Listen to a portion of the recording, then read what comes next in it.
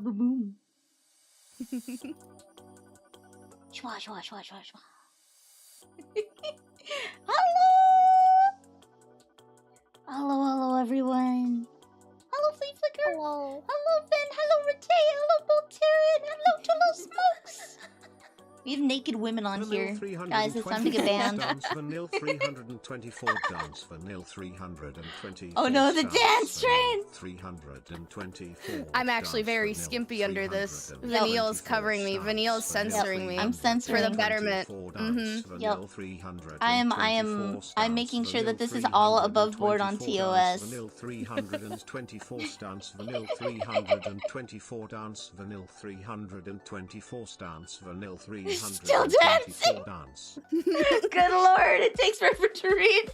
Where's the horse thing? There's no horse thing. We're not doing anything with... no. We're not doing anything with horses. Horse is here. How hungry? How hungry? No horses. We're not doing anything with horses here. Have I told you the horse story? I don't think so. The horse horror story? One time I drew a nude face like this of myself back when I was a more seafaring folk. And I was like, draw an outfit on me or find some picture, put it on me. I want to see you dress me up. And then someone drew a massive Hans phallus. And that was the only response. And I never did it. The one picture of Bat, sometimes people shitpost on. I think you know the picture I'm talking about. Maybe, I'm not sure. I know that like the day after someone else, like Velik went and posted another like a nude base to draw on, and it was like, no horse phallus. And it's like, oh man. Not allowed. I love how in this subsection of the internet you literally have to give a disclaimer: no horse pee-pee, please. No horse. No horse pee-pee. No horse pee-pee. Toilet water. No. I won't drink the toilet water. I'm drinking like chalk, so liquid Wave chalk for my good teeth. for you.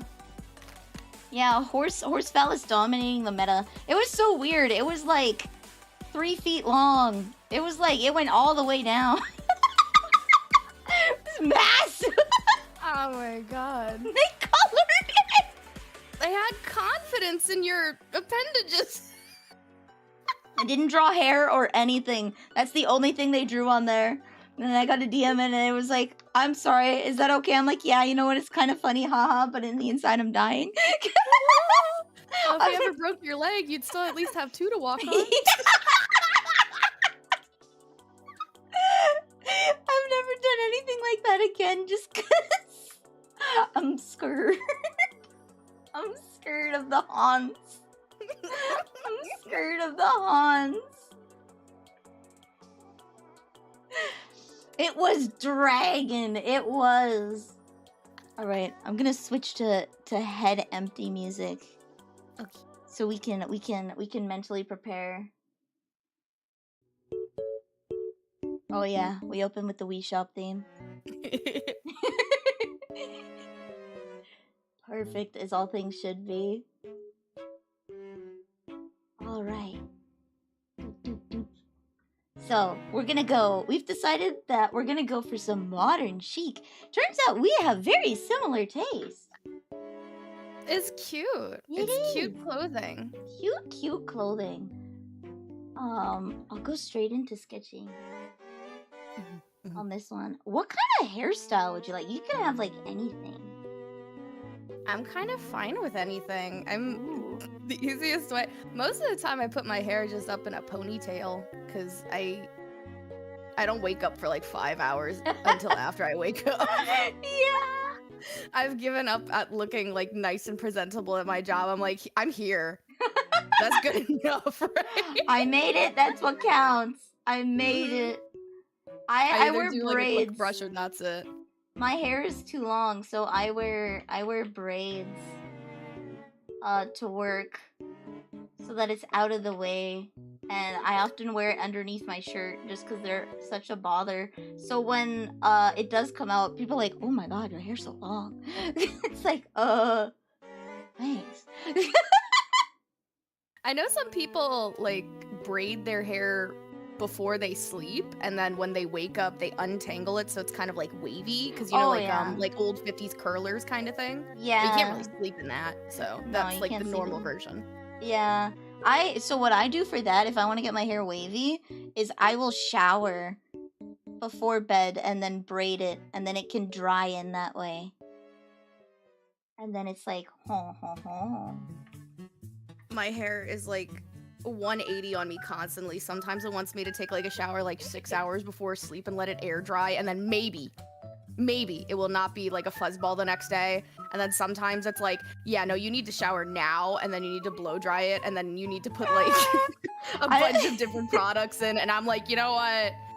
Maybe I shouldn't have been born as a woman. This is too high maintenance for my like negative 50% low maintenance ass. I cannot. Being a woman's hard, guys. It is hard. It's tough. It's tough. You either don't care and you look like a little mutt on the side of the street who just ran in mud, or you just go about your day. Yo. There we go. I will add some color onto it, but I think having a cute little bow on the neck. It's probably gonna be like a zip up on the back if we're being realistic, but a cute little bow on there, I think. That is cute. I'm coquette. I'm coquette. Yeah. I don't even know what those coquette memes are, but I'm coquette. Let's go. I actually did used to have really short hair before COVID, because one day I was actually just really pissed off because I had like hair down to basically my butt crack, right? Yeah. And I was like, this takes too long to do. I'm like the only type. My mom's hair is very curly, but not like not. It's still like, it's basically like extreme Mediterranean curly, not like locked or anything like that. It's not like that. Yeah, but my grandma and my dad's side, they're like light wave. It's like close enough to almost be like pin straight, but it's like just a tiny bit wavy. So I have the more extreme wavy end. I think it's like 2B or 2C hair or something like that, while they're like 2A. So growing up, they didn't know what the fuck to do. My grandma would like just be like crushing out my hair, and I'd be like, ow, it hurts, and it's like all that. So it was like really, really long, and it takes too long to do, and I was like, you know what, fuck it. I was like so scared to cut my hair for like so many years, and one day I just went into like one of those fancy like hair places. Normally I go to Supercuts. That's how like not giving a fuck I give. I'm like, yeah, sure, if Supercuts fucks me up, I'll just regrow it. Just grow it back. One. Just grow it back. Yeah, I went to like a fancy one. Ooh. And I cut like, I think like at least like 15, 20 inches of hair or something like that. Oh. And it was right, because my hair curls in. So I accidentally made them cut more than what I actually wanted. But the easiest way I could say I looked, like, and it was right before COVID. Midwestern lesbian librarian.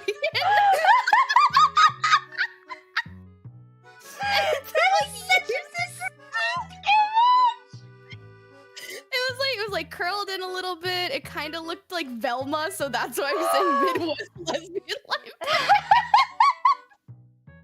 But it was cute. It was a cute look, but I was like, fuck, that's more than what I want to take it off. Because I like, it was like right under the ear. It like curled in. I was like, oh, I kind of wanted it to like the neck area and stuff like that.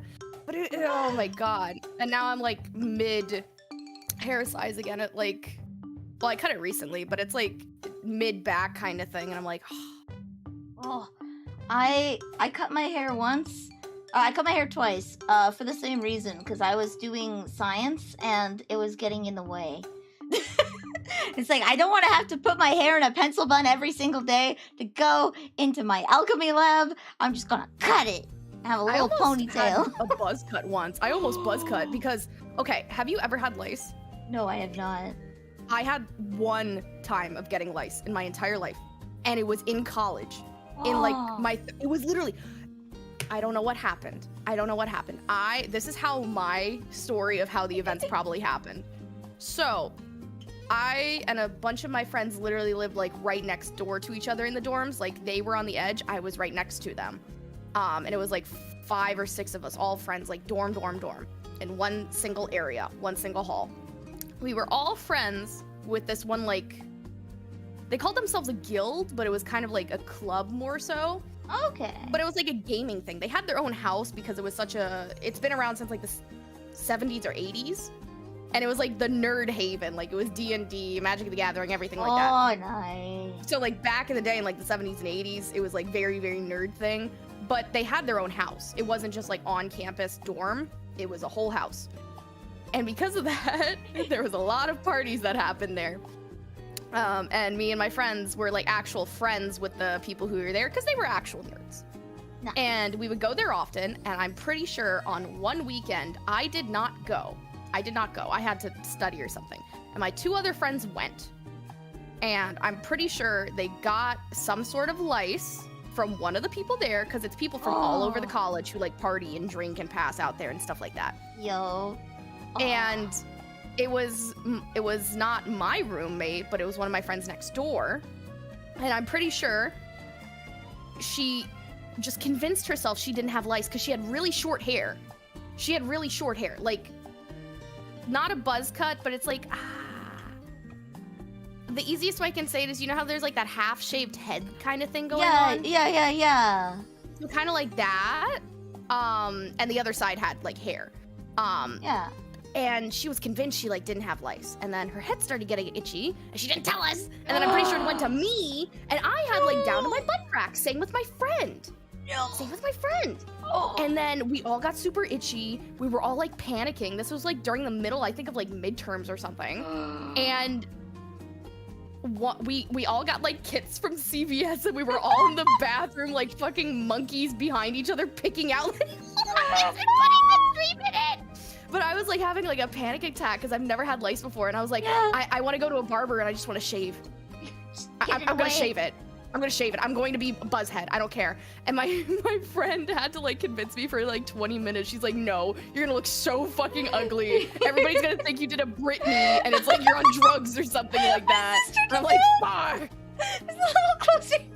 My sister, she bleached her hair and dyed it and bleached it, and she didn't want to wait for it to. My mom told her to just dye it back her natural hair color and wait, and she couldn't. So she shaved it, like bald shaved. Did she rock a bald head? She did. I have a picture of it. There's like some people who can rock a bald head and some people who just can't. She cannot. She looked like a patient. She looked like a patient. But my mom was like, yeah, just dye it close to your natural color. It'll grow back. It'll be fine. And she's like, okay. So she did it, and then she's like, nah, my hair is dead. Get rid of it. Get rid of it. Take it away.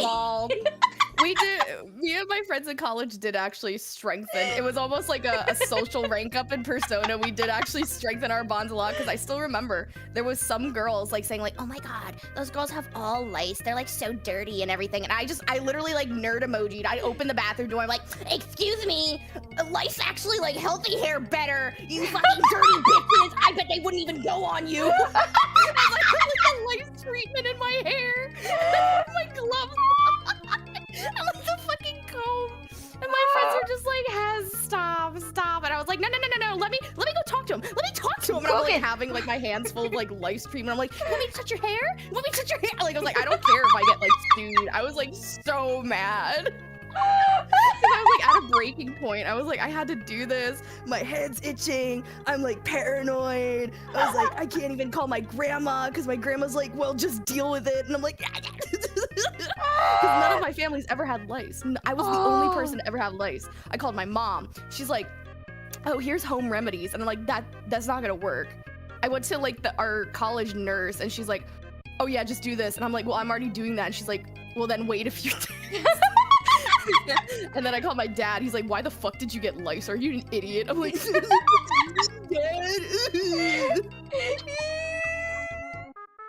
I was like, I can't do this no more. I got tired of my hair, so I cut it to my shoulders. And I have elven hair, right? Really long, like yours, long elven hair. And I knew my mom would kill me because she told me I was never allowed to cut my hair. So I had to break it to her. But you know how, like, you break it to your mom, you're like, I'm pregnant. She wouldn't believe me if I told her. I knew she wouldn't believe me if it's like, I'm pregnant. She's like, no, you're not. What happened? And she wouldn't believe me if I told her that I was, like, caught doing drugs or something. She wouldn't believe me. So I made up this grand story about how she was going to get a call from the principal because they were doing drug checks and someone threw drugs in my locker. And she was mad. She wouldn't believe that I would actually do drugs, but she would believe that happened. And then I took my toque off. It was like, surprise, I cut my hair. And she's like, you. My grandma was fine with me cutting my hair, but not dyeing it. I don't know why. I think my mom would strangle me if I dyed it. I didn't want to, like, dye it, like, super, like, you know, like, because, like, this was scene emo times and everything like that. Like, I didn't want to do it, like, blue or, like, bright orange or anything like that, or green. Like, I never wanted that. I was like, oh, I want to go back to, like, dirty blonde or something like that. Or I want to try, like, black. And she'd be like, no, that's going to ruin your hair. You have virgin hair. And I'm like, I don't give a fuck. Normal hair colors. Who gives a fuck? The only time I've ever dyed my hair was to literally just my regular hair. I've never dyed my hair. I'm too afraid to. I think I will get murdered if I dye my hair. I think I'd risk it. I risked it for the biscuit twice with cutting my hair. I think if I dyed it, she would strangle me. My mom, we say she has buffalo hair. She had straight hair and then she got a perm when she was in high school and it never left. See, I'm the opposite. I still have, like, wavy hair, but it used to be, so I wish I could show you a picture of when I was a baby, but I literally had, like, Shirley Temple hair. Ooh! Shirley Temple / Annie. Like, the sun will come up tomorrow, Annie hair. She has hair like white bitch. Like this. So it doesn't quite curl, but it waves quite a bit, which gives like a poofy look to it, especially when it's wet. So she has to use like oils to keep the hair down. But I remember I had like a relaxer because I was like, oh, it's too much work for all of this like extremely wavy hair. And my stepmom was like, oh, I know a person. First red flag. First red flag. I know Not going to a professional. I know a person. And it was like her friend who opened like a new, I guess it was like spa hair salon thing. And like obviously she like paid for it and everything. And I went there and you know, you have a certain amount of relaxer. Like it's a chemical thing. Like you don't just like put it all over. You use a certain amount. If the hair is still like coiling, you just use more. She used like 4 times the recommended relaxer on me. My scalp burned so much. I mean, my hair is like not super coily anymore. It's like wavy now, but like sometimes I'm like, God damn, maybe that's why my hair's been fucked up for like 10 years. Like it's embedded into my like hair follicles and scalp now unless I went bald. It's like shit. Pain. Oh my god. So I don't remember the last time I got my hair cut. That's the level of lazy. It's been years. I just got a trim like a few months ago, but I literally just said, hey, can you take off the dead ends? Because the longer you leave the dead ends, the more the dead ends will go up to your healthy hair. So I was like, okay, just cut that off. Yeah, I haven't actually gone for like any trims or like anything in 5 ever. Well, my the hair good is thing probably is shreked. The good thing is when you go in for that trim, they'll put you as a new haircut. Yeah. Like I went to that same fancy hair salon where I got that like just cutting off like 20 inches of my hair. Yeah. And they only charged me like $35. And it's like a really fancy hair salon for like a brand new cut because it was just shampoo, dry, and stuff like that. And then I spent like $180 on the fancy shampoos and stuff like that. Yeah. My mom. I was like, my hair was really bad. I was like, just give me the fancy shit. I'll try it out for like 2 months using like 1 drop a shower. My mom bought me really expensive hair stuff. And I hate to disappoint her with the fact that I probably don't use it as much as I should. She wants me to take care of my beautiful, beautiful elven hair, but I'm sitting here like, nah, it's fine. I'm sure like, it'll detangle. Sometimes it's like even the weirdest combination, like lowest quality stuff is so good for your hair. Yeah. Like I have that. I bought those really expensive stuff, like the shampoo and the conditioner, and they're like $30 a thing. Like not even like maybe like 10 ounces. Like you don't use that much, but like I tried it and it's like, well, why is my hair still like really oily like after this amount of time? It shouldn't be like this. I tried the fucking bottom of the barrel like $3 Pantene shit. And it has cleared my hair so much. Not oily, not greasy, nothing. And I'm like, this is going to kill me. I'm injecting microplastics into my scalp right now, but goddamn, does it work? It just works, TM. It literally just works. I hate it because my grandma's like, "Oh, you're spending so much money. This is not gonna work." And I'm like, "No, like it's like uber hydrating." And she's like, "My Pantene works just fine." And I'm like, "Fuck, it does." The 3-in-1 shower gels are actually pretty good. I don't trust the like 20-in-1s. But the 3-in-1s that are like shampoo, condition, and like body gel or something like that, those are fine. That's my go-to for the pool, actually. Because I don't like having chlorine in my hair. So I have like those 3-in-1 body wash, hair conditioner, shampoo. That's what I use. That's what I use, is those 3-in-1s. Specifically for the pool. And then when I'm feeling lazy, when it's like, I don't want to do I don't want to do the shampoo and condition, it's like, there we go. I'm fine with chlorine. I hate beach, like, in salt water. That I immediately get off as soon as I get. I'm a pool person. I'm not a beach person. I love pools and beaches, but for me, the chlorine like dries my hair out really bad. I've drank too much chlorine in a pool as a child for me to care. I love ruining my intestines. There we go. That explains so much. What the fuck do you mean by that? What the fuck do you mean? What is that supposed to mean? Oh no, where did I... to be fair, a lot of gulping was from that one time with my dad caught me with the yowie at the pool. That was just me trying to kill myself. I haven't been caught with that yet, thankfully. But I did get caught with the Leon Ducky, finally. It took me months. I still can't snuggle it. I can't sleep with people. Well, I love sleeping. But I'm now used to having the presence of someone in my room. I have Guts with like his full tits out in the next door. Damn!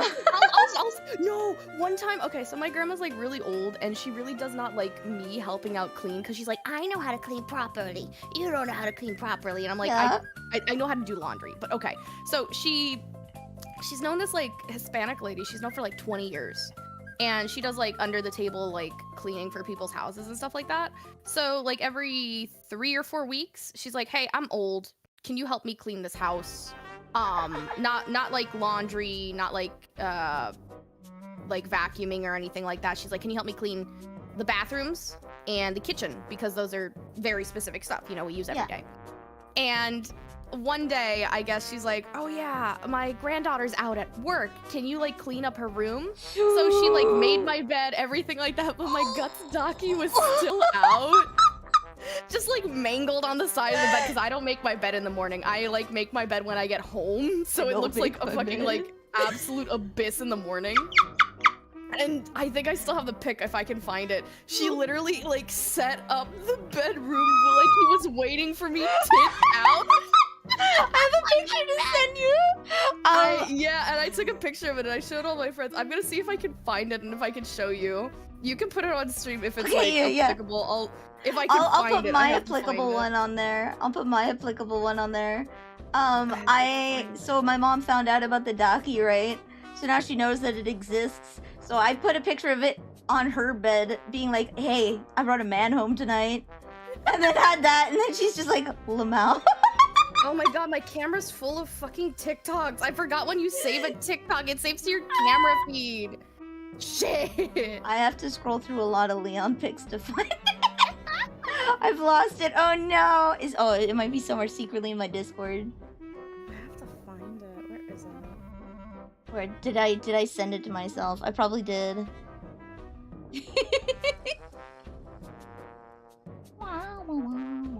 Here we go. Here we go.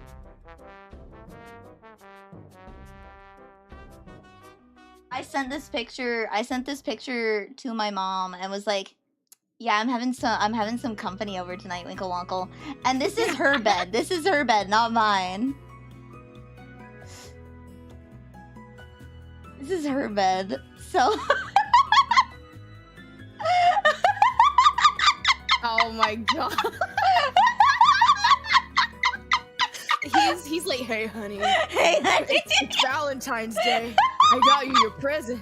It's me. It's me, Winkle. Want to see the gun in my holster? It's got a lot of zombies. So I'm glad she got a laugh out of that. Oh my. I just saw what you said. Wanna go to bingo together? Why is it so fucking long? Because it's a dakimakura. It's supposed to be as long it's 178 as you. centimeters. It's just as tall as him. Okay, no, so it's 180, but the body pillow.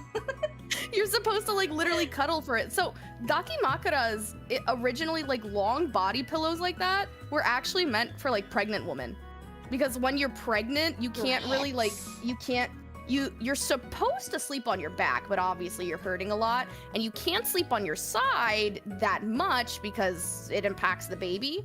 So body pillows were meant to like where you put your leg over top of it and you're kind of like half and half.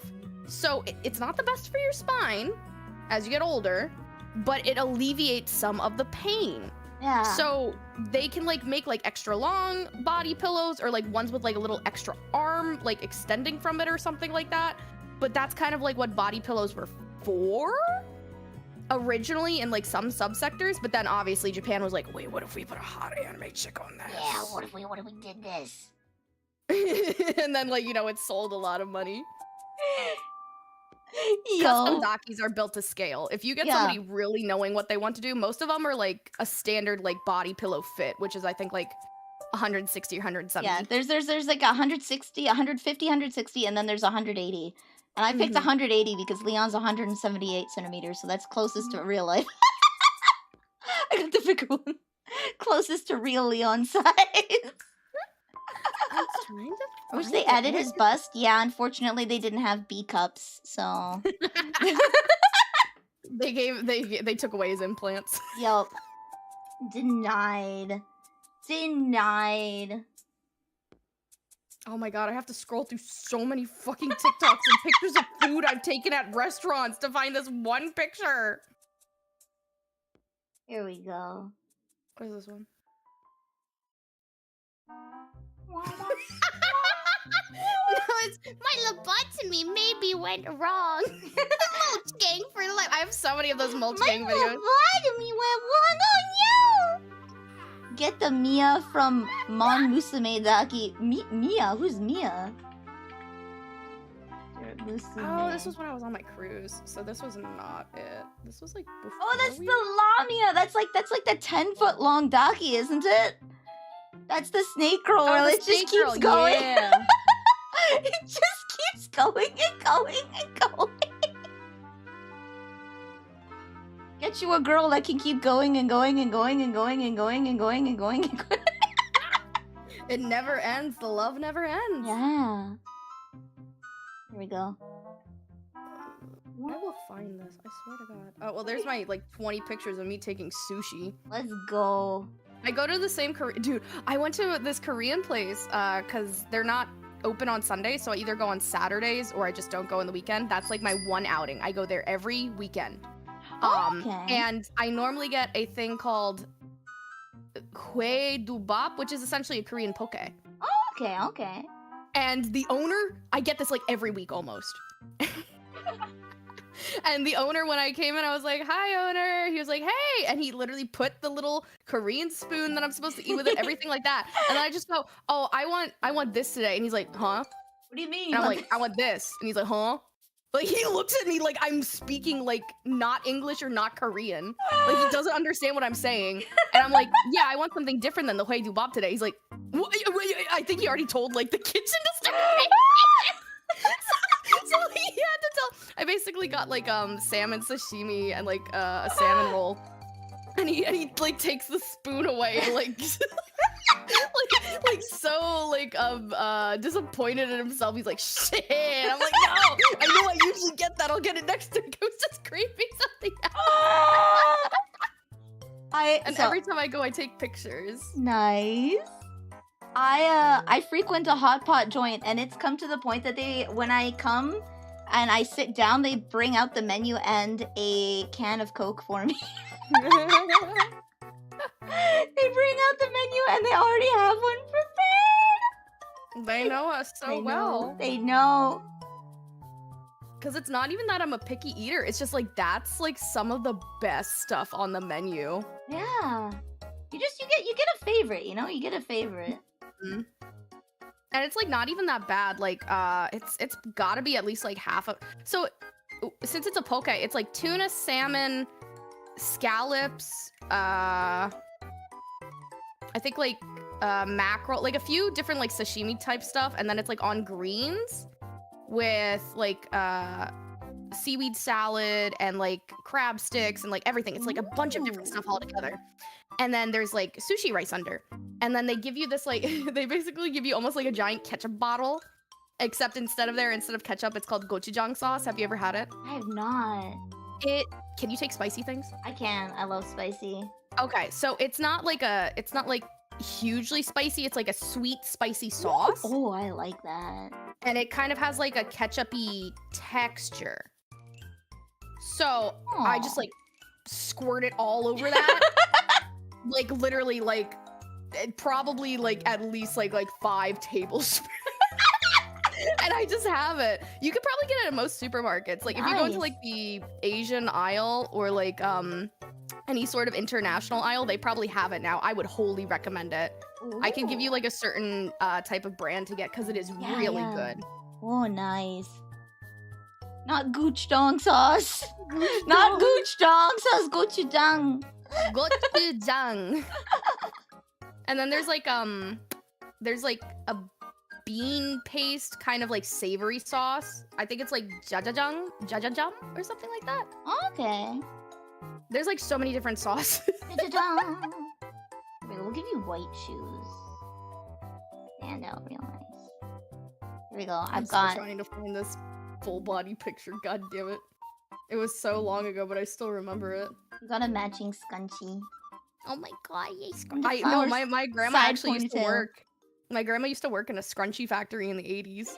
So I had unlimited supply of scrunchies up until like, I think we ran out literally in like 2011. So like from the day I was born until like 2011, I literally just never had to buy scrunchies from like CVS. And they were like the silk scrunchies. They were the expensive scrunchies. And my grandma, I guess she did like illegal stuff because she'd like make them and then she like keeps them for herself. And she had like huge boxes of them. And she's like, yeah, Kuklaboo, I'm gonna tie your hair up with these scrunchies. And like back then it was like the style icon. But imagine me in like 2009 with these 90s ass scrunchies.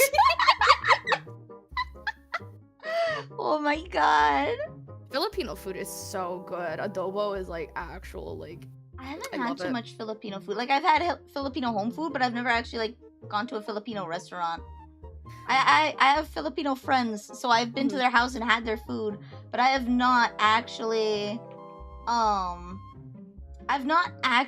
gone to like a Filipino restaurant to eat like what Filipinos would consider eating out food. Because everyone has like their home food and then their restaurant food. So I'm pretty sure like lots of the Chinese food out there isn't what you just eat at home, right? You got your comfort food and then you got your restaurant food.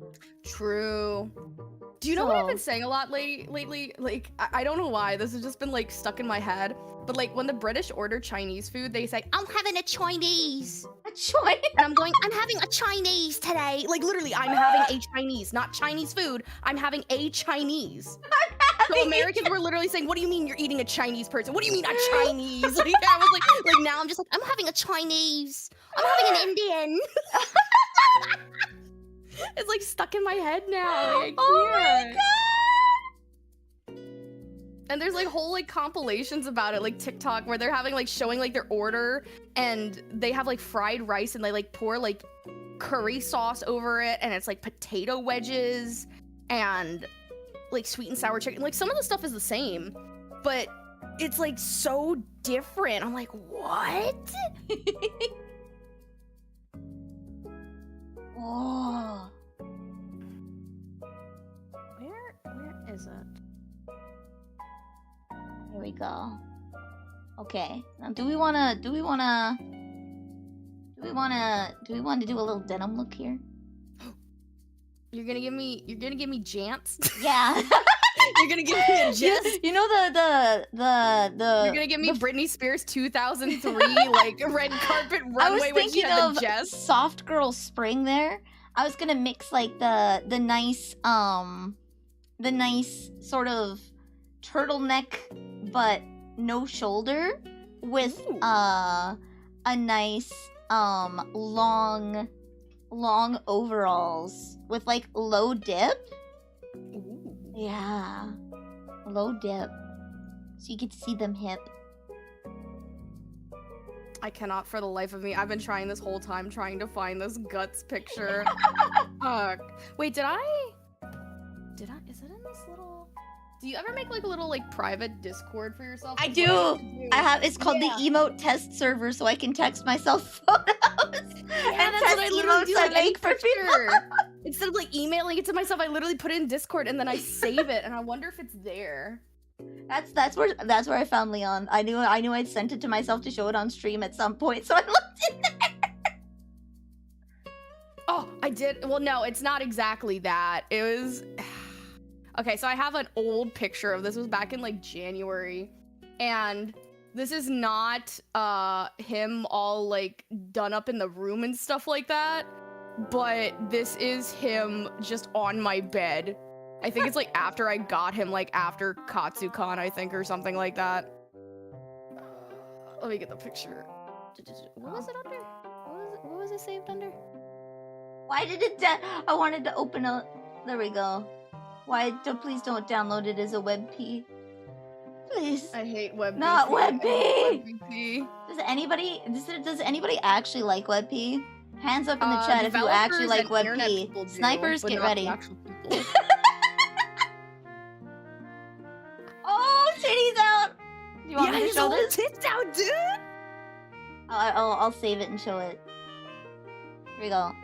So this is There this is was, my like, ducky in my mom's This was bed. like at the beginning of 2023. I'm like pretty sure like after I came back from that cruise with my grandma, like the lady did it like that, but he was like literally under the covers. He was like boosted up. He was not like all like He's sitting there ready and waiting. his pits out too. Wait, no, don't sniff it! Don't Where sniff are you it! sniffing though? Is it the Why are pits you or is it the sniffing? peck? Why are you sniffing his pits? No. Look, there's just something about a man who went to war, Vanille. They got a certain smell. Certain damn guts is right. The manly man smell. You need to know if he was with Griffith. Oh my god. I feel like this is one of those things. I want to draw it not quite appropriate, but not like inappropriate. You feel me? It's okay. It's Like- like one of those like sultry looks. Yeah. So like you could optionally not wear a shirt and just have it hang over your titties, and it would be Oh, the like side boob. sexy. Yeah. Hmm. And it would be sexy. That way we get the most turtleneck. The most turtleneck possible. It just looks like a low-hanging turtle. There we go. Like one of those deep cuts like into there. He's like, we're going past like showing a bit of boob. It's under boob too. Yeah, it's all boob. It's just titties all out. There we go. And then it's gonna probably bunch up here and come a little over. Actually, I don't think you'd be able to see the strap from this angle. So we'll have it come underneath that way. There we go. Your titty's too wide. What is a reverse osmosis water filter? What? So osmosis is the process by... Do you want an actual answer to this question? Yes, I'm not. Okay. I'm not. Look, when I Alright. hear osmosis, I think of Osmosis Jones. Okay, Okay. I do not think anymore. Osmosis is the property. You know what diffusion is, right? When things go from a high concentration to low concentration. Osmosis is with water. So you have like a lot of salt in here, right? And you have pure water here. Osmosis is the process where even though there's less fluid water here, it will move over there because there's salt and it wants to balance out the concentration so that the amount of salt in the water is the same. A reverse one is just undoing that process. Yeah. What you do is you get your drink that's full of nasty and you push it. This is called a selectively permeable membrane. Push it somewhere else. So only water can pass through it, and they literally like press it through and force the water to come out this way and leave like the salt and gunk behind. That's reverse osmosis. It's one method of purification for drinking water. If you see a bottle of water that's labeled reverse osmosis spring pure drinking water, they're just saying that to make it sound fancy. So probably like it's- Aquafina type stuff. Yeah, it's one of those things where it's like they're trying to put science words to make you think it's fancy. And it's just that it just means that they claimed the water. That's it. I have to ask this to everybody, Vanille. Can you taste the differences in water? Yes. Okay, good. Because I was like, I've met people who are just like, yeah, Aquafina's fine. I'm like, I'm going to kill you. I'm going to run you over in front of this like Six Flags parking lot. How dare you do this to me? It has to do with like the minerals in the water. It has to do with what the water's like contained in. I do like a little bit of metallic taste, so I'm fine with like metal water bottles in water. I don't like the plasticky taste. So I'm pretty specific with what water I get water bottle wise. Like Aquafina or just I don't like Dasani or Aquafina. It's just a plastic taste, mate. I don't know. I prefer a little bit of the metallic taste than the plasticky taste. But also, guys, don't leave your plastic bottles with water in the sun. It'll leach. And you'll get more plasticky flavor and microplastics. Don't do it. Microplastics. I love Red 40 and microplastics. Put them together. Yummy. Well, isn't actually the perfect combination of microplastics and Red 40 those little Kool-Aid, like little things where you pop off the top? Have you ever had them? No, I haven't had Kool-Aid or a Capri Sun. Never? It's been a long... I have a juice box with me, if that counts. I'll show you what I'm talking about. They're like tropical burst juicers, so you put them in like the fridge and stuff like that, and it's like all made of plastic. You know what I mean? But it's mainly like just for like quick drinks, like for little kids. Oh, and you simply rip off the plastic top, and then you just drink what's inside. But it's like all contained in plastic. But it's like so much Red 40 and so much sugar. Like this is from Walmart. That's what it is in a container of 6. Oh no! And, like that is literally the perfect combination of Red 40 and microplastics. Oh Lord, I've never had that. It's good. It's good.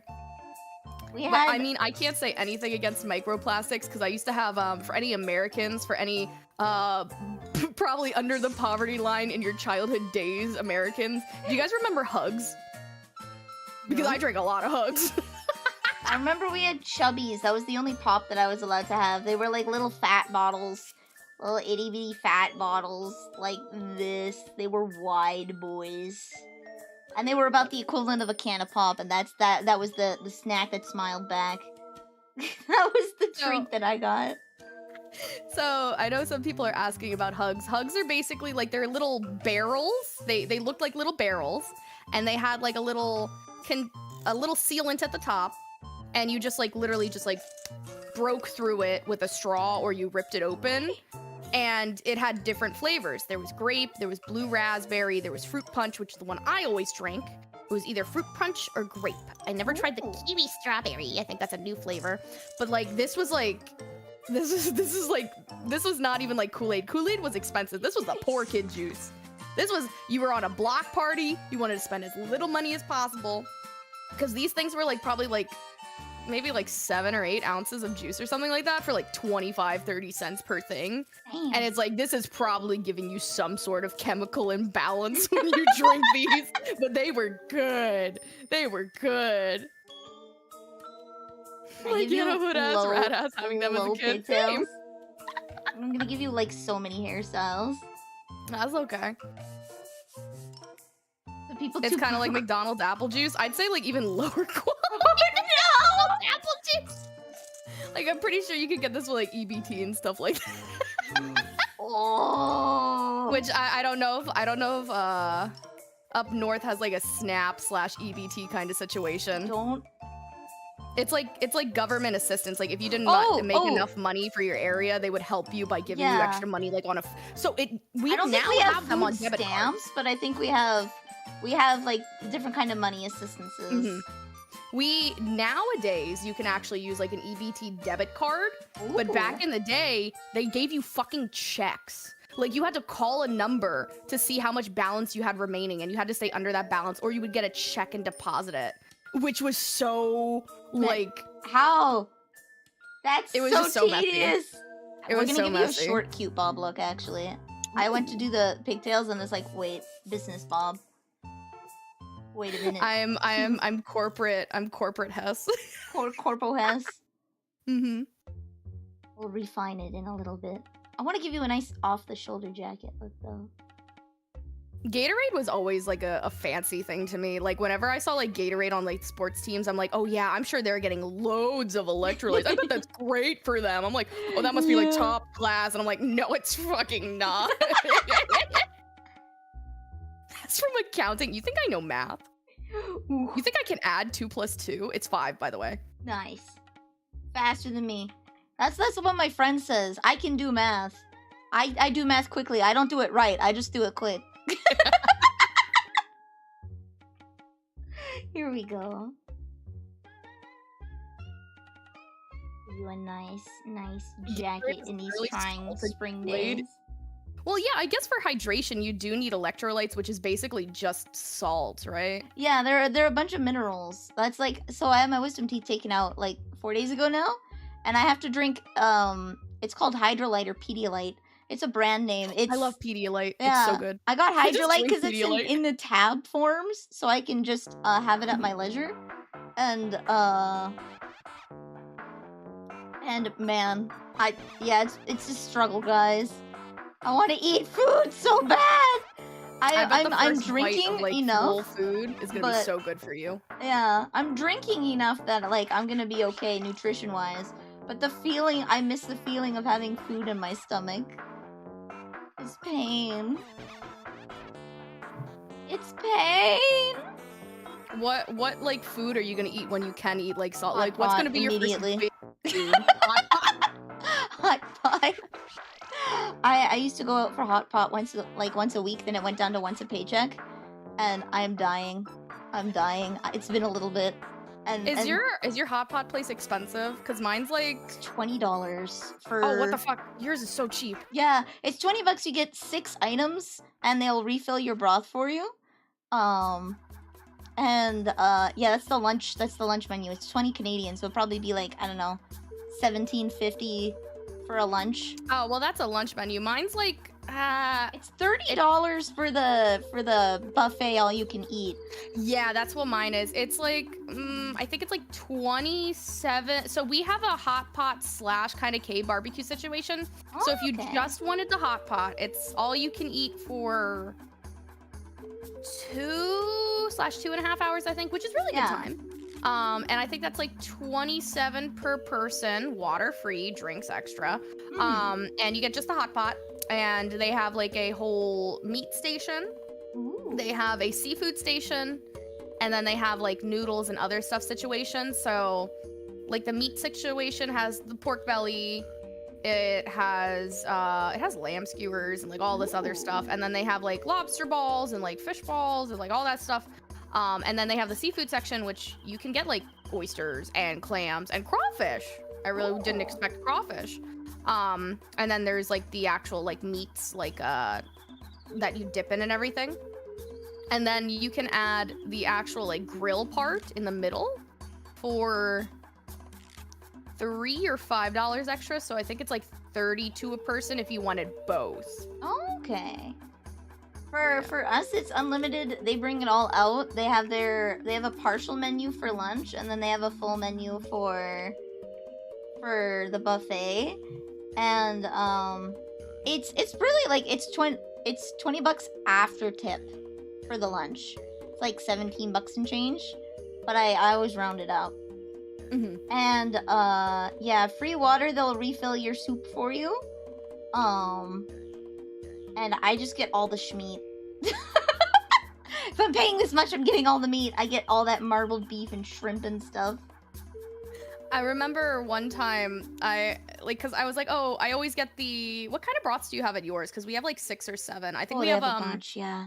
We have the regular herbal bone broth. There's like a tom yum, which I think it's like a tomato broth. Right? It is a tomato broth. We have like a clear mixed broth where they like take all the bones from like the meats.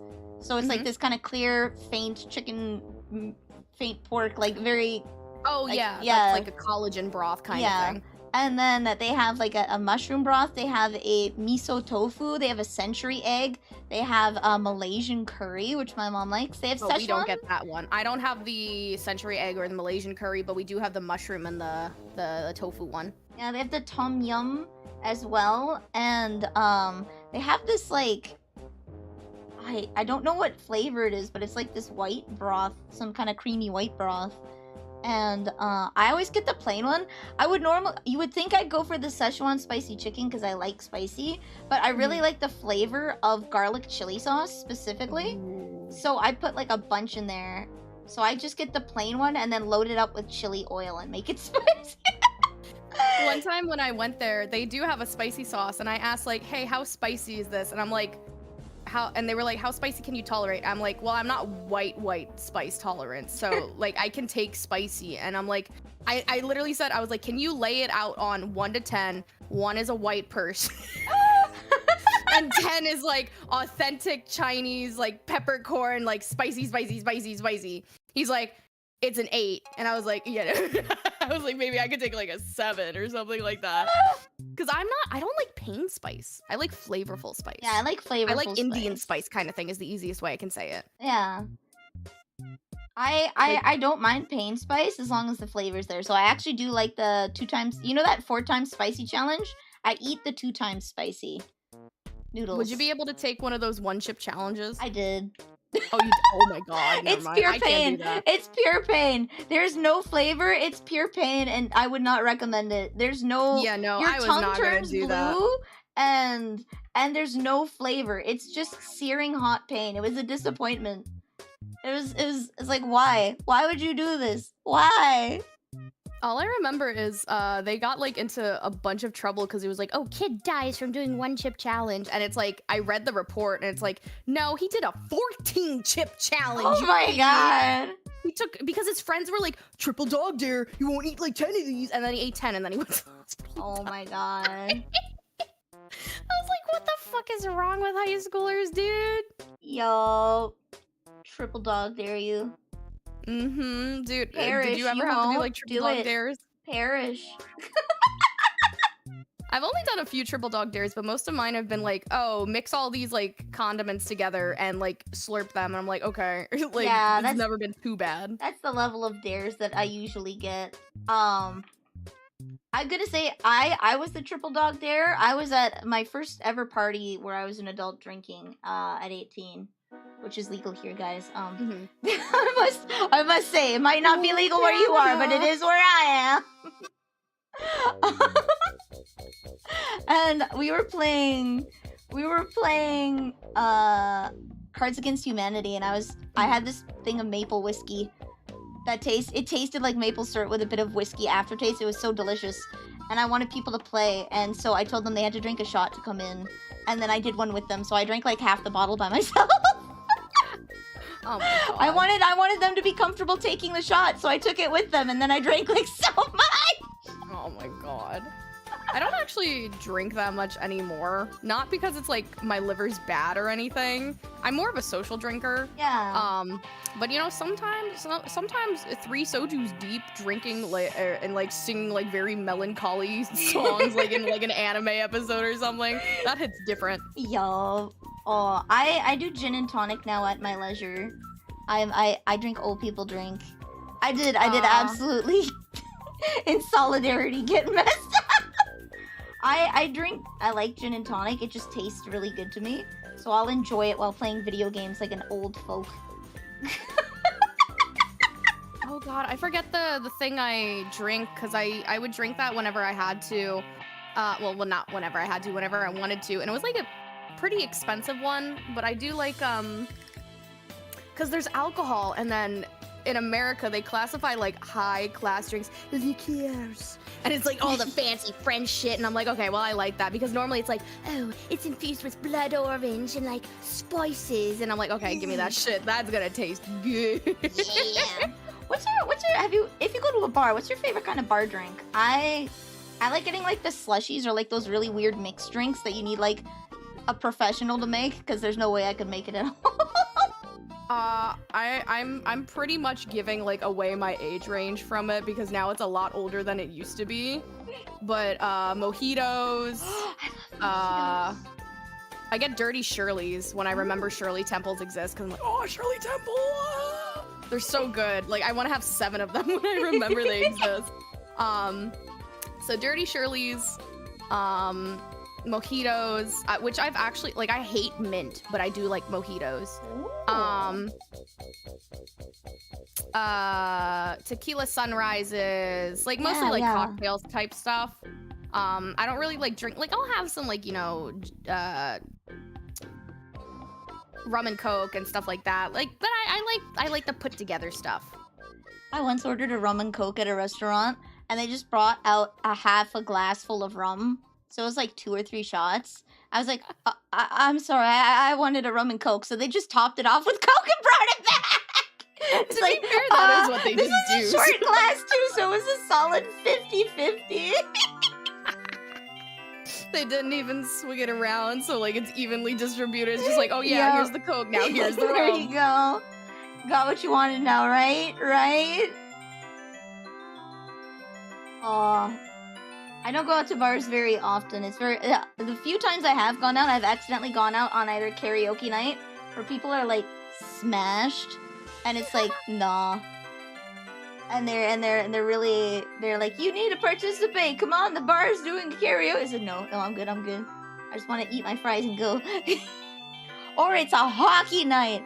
God forbid there's a hockey game going on, and you've got all the TVs going, and then they got the big horn that goes no every time there's a field goal or whatever. they have straight up the big old horns from the stadiums that they will play when a score is got. And yeah, no, it's pain, Pecco. I stopped going to bars because I kept accidentally going on days when there's a hockey game. Whenever I want to go to like a bar and have a drink, unironically, I just find the nearest like Mexican place. Ooh. Because here's the thing, it's like, it's good, cheap food. I think like there's like a Mexican bar / grill around me that if I go during lunch and I really want to get like, you know, if I want to get White Girl Wednesday wasted on a lunch or something like that, if I have PTO, I think I can get like, I get what's normally like a mushroom steak quesadilla. I pay like $1 extra for steak. Nice. And it's like $12.50, and it comes with refried beans, as many chips and salsa and queso as you want, refills. Ooh. And then I get like a horchata for like $3 or $4. So like altogether, like it's probably like $15 or $16 for like a big ass meal. Oh, nice. And then if I really wanted to, they give me, I go there enough where they give me discounts. Let's go. I don't know if I'm just charismatic or I give like that Stacy aura, but like I go enough to the same restaurants enough where they just know me by name. And I'll look like shit too, so I feel bad when they know me. Like I'll absolutely look like I'm near homeless. And they're like, oh yeah, you want to sit there? I'm like, yes sir. I'll have my number 7. Oh no! Like one time I had a really bad day at work, and I went to the Korean place like during dinner, which I don't normally go to because the dinner prices they're kind of insane. Like the lunch thing I get, the Korean poke, I think that's like $16 or something like that for lunch. And for dinner, it's the same exact portion size, but it's like 24. Oh, that's a scam. Well, it's not really a scam. I guess it's just because dinner like is always going to be where you get most of your money and stuff. Yo. So I guess that's why they put it up there. And it's like, you know, lunch specials, ? So I usually go for lunch, but I had a really bad day at work, so I went for dinner, and the owner literally gave me like extra fatty salmon, which is like $5 a piece. He gave me like 3 slices of it, and he's like, "It's okay that you got broken up with." I was like, "I'm not even dating anyone. What the fuck is going on?" Like, I just had a really bad day at work, and he thought I just got fucking like broken up with. I'm like, I haven't dated anyone for fucking years. I'm just lonely. Let's go.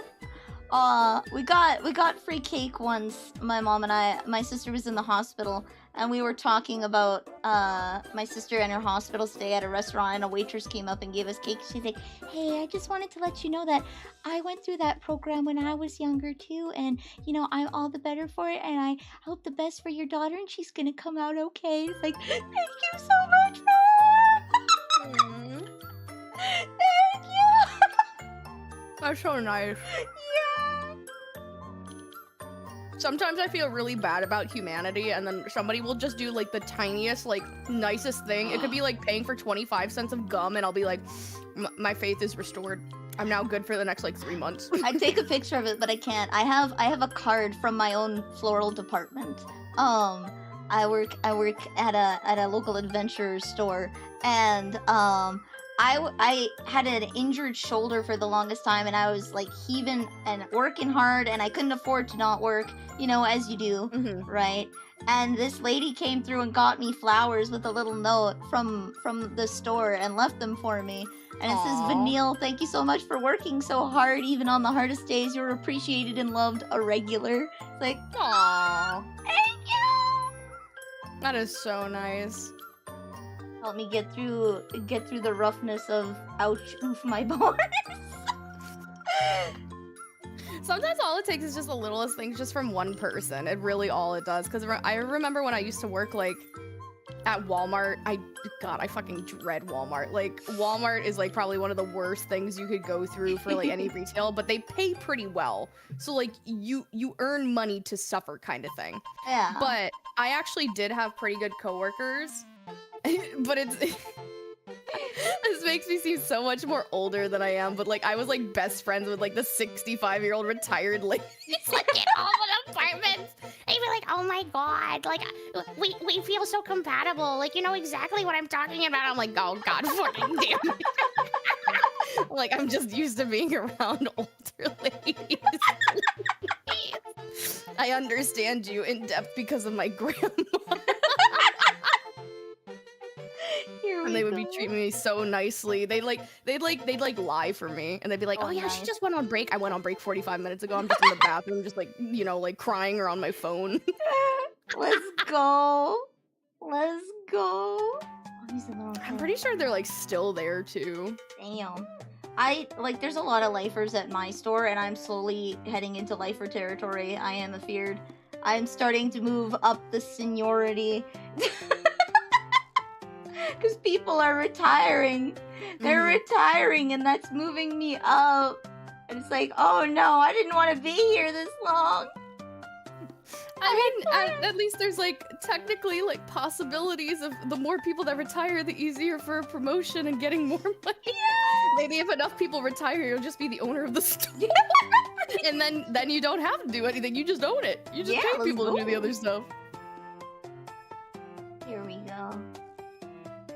This one's a fun spring look, a modern. Oh, that's a cute outfit. Yeah, so you've got long. This is like overalls that are denim, but you still get like that nice turtleneck with the. Yeah. I think I have exactly those type of pants so far. Let's go. I remember. I think I got like something like that for. Do you have Banana Republic where you are? I think so. Yeah. So Banana Republic, in case nobody has it, it's kind of like. So I actually found this out recently. Banana Republic is now like a business casual chic kind of thing. Like it's kind of corporate office type of clothing. But when Banana Republic first started, it's called Banana Republic. So they literally had like a whole jungle motif. Damn. And they would sell like outback kind of jungle kind of clothing. and it was like complete 180 of what their branding was.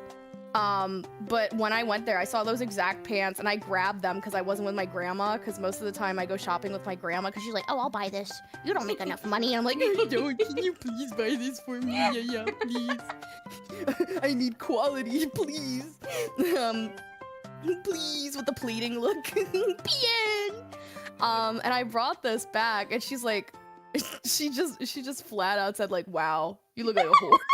like, oh my god. I was like, they're just hot pants. They just have a little flare. I was like, oh my god, yeah. This is corporate chic. And she's like, "Oh, okay, then you're fine." She thought they were like party hot pants. I was like, no, these are working in an office setting. They don't even sparkle. I couldn't, so I was the second child, so I got all the hand-me-downs, right? I never got to have a scene, goth, emo, or anything phase, because my mom wouldn't buy it for me. I just get the hand-me-downs. My grandma wouldn't let me get Cookie Monster pajamas. Like, I was like, okay, because I don't know, do you know the stereotype about the Cookie Monster pajamas girl? No. Oh, is it the munchies kind of people? Kinda. Okay, There's like an overlap with them. But depending on in your kind of like Your area? money class and area, Cookie Monster pajamas were like depending on like really kind of like ratchet girls, kind of like a bit like that. Like they would get into fights, or they're really loud, or like they're very blunt, stuff like that. Yo. And I wanted Cookie Monster pajamas just because the Cookie Monster pajamas looked good.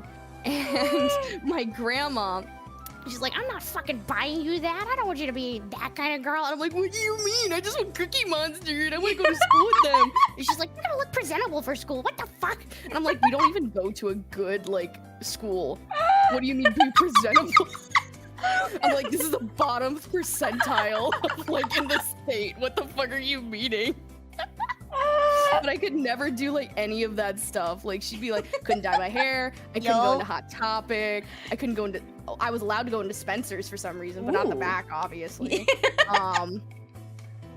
Mom, it's just Cookie Monster. Exactly. I literally said, I was like, it's just Cookie Monster. But she would like hear from other people, like, because you know how moms and grandmas like gossip around and be like, I don't want you to be that kind of girl. And I'm like, what? Oh, half the kids are on drugs and you're worried about me dressing nice? I couldn't dress, I wasn't allowed to dress myself until like junior high because I'd walk out and then my mom would turn me around and redress me. I've literally fought with my grandma like numerous times because she's like, you look so unkempt, you haven't done everything. I'm like, I've literally done everything and I put the outfit you literally put on for me. What? And then she would like redress me. I'd be like, are you schizophrenic or something? I literally just put on the outfit you gave me. I just threw clothes on because I didn't care, and then I'd walk out and my mom would be like, no, go back. Go back, wrong. Put something on that looks okay. So I had a lot of blue clothing, so I didn't have to think about what I was wearing. My grandma dressed me basically like if I was a Midwestern Christian girl on her way to Sunday school. Yeah. You understand that more than anyone else. Yeah. I went to a Christian school, so I had the range. Husbands, you never know when a nice burly man will walk in the door and give you roses and ask for your hand in marriage, despite knowing you for 2 weeks. Yo. Oh man, no, like I did go to a Christian school, so I went to school with the girls who dressed exactly like we were dressed from like shorts weren't even allowed to be above the knee. That's how Christian it was. Oh, they had inches and centimeter requirements. Oh yeah, you weren't even allowed to have shorts above the knee as a girl. The knees were too scandalous. What about like exercise like wear and stuff like that? Yeah, no, that was the hard part. It was so hard finding clothes to wear to school in summer that didn't like break the rules. 'Cause it's hot out. And then the guys would wear muscle t-shirts and we're like, hey, they can have their pits out. Why can't we? And they're like, okay, fine, muscle shirts are banned. And it's like, this isn't the solution. If it's gonna be hard for me, I want it hard for everybody. Let me wear the muscle shirt. Yeah, no spaghetti straps, no nothing. Oh yeah, I wasn't allowed to wear spaghetti strap, but I'm more of a I was like that one kid in like summer wearing a oversized, fully black hoodie, fully black pants, and it'd be like 110 degrees, and they'd be like, "Aren't you dying?" And I'm like, "Is it hot?" Is it? I'm just like sitting there like, "Is it hot? I don't think it's hot." I would be like, I basically had the wear of like an emo kid or like one of those like death metal kids because I'd wear like all black, but I would just like fundamentally be like, no, I like long clothing. Like that's it. I wore sweatpants, so much sweatpants. That's why my mom kept turning me around because I'd put on like sweats and like a t-shirt, and she's like, "No, you have to go to school. You have to wear jeans, proper jeans, like a proper person." Were you able to get around that rule with jeggings? No. Oh, she didn't let you get around that rule with that? I was allowed to. Whoa. No, I didn't get jeggings until later. She wouldn't buy them for me because she said it looked stupid. Your mom put it bluntly and nicely. My grandma was just like, it took like 2 years for my grandma to not be like, "You look like a whore if you wear that." So like, no, she wouldn't let me get things because it's like, it looks stupid. Why would I get that for you? It looks dumb. It's like, but I like it. it's cute to me. Well, I'm buying it, and I say no. I didn't get to pick my prom dress. I wanted a rosy pink, like cocktail style prom dress. And my mom was like, "No, blue's your color." So I got a blue mermaid style dress, which I look good in. I'm not gonna lie, I look good in it, but I wanted the pink one. I think I went to like a junior prom because the person I went to prom with was like a year older than me, but I never went to my own like senior prom. So I got like something from like Kohl's or something, and they returned it after the prom, and we got our money back. But Oswaldo, jeggings are jean leggings. They are leggings that are printed to look like jeans. Yes, but they're like extra stretchy and they're not as tight as jeans, but they're also like, they accentuated certain figures on women. Yup. So like a lot of like, 20s and mid 20s and stuff, they would get like extra tight ones because it'd be like, oh, bigger butt or something like that. But like in the case of like middle school and like high school kids, we just wore them because they were comfortable, or they had like Galaxy print designs. Yeah. Oh my god, we're like so hipster nerdy. You're too fair, Mom! What if our jeggings, I'm supposed to be skinny jeans? No, skinny jeans is still made out of denim. So that's the difference. Yeah. Jeggings are leggings with jean print on them, but they're actually like still like cotton leggings that are really body conforming. Skinny jeans are just really tightly hemmed jeans. Oh, I thought you were gonna say skinny jeans are the devil. I wasn't allowed skinny jeans either. I went to school with someone who had a family of 10. So I 8 kids. 6 girls. She was putting in the work every 9 months, dude. Like, what the fuck? Yeah. So I was on the more tomboy side with like wearing the jeans and t-shirts and like more boy style clothes, but still had to have a somewhat feminine appearance. And then she was the opposite end, where it's like, did you come straight from the Mennonite colony, or did you stop on 7-Eleven on the way here? Like the full length skirt and like the she didn't wear her hair tied up with the hair cloth or anything, but she did wear like the really, really long skirts, and it's like, oh, you wore jeans today. I see. They got the flare, nice bell bottom flare. I will say, like, in the resurgence of like, I'm kind of glad 2010s has not resurged yet, because a lot of 2010s.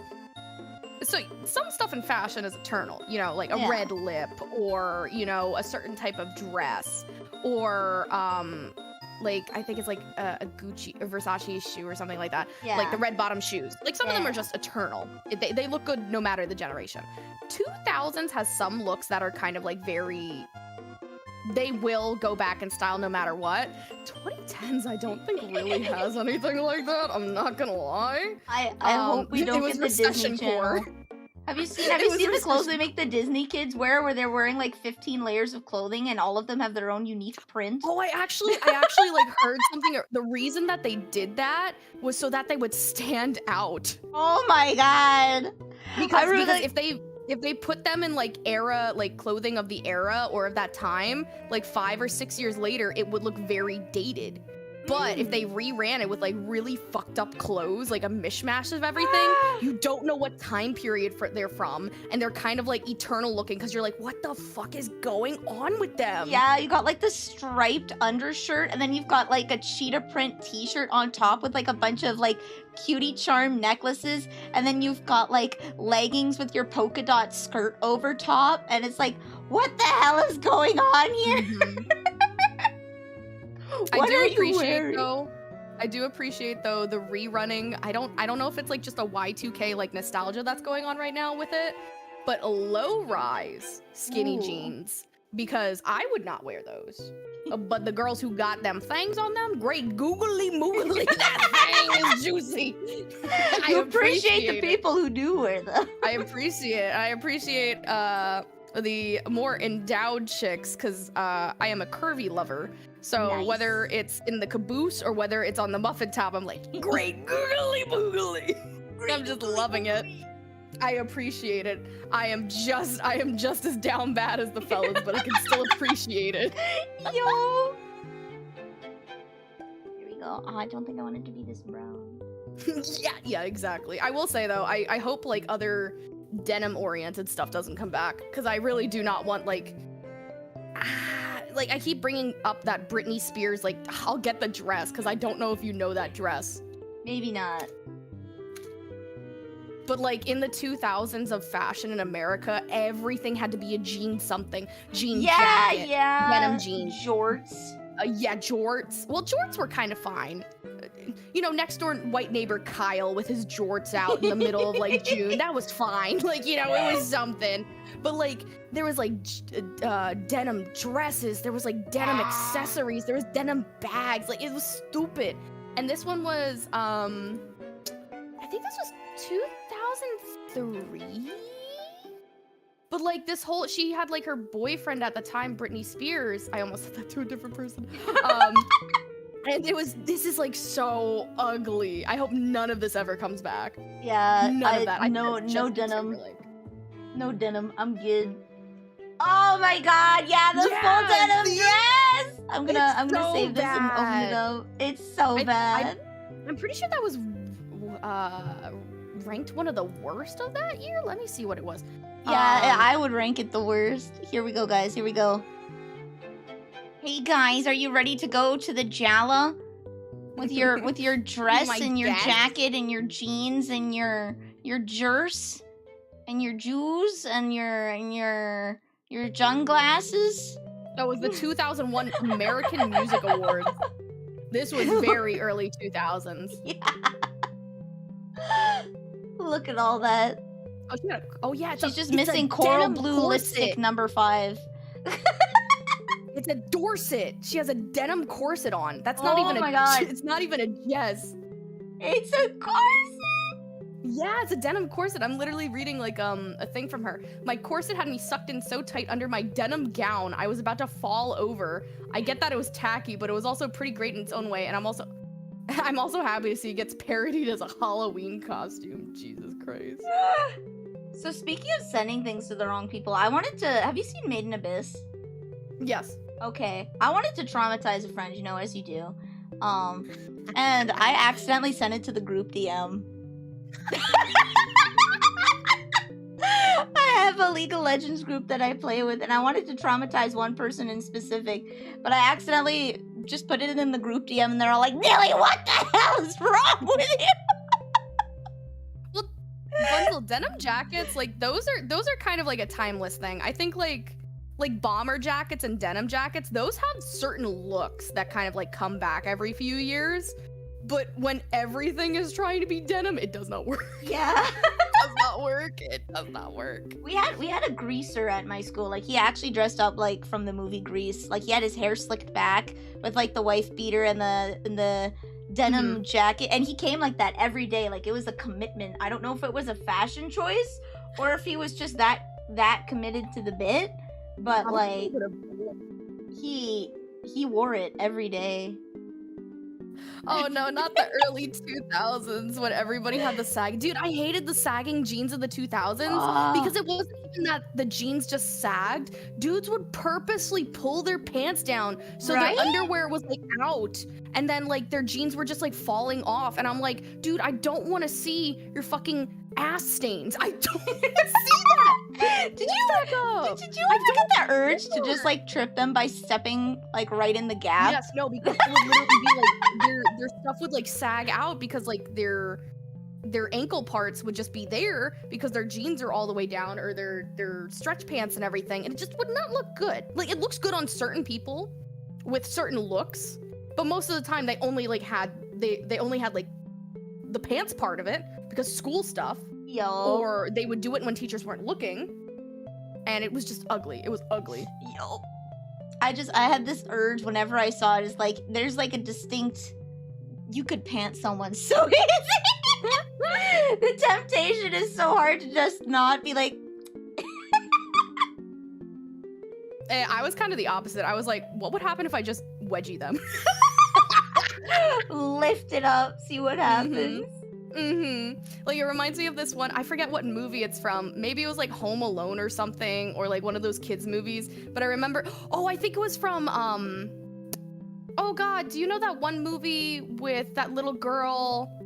Oh, Matilda. Matilda. Oh, okay. There was like one scene in Matilda where I think Miss Trunchbull like pulled a kid up from his underwear and hung him like on the door from his like underwear, so he had like a huge wedgie and he was just like falling. I think it was from Matilda, but like I'm like, what if I just did that to somebody? Yeah, what if the powers that be let me do the Dude, ultimate that still wedge. fucks me up in Matilda, because there's one point, especially since you have braids, there was like a little blonde girl who had like really big braids, and she was being really loud to Miss Trunchbull, and she's like, she just got super angry, and she like WWE twirls her around by her braids, like literally like, like she goes in a circle, and then she throws her across the school by her braids. Oh my god! I wonder if I could find a gif of that. Please do. Oh, this Matilda is braids scene.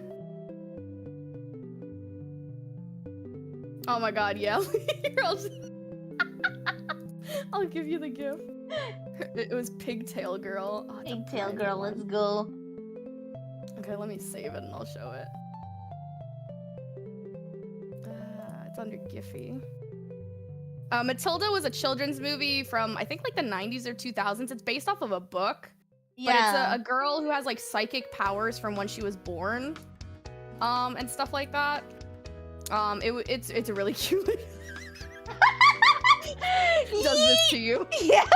And she like throws her across the school.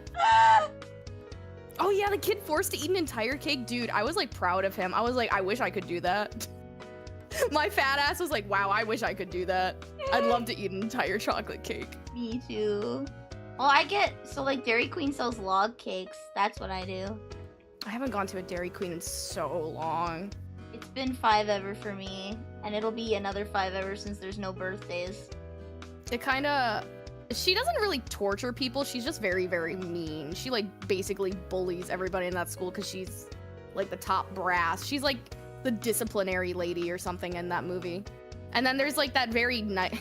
I remember when it like got resurgence in popularity, people would ship like the nice teacher lady with Miss Trunchbull and be like, yeah, this is your toxic Yuri. You have the one really like bad cop, like butch lady, and then you have the very like soft femme girl, and you just ship them together. Yo. They were related. Oh, sorry, I didn't know that. Hi, Malik. I was mentioning earlier, we're drawing Hespera today, and I made some nude body bases, and I don't know if you remember a long time ago, but a long time ago you posted one specifically and said, no horse phallus, please. No horse pee-pee, Someone not posted today. one on My heart mine. can't take Someone posted one on mine. And then the next day you're like, no. It's like, damn, stand your ground. Oh my god. It's like a flashback, like a war flashback for war Velvet. flashback. No more spells, please. Hope you had a good stream, Valak. Yeah. Oh, Story of Seasons, A Wonderful Life. Oh, nice. I have the GameCube version of that. Wait, is that? I think that's the one I played a lot as a kid. There's supposed to be a schedule in the Discord. Oh, shoot. What do you mean? What do you mean? Is there's always been one in the Discord? Yes, I did play the GameCube version. Oopsies. Always been there. It's on sale right now on Steam. Oh, played before, so I was excited to see it. Nice. Friends of Mineral Town. I don't know what it. My favorite from that series is the DS one that's like notoriously really hard, Island of Happiness. They give you no stamina. The days are really short, and like you have to know what you're doing to unlock anything. And it's like really hard. It's really hard. I'm trying to remember. I think I only played the GameCube one. I wasn't really like I wasn't a Harvest Moon kid. I was a Rune Factory kid because I was like, I liked Harvest Moon. But there wasn't much gameplay outside of like the sim and the farm aspects. And I'm like, I want to play a JRPG, but I also want to do farming. and then Rune Factory came out and I was like, oh my god, it's so anime. Oh my god, I can marry a bird girl. Oh my god, I can marry a girl who's a total tsundere. Oh my god, I can marry a man. I can marry a man. You're a good Aunt Rant man. Good on you. Miravar, friend or traitor, come. Look upon the. Oh, I'm see sorry. here. Didn't realize you were a pastry. pastry. Excuse My me. favorite- No, it's not a My favorite problem, one I is was Rune just Factory 3 because expecting you that. actually start out like you. So Rune Factory 3 is definitely the most anime one because you start out. There's a thing called a woolly. It's like a type of animal monster thing in this universe. And you are like an amnesiac woolly that turns into a human. Let's And you go. have to figure out like where the fuck did I come from and everything like that. Like here, I'll show you. I have the special edition on the Switch for this, Ooh, and nice, like nice, I have the nice. original one on. I think this was at the 3DS era. I It was so cute. I think I played a little bit of the first Rune Factory. My uncle had like all of the games, so I borrowed from him. It was Rune Factory 1 or Rune Factory 2 that I played. It's kind of funny because like the longer the games go on, the better they are. Rune Factory 1 fucking sucks. It was like they were trying to establish something, and it's like it's okay now, but like it sucked when that was the only game. Oh. Is there a single Rune Factory game where you end up actually remembering your entire past? Whoa. Wait, you're an amnesiac in every single one of them? Yes, actually, I'm pretty sure. Oh. Because it's kind of like a blank slate thing. If you were not like an amnesiac, you wouldn't be in this town. Oh, okay. I think okay.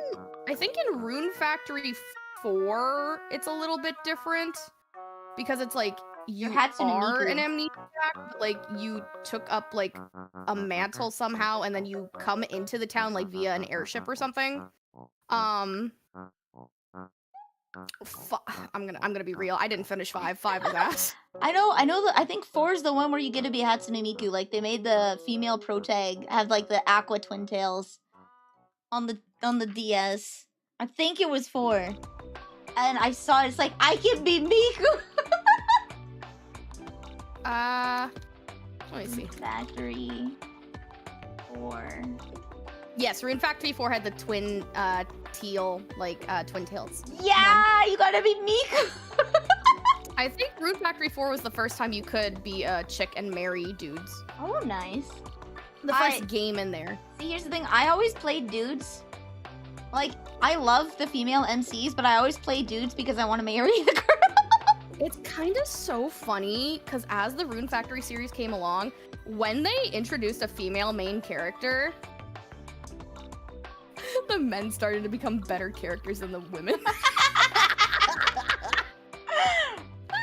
It's like an Elder It's like Scrolls the chicks became like such stereotypes, and the dudes were like, oh, here's a strong guy, and here's like, there's so much depth, and it's like, you know, here's a dilf, and I'm like, I'm immediately folding. Like, I'll show you the guy from Rune Factory 5. Like screaming. Bachelors. Like, the comparison between the dudes and the girls in 5 is so bad because so one of the female love interests is literally I don't really know how to explain her because I don't know her whole thing. Like, the best girl in my opinion is like a literal succubus. Let's go. Like, she's a literal succubus. She is in love with you. She like is like slightly yandere, but she knows her limits and stuff like that. She has little heart eyes and everything like that. And then the worst girl has to be like she's like a wolf girl, dog girl thing, but it's like she almost doesn't pass like what's that one test where it's like if the monster can't talk, can't give consent or something? Because all she does, she barely speaks English. She like just goes like bow bow bow bow bow, the Harkness test, and it like auto translates for you, but it's like she's just going bow bow bow the entire time. And she let me see here. Let me see. What was his name? Murakuma. Let me get him. There's also that test of two females speaking to each other about not a guy. It's like one of the lowest bars to pass test. The Bechdel test or something like that. I fail that every day. Now, I might be called out a little bit for, like, possible furry tendencies for this, but he is the best male by far. He owns a whole ass hot spring. Wait, I'm is like, this the one that's on Steam? Yes, that's Rune Factory 5. Oh, I started playing a little bit of that. Yeah, it's not bad, but when you've played other Rune Factory games, it's not that good, which I can understand. Feels really long, I'm gonna say. Yeah, also, thank God you didn't get it on the Switch, because that permanently ran at, like, 20 FPS. Oh. It was not properly done for the Switch. I saw the Steam sale, I was like, I like Rune Factory. 3 and 4 on special. Oh, nice! I remember 2. You play as like this sort of brownie red-haired guy. And I think I like this purple-haired chick. Oh, the one with the umbrella? Yeah. She talks in opposites. Yeah. Like, if she says she hates you, she loves you. If she says she loves you, she hates you. Like, that's what her, like, meaning behind her stuff is. She's the ultimate soon. 4 is peak. I love 4. 4 is literally, like, the best definition of the series, even if some of the guys might not be my favorites in there.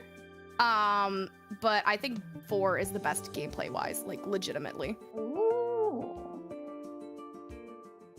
I wonder if there's any other farming, because, like, I'm not sure if you play a lot of, like, kind of like those farming life sims a lot. I love them. I love them so much. Let me see if I can find anything. No, that's a hentai game. I can't recommend that. Twins of the Pasture? I can't recommend that. My that sister, okay, my sister recommend. sent me a hentai game because she didn't look at the tags. She didn't look at the tags. And she sent me Twins of the Pasture, which is a Harvest Moon-like farming simulator where you can bypass like the requirements of you need 50 wood and 20,000 gold to upgrade your farm. You can bypass that by getting groped. Oh my god.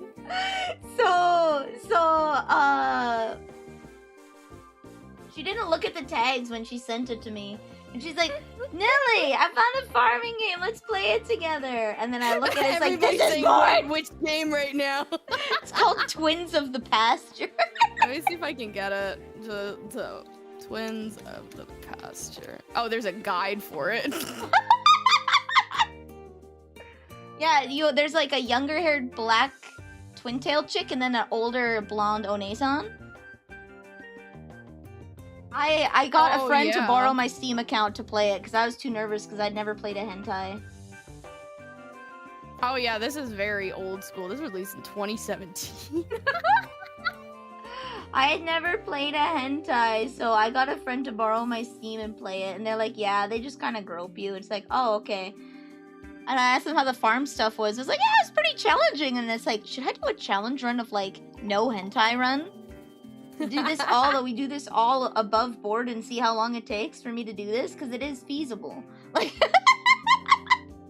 I'm meaning old school in terms of hentai games, Lorebot, because, like, it was released in English in 2017, but that art style is definitely giving probably, like, 2010. Yo. You might like this one. I liked it a lot. It's basically just rice field simulator, like rice field farming. Oh, Sakuna of Rice and Rain. Yeah. I finished it like a few years ago, dude. I spent like I think like 40 hours on it. It's Nice. good. I don't really actually have that many farming sims, honestly. Dang, I thought I had more. Mine are on, like, I have a bunch of the Harvest Moon games and Story of Seasons. That's all of my farming sims. I think most of mine have just been on console, honestly. Because I don't think I'm one of those girlies who likes Stardew Valley. I don't think I am. I don't see the appeal in it. I I don't see it. I have a lot of friends who like Stardew Valley and whatnot, and I've tried playing it. I would mod it to make the time a little slower, because I feel like I'm getting overwhelmed with so much stuff to do, with a whole bunch of things. Oh, Bitter is remote. Welcome. We're drawing with Aspera today. Hi! I wouldn't say Sakuna of Rice and Rain is really meant to be like a beat 'em up kind of thing. It almost gives like Metroidvania kind of style where you're going to different areas and you learn different combos and level up. But you have to do that through your farming stuff and through doing side quests and making bountiful harvests, because you're like literally like a farming god. Oh, everything ties back to farming. Mm-hmm. So if you really don't like min-max on your farming, it's gonna take a lot more time. Like, and you can make different types of rice too. Ooh. Like, you can make either white rice, or you can make like whole grain rice, or you can make brown rice. It's like depending on how you process it and stuff like that. Yeah. Hello, welcome to the cookie jar. Oh, I'm blue now. We were matching for quite a while. We were twinsies. We were twinsies. Oh my god, they were twinsies. I kind of want to do a no H run of Twins of the Pasture to see how hard that would be. A shrimp fried that rice. Sure did. What a talented guy. I'm trying to find like some stuff like on console I played that was like kind of farming. How's stream going? It's good. I have finally done skirt TM. Pleated skirts are pain, but it's worth it for you, Hess. Thank you. It's worth it. Thank you. If I ever have like oh my god, it's like I forget like the actual term people use it, but it's like Christian girl fall or something like that. I'll like take inspiration of these for like a new outfit design. Yeah, cottagecore. We'll cottagecore you up real good. I will say I am excited for that Stardew Valley guy's new game, just because like a chocolatier thing sounds very interesting. Like, it's like a game. I don't know if it's supposed to be exactly like Stardew Valley, but like your giant like chocolatier thing owning a chocolate farm, and I guess it maybe have some stuff ported over, but it looks interesting. Haunted chocolatier, yes. I never got into Stardew Valley. I couldn't do it. I don't know. It has all the same thing. Take a sip, I will. It has all the same things as Harvest Moon, right? Except it punishes you from buying from the general store. Which is like your more viable option because it's cheaper. Like, you could support local businesses, yeah, but you need money. Oh, it's like an evil corpo thing. Yeah, Jojo Mart or something, and it tries to make this statement about like if you buy too much from Jojo Mart, like the people will go out of business, right? Mm-hmm. So your goal in like a good run of the game is to put Jojo Mart out of business by never purchasing from there. Mm-hmm. And people will talk to you differently, I guess. And it's like, bro, I'm just here to farm. I think there's like technically ways to get around that, but the only people who would know that is one, if you want on like a Steam guide, like almost a Stardew Valley like speed run tactic. Yeah. Or you just kind of like suck it up kind of thing. Yo, over there. Welcome. And Stretchy's. You can swap projects. I'd like to design the skirt. I'm permitting this. I don't know why. I all of these words are permitted individually. As soon as you put them in a sentence together, it's like, no. Owner of the shopkeeper is a duke Pierre buys your stuff and resells it for a profit. It's keeping you down. Wait, they have debt in a reciteer? Oh. Yeah, so Reciteer's whole thing is your parents literally like left you with a massive amount of debt, and this fairy's like, hey, I'm the debt collector. If you don't pay this debt, I will literally slave sell you to someone. That reminds me of another one of my favorite management simulators, Honeycam Studio. I mentioned that I really, really, really love Honeycam Studio. Fun fact, Honeycam Studio is actually the first Honey game I played. I did not play like Honey Pop 1 or Honey Pop 2, Honeycam Studio. I was like, yeah, this is good. This is fire. This is gas. It's so good. It is such a top quality management game. Like it is probably one of the best and cleanest management games I've ever played. It feels so good to play. And I can't play Honey Pop because I'm bad at talking. I can do the Bejeweled, I just can't talk to women. I don't Reciteer get is it. so good. I'm glad you like it, Valak. I remember playing it. I don't think it got an official translation till way later. I think it was like fan translated. And I remember downloading the fan translation and like playing it for like, God, like at least like 150 hours. And then when it actually came out like officially, I had like a different Steam account that I like forgot the password of and everything. And that was like the only game I owned. And then I have this Steam account, like the one I currently have, and I haven't rebought it yet, but I still have like my old, like this, it's like an EXE that's like 8 years old that I've moved from computer to computer of just Resident whenever I want to replay. Let's go. It's just such a nice loop. Like, I don't know why people don't do more of those types of games, because you can make your shop as like Halloweeny or cutesy or like burly. Like there's a whole aesthetic thing to it, and it brings in certain type of customers. You have to make sure you understand your customers and how much they can pay for stuff, how much, you know, is a good deal on buying and selling. It has a lot more depth to it, and there's actually like a lot of hidden secret stuff, and it's really good for such like an indie Japanese like doujin game of its own. I was like, what? This is like so good. Damn. It's been recommended to me a lot just because I love management sims.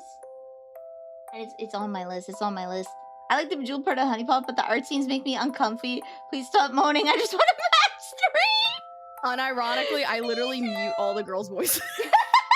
I play it like it's like an underground like Japanese game from like 2003 that couldn't afford like voice acting except for moaning, and then I just turn that off. It's just that Audrey's voice grates on me. She's like, whatever. I think the one I liked was the porn star mom, which I think is Audrey's mom. Lamau. I like the cougar, and I like the airplane stewardess. That shit. Yeah, I liked her. Yeah. She was cute. You know what? Let's give you a nice. Thank you for keeping my assets. Yes.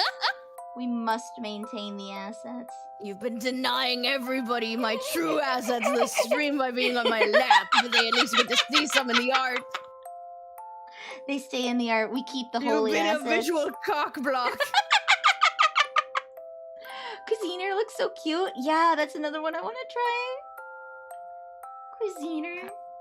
I kind of want to see if I search on Steam like farm sim games, what is there to offer? Well, besides farming simulator, I don't need that. Goat. Now you can be the farmed. I'm guessing maybe it would be casual under that genre or something? Usually it's under simulator. Oh, simulation, there we go. Yeah. Because I'm like right on the front of Steam. Oh shit. Oh? Digimon World Next Order is 50% off. I don't have money. Fuck, I can't even get that. Dude, I'm so behind on playing Digimon games. I've said this like multiple times before, but I think like Digimon has just survived long enough that it has literally become better than Pokemon. Yeah. I think Pokemon is trying to market back to children again, and we've all outgrown Pokemon. We've all outgrown Pokemon. And I just wish they would have side games though. Like, Yeah, I'm literally playing through XD Gale of Darkness. It's so good. Pokemon Ranger. The newer Pokemon Mystery Dungeon was not that good, I heard. But like, side games, those are really cool. You know, I'm giving you the good old classic Squiddy look. showing it off. This is where we're breaching the boundaries of what is acceptable for work. Oh, I see. There we go. Which means we gotta give you a nice messy down hairstyle. You're gonna wear this with like a nice jacket, okay? The way you salvage this at work, so it's not like you're coming up party, is you have a nice cardigan. I keep forgetting Crusader Kings is like a simulation game. I always thought it was like a 4X, and it is grand strategy. Oh. I see. I'm trying to find the cutesy games. Don't give me like the grand strategy 4X games. I don't need that. Here we go. Nice and classy. This is the sound of losing, I think. in Ocarina of Time. Vanille says no to the assets. No, we have the assets here. I have maintained in every single one. I've maintained the assets. You have maintained them very well. They must if anything, be you maintained. might have upgraded them in some. They're important, okay? They're important to me. You know what's kind of weird? The Sims is like the biggest kind of simulation thing. Yeah. And they've done like college, and they've done like university, and they've done like everything else. But why haven't they done like farming? Right? I know they did a medieval game. Like not like My Sims Kingdom on the DS, but they had like a medieval roleplay game. Yeah, I think that That I was had. wasn't But that like that's for the Sims 3 an expansion or something? Yeah, it was a really weird Sims 3 expansion that was like its own game. But you had to have the Sims 3 to run it. It was weird. I'm pretty sure they're working like on the Sims 5 at this point, right? Probably. I mean, they just put Sims 4 on Steam, and you have to connect your EA account. Yeah, if you want to get all your DLC. Sister Nilly probably spent like 400 in DLC over the course of like 10 years. Yeah, Sims I'll 4. just put a virus on my computer. I'm not doing that.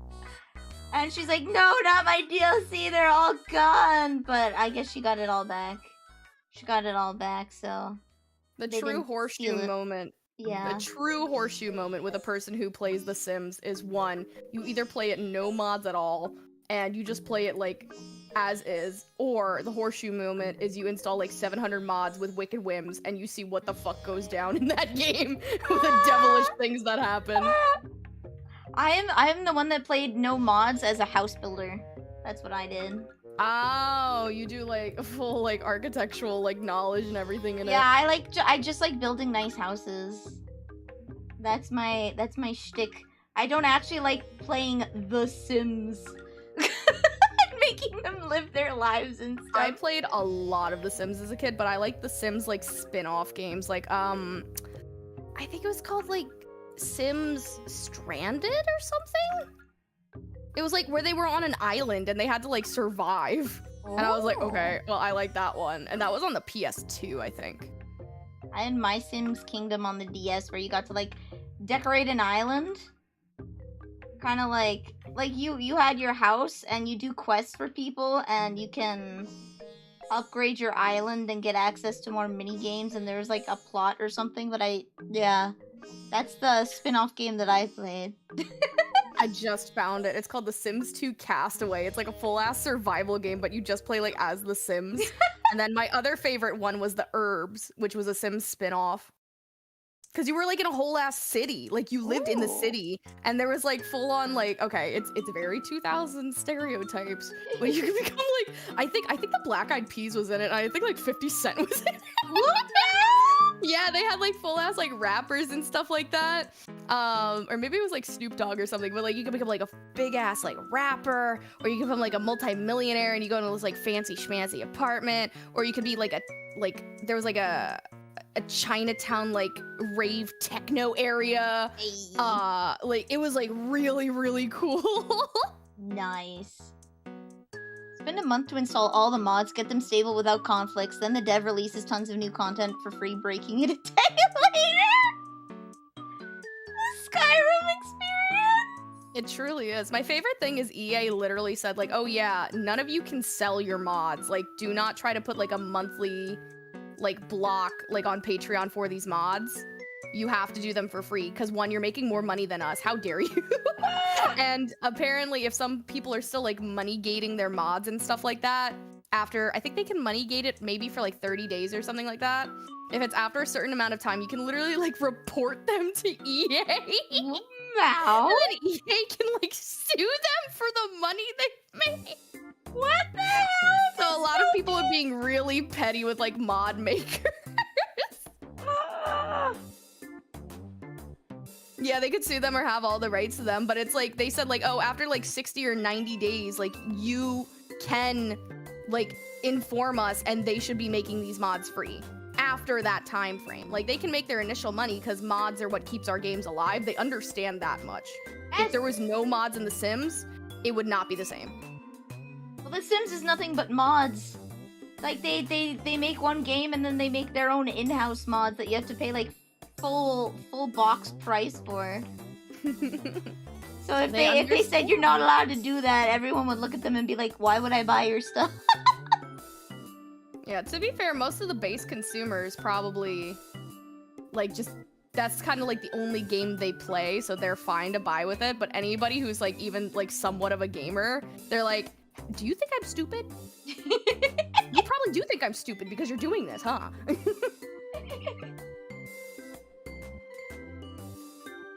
we go. Yeah, right? What a weird business model. But they make thousands of dollars because I think if you bought all of the Sims 4 DLCs at full price, I think it was like well over $2,000. I'm gonna. Yeah, if you want to look that up, how much does it cost to buy at full price all of the Sims 4? Yeah, so the Sims 4 itself, we're going to exclude its $60 price point now because it is free to play the base game. And I think technically with, like, EA Play, you have, like, some sort of stuff. Okay, I'm gonna put it at $10 because you can upgrade from the base game to Digital Deluxe, which gets you, I think, a few expansions or something like that. So, $10 for The Sims 4 extra stuff. There is some DLC on sale. Nice. There's some DLC on sale, so some are, like, instead of, like, $40 or $20, they're like, whatever. If you bought all of The Sims 4 DLC with The Sims 4 upgrade, we are looking at about $803.85. Oh my god. And then add tax, so that would probably be like $850 or something, $860. And this is, a lot of these DLCs are on sale. Like, High School Years expansion pack is $40, and it's 50% off at $20. So, probably add like another $300 or $400. You're probably at this point over $1,000 on Sims expansions if you owned everything. Yeah, imagine buying them on release too, because they would sell their DLCs at like the same price as full games. Mm-hmm. Some of them were cheaper. Like, you could get a $40 DLC, and it would just be like the nightlife expansion where you get like night clothing and stuff. And then they have like full like $80 DLCs where it's like, yeah, we're adding in like an entire new mode. Like, we're adding universities. There's a whole new like place and new mechanic and like everything. And then there's university clothes, and this is all encapsulated within your singular Sims game. So buying it all on release would have been nuts. Yeah, like some of these DLCs are literally just additional items. Like one of them is called like kids room stuff. Yo. So it just like, oh, more game consoles or more interactable stuff. But like, that's like, this is on sale, but without sale, it's $10. Yo. And it's literally just more stuff to put your kids' room. It doesn't enhance the quality of gameplay of having kids. It's just more knickknacks for you to have so that your kid's room looks like a kid's room. Exactly. Or maybe it like helps them level up a certain skill, but it's like most of the time it's literally just all aesthetics. Yo. Paid $34 to add grilled cheese to sandwiches. What? Why? Did you guys see the Limp Biscuit mod for Fallout? What? There used to be an old mod for Fallout New Vegas that added Limp Bizkit, Fred Durst of Limp Bizkit, as a companion, and he just says Limp Bizkit like music lines. And apparently it was like a long lost mod, and someone found it again. I sent it to my friend Mari. I'll show it to you. Like, you literally walk up to him and he's just going, "It's been one of those days." So stupid. I actually modded myself into Morrowind. I acapella'd the theme song, and then I slapped that baby in the files. So there's a mod out there of me singing the Morrowind theme a cappella. I need floating to try around. the Elder Scrolls games. I don't know if I'd like them though. Well, here's the thing. Skyrim plays like mac and cheese, but it has no substance to it, right? So it's Okay, 'cause I it's did like try cafeteria Skyrim. food. It's cafeteria food of a game. It's like it's there, you eat it. It can feel comfy to play. Most people buy Skyrim to mod it. Nobody really plays vanilla Skyrim. Everyone buys it to like play Enderall or mod it into their own gaming experience. Base Skyrim mechanics are okay. Story is objectively terrible. You're gonna be like, are you serious? For like 90% of their storyline. I've only seen like one girl play a vanilla, and she's using Skyrim to lose weight because she spent like $200 or $300 to basically make like one of those VR workout kits. Like she has like a whole like little base, and there's like marbles under it, so she can like run and stuff, and she'll still be in the same place. She has that. She has some like vertex trackers. She has like a quest or whatever, and she literally plays Skyrim vanilla. Yeah. But like works out while she's playing it because it's a whole VR experience. I think she's like 30 pounds down or something like that because she's been doing it for months. But I think that's like the only person I've seen who ever plays vanilla Skyrim. That's it. Morrowind is super fun, but they don't give you directions. There's no chevrons, there's no map markers. You actually have to like read stuff and look stuff up. Oh no. Yeah, Never so mind. you might want to start with Skyrim, go down to Oblivion, and go down to Morrowind as you like decrease in direction. Or walk into Morrowind with an open mind. Just because it's not... When they tell you go to Milk, you have to travel the countryside, look at the caves and find out the caves' names, and find the cave that is named Milk. Like, it's not gonna appear on the map for you. It's not gonna appear on the map for you at all. Everybody backseat me. Yeah, pretty much. That'll be easier. If you get lost, there's so many people. Like I'll come in. I'll help you. But it has a robust magic system that lets you do like a lot of cool things that they took out in Skyrim. They took it out. Like you could do so much cool things like levitate and whatnot. And there's actual sexism. You have perks. Actual sexism. In the game. There's people that will treat you poorer if you are a male, and vice versa. Like their disposition will be more negative towards you. Like there's a Telvanni wizardress that I was able to talk to because I was a female, and she's like, "Oh, girl, I got you." But if you're a guy, she's like, "What do you want, you filthy heathen?" They don't make games like that anymore. Yeah, there's lots of racism too. Well, from what I understand, Elder Scrolls in general is just really like in lore. Yup, really. Aren't like the lizard people and like Khajiits, like aren't like a lot of people like hate them or something like that? Yeah, everybody hates them. They view the Khajiits as like, because Khajiits have skooma, and for Khajiits, that's like catnip, which isn't as bad of a drug for cats as it is for humans. It's like the essential, like humans go on LSD and cat people go on catnip, so they view them as drug dealers and whatnot, and lesser subhumans. Wares means they're just like shopkeepers. Yeah, no, like they are shopkeepers. They travel around and they sell stuff, and skooma is like a traditional thing of theirs, right? Like smoking tobacco for them. But when humans consume skooma, it's like crack. Oh. Yeah, or like it's so fentanyl. yeah, so there's like a VOD, difference. It's a skooma. cultural thing for them that doesn't affect them nearly as bad as humans, so they have this reputation of being like drug dealers. Also doesn't help that they also peddle it to humans, knowing full well that's the effects. So some of them are actually drug dealers. So it's kind of like cat hookah kind of thing. Yeah, cat hookah. Cat hookah. Cat hookah Moon bars, sugar. but it can kill you. Yeah, moon sugar. It can kill you. Yeah, it's okay for us, but not for you. the Elder Scrolls games are immersive sims, right? Yeah, they want you to roleplay your character. So, they take this to the extreme in Skyrim, where anything you do, you will become the head. If you beat the Mages Guild, you're the head of the Mages Guild. But Morrowind is different, and Oblivion is different. I know in Morrowind, they get spicier with their stories. Like, Morrowind was very adventurous, very out there. Like, they have a really cool world, and the stories they tell are really cool. Oblivion, the main story, is a little more, like, traditional fantasy-esque, because I think they didn't want to rock the boat, right? So it's a very Tolkien-esque story that's standard in a very standard medieval setting, as compared to, like, the weird Mushroomville of Morrowind. And then Skyrim was, like, dog water. They're like, it worked. Do it again. It just works. Do it again.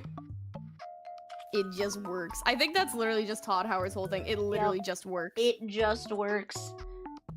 Highly recommend Morrowind, but it'll be, if you haven't played before, like, it threw me for a loop not having, like, oopsies, direction. I kind of want to get into other immersive sims. I bought the old Deus Ex game, so I think we might do that. Nice. And then I also, well, I did play the newer Deus Ex game, the one that was like released in like the 2010s and stuff like that. But I never finished it. Probably my favorite immersive sim that I've never actually finished is Bloodlines: The Masquerade. Ah, neat! I've never played. I've I seen need to people finish play it. it. I've never played it myself. It's really fun. It's really fun. You just have to install like a 3 GB patch that fixes the whole game because it literally shipped like unfinished and fucked up. I had to do that for New Vegas. To play it on the computer, you have to download a really small mod because it wasn't designed to play. It was designed with a certain amount of RAM in mind or something like that, so you have to download a mod so it doesn't eat up literally all of your RAM and crash itself. I tried I think 45 minutes of New Vegas like a long time ago. I really want to try and like stream it and play it, but I feel like I'm going to get like killed if I like play it. I go, this sucks. Like I'm gonna laugh my ass off if I play New Vegas and I go like, I don't want to play this anymore. It sucks. And then like I play like Fallout 3 and then I'm like, oh, I like this a lot. And then everybody who likes New Vegas wants to kill me on site because it's either you're a 3 person or you're a New Vegas person. The thing is, 1, 2, and New Vegas are their own thing, and then 3, 4, 76 are their own thing. They actually take place on opposite sides of the continent. Bethesda, when they took over Fallout, took it to the East Coast because they didn't want to have to deal with the lore.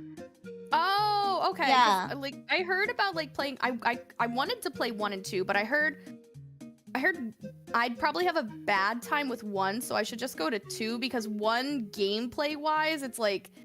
It's not that it doesn't even hold your hand. It's just like it's kind of the thing you said with Morrowind. It's like, yeah, just figure it the fuck out yourself. Like you're a smart kid in like the early 90s or something like that.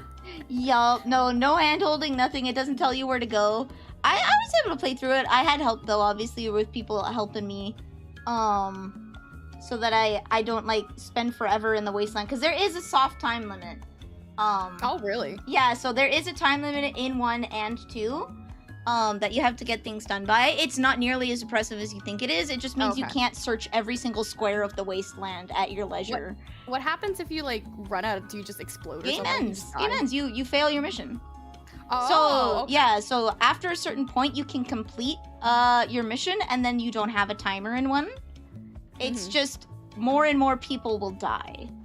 Oh. Yeah. Okay. So there's a hard timer of you will fail the game if you don't complete your first mission within a certain amount of time, which is a pretty broad amount of time. And then after that, it's a lot looser because it's just how the more time you give to the bad guy, the more damage he can do, right? Oh, okay, because he's more prepared. Yeah. He will have time to have his people go out across the wasteland and kill people and stuff, right? So you'll if you venture in places early on, you'll notice that it changes later where it was a group of this people here, now everyone's dead because the bad guy trounced through there and killed everyone, right?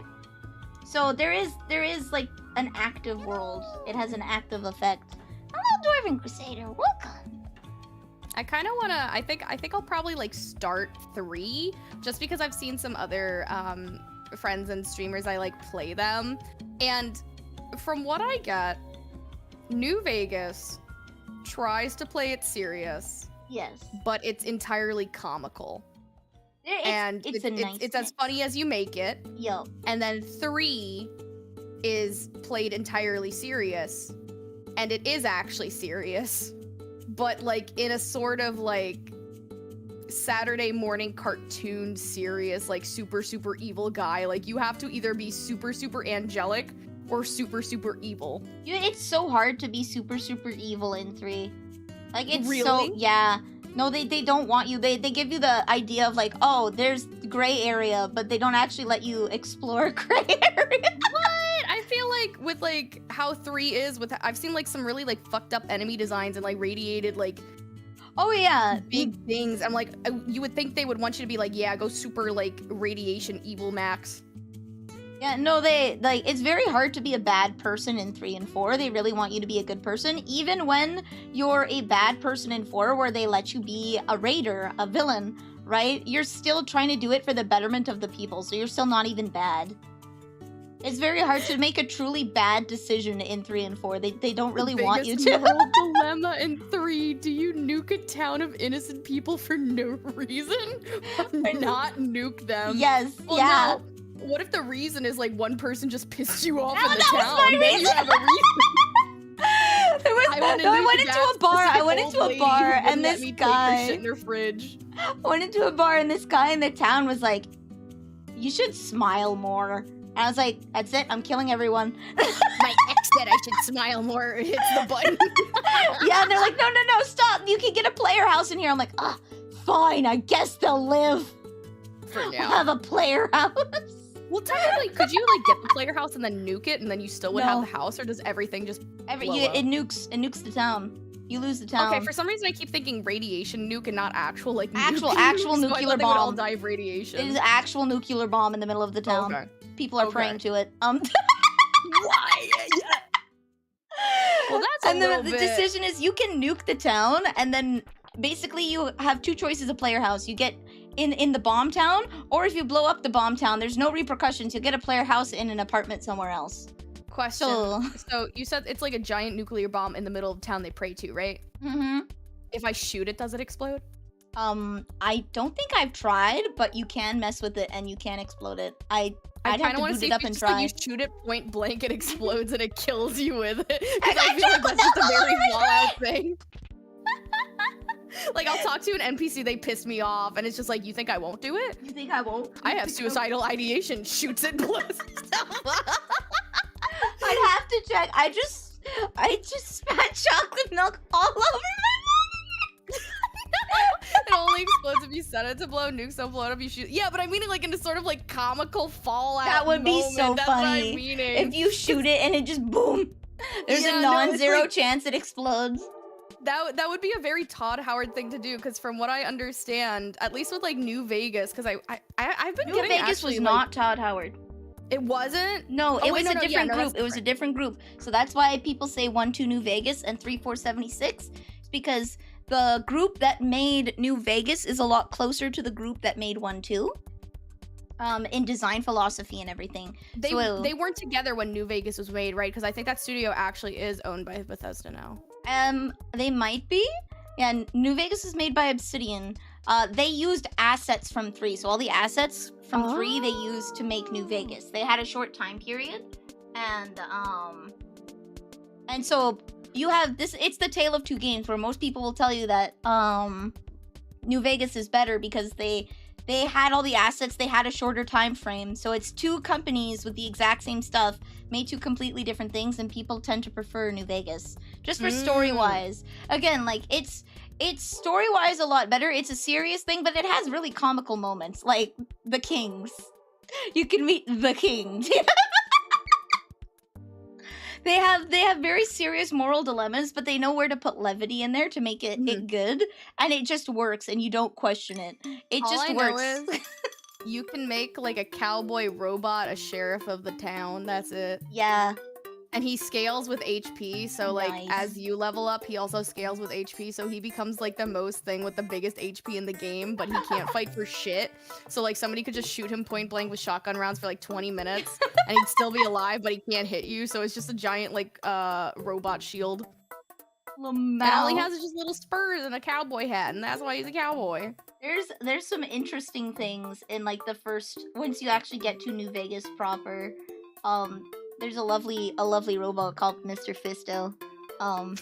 And you can try some people on for size. They actually let you try a couple people. I really think you should, because I think you'll make the same decision I made. You should play New Vegas and you should play as a woman, and there's a perk you're gonna get. There's a perk you're gonna want to get. And I want to see if you make the same decision I did. Okay. It's a good will decision. definitely do that. It's peak roleplay. It's peak roleplay. Republic of Dave, the Kingdom of Tom. And then I think I 3 might tries start to 3, be comic. 3 tries to be more like fantasy comedy serious, right? Because they have like big Gundams and stuff. But the seriousness doesn't come off. They lose it because they don't pace it right. Oh, so it goes like 0 to 100 and then back to like 0 and then maybe like a 20 and then it goes like they 0. overemphasize the seriousness of things that aren't really that serious, and they underemphasize the importance of things that should be important, and it leaves you with like this weird taste in your mouth like, bro, I just want to talk to my dad. Maybe I should do New Vegas then. I don't know. I'm kind of like, I feel like I should just like coin flip it, but also I should probably like Play both. Yeah, no, I'm just meaning first. I should probably honestly do 3 first. Most people will tell you 3 first. Just okay, that's what I was thinking then. Yeah. Pure story-wise, New Vegas is objectively better. Like they're just better at writing. The story is better. Okay. So if you're someone like me who lives for like the lore of games, you should play 3 first, so you don't set yourself up for being a little disappointed in 3 if you play it second. Yeah. Okay. I feel like I should probably like get used to immersive sims again, because I like immersive sims, but I haven't really played them much, just because this is probably just an issue I've gotten as I've gotten older. I cannot really sit down with games for long expanses of time without like basically brain frying myself for ADHD brain. Like, okay, I say this and yet I literally spent like 9 hours sick playing Persona 3 Reload yesterday, but like that was a gameplay loop. That was not a story loop kind of thing. In a sense of like, if I'm given like a bunch of lore and a bunch of different decisions and a bunch of like decisions on what to do, I'm gonna be like, I don't want to make a decision. Somebody make it for me. So like oftentimes I'll like play like maybe 10 or 20 hours and then I'll just drop it. And then it'll be like 4 years later and I'll be like, oh, I had a good time. And then I'll get slightly past where I was last time and it'll be the exact same thing. Whoa. Bunzel says, the mechanics are different, so if you play New Vegas, first, 3 will play really weird. Okay, then I'll probably just, because 3 came out first, right? 3 came out first, yeah. Okay, then probably that way. Remember how they casually decide in Fallout 3 some dude invented eternal life and it's completely glossed over? Yeah! Forget about it. Forget about it. It was eternal life for him. Just forget about it.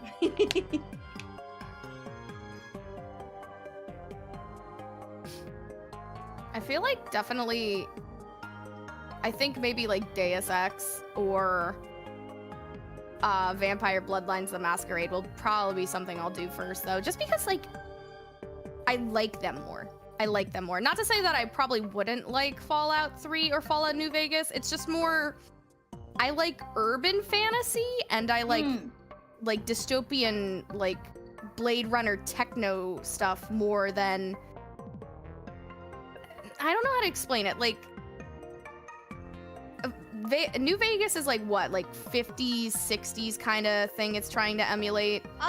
Weirdly enough, it's the post-apocalypse after a 50s, 60s world. So, it's people New Vegas is set up like you're entering a world where sometime around like the American 50s, the primetime heyday, nuclear apocalypse happened. 200 years later, you now re-enter society, right? Okay. Yeah, because of they've the vault and the established bomb their shelter. own cities, their own new groups, and you're just fresh to this world, right? Okay. So, and three, you're coming out of a vault, so you've been trapped in 50's fantasy vault, and you're going out into this world. Same thing. It's like the amnesia thing. You're always a fresh face to this new world of where everyone else is adapted without you, right? Okay, but it's very like 50s, 60s. I like the 50s and the 60s kind of thing, but it's not I like live, breathe, like I love this type of era thing. I'm more of like a 70s kind of thing. Like, have you ever played Destroy All Humans? No. So Destroy All Humans 2, the first game really did like a 50s kind of like more like a 60s, like the 50s through 70s kind of thing. You're an alien trying to kill all the humans, take them over so the aliens run everything. But it's played as a joke because of the great little men thing, like the whole 50s through 70s kind of thing did. In Destroy All Humans 2, they do more 70s style. So you have like the whole like disco and froze and like everything like that. I very much like 70s games and how silly they can be. Yeah, I played the remaster. It does play really well and it holds up really well. But I think I've like grown out of that type of game set because I tried playing it and after like 2 hours I was like, I got bored of this. Let's switch something. And then I played like an ecchi like survival horror game. I mean, New Vegas can be ecchi if you want it to be. I slept with every single person I possibly could. Oh yeah, no, I heard you can sleep around very easily. I'm just meaning like, in terms of like how I'd like it, I'm sure I'd like the gameplay and I'm sure I'd actually like it once I get into it. It's not nearly as 50s as you think. So, yeah, like, when it's the inspiration for like the what technology was left behind kind of thing. Mm-hmm. So 3, especially 4, leans like super heavily into like the 50s American picket fence ideal. Nuclear family kind of thing. Yeah, 4 leans really heavily into that 50s aesthetic, right? Like the hairstyles, the building styles, the everything. 4 leans super heavy into that, but New Vegas doesn't. Like they have like nods to like Elvis in there, and you don't really get the 50s aesthetic from the world. It's just that's the place where tech was at when the world dropped, right? Okay. They've completely moved on. They have new lives, right? You can see the fragments of the old life there from your knowledge of our world, right? But it's completely disjointed, right? It's yeah. So it's not really as heavily into the 50s as you would think it is. It's literally just like a backdrop, essentially. Okay. That they build from. There's a lot of LARPing in New Vegas. Your New Vegas is the tale of communist America versus Roman LARPers. Oh my god. There's crucifixions. It's wild. And then yeah, 3 is like you go around, you go into like, here's an empty ship from like eons ago that now has a city built into it. Here's a city built out of like a bunch of scrap from like the old war, right? Here's an apartment building that survived the blast and is now its own bustling economy. It's more of like a backdrop to how the world has moved on than an actual like set piece. Like 4, where 4 is very, very much in like, you are a 50s housewife or military veteran and you're out to find your child in this world that is no longer your 50s world anymore. Check out your cool 50s house with your 50s fridge and all these 50s comics. Oh, okay. Yeah, 4 goes really hard into it. I just also feel bad because like I'm very not serious and I'm very scatterbrained when I stream and stuff like that. So I will miss a lot of details and I'll probably be like talking to an NPC, but I'll be like talking like to people in chat and everything else, and then there'll be something very important and I'll be like, what did he just say? Yeah. Where am I supposed to go? What was the funny thing that just happened? Like somebody will literally die from like a bomb or something, and everybody's losing their mind. It's like, that's a very important NPC. I'm like, I don't even know who that is. You've talked to them for the past 20 hours. Yeah, I don't know. I feel that. There's actually, so there's an NPC that's in 1, 2, and 3, but not in the others. And I met him, I created like this strong emotional connection. He perishes, unfortunately, and I like sobbed on stream because he was my bud, he was my friend. Aww. And my mom came up and was like, what are you doing? And I was like, she's like, why do you play games like this? What's wrong with you? It's like, you wouldn't understand, Mom, it's art! It's Oh my god. Yo. Oh. Do you like your outfits? Yes, they're super, super cute. They're super, super adorable. Yeah. I like the first one the best, I think. I'm looking at that the most. I think definitely one is it. One is yeah. it. You give me a little bracelet with my little flowers on it. Oh my god. And the side What? ponytail, that nice, cute. You're ready. The sentient squid got cut? Is the squid like incredibly intelligent or something? Was it in 4 or 3? There was, yeah, a squid. 4, there's a lake that was supposed to have a sentient squid from the radiation. Aww, I thought you were that would've referencing been the good. fact that I gave Hess my top in the 3rd one. Let me pull it up. I'll show you a picture of Squiddy 2023 and you'll be like, oh my god. Oh god, where did I put all my Squiddy pictures?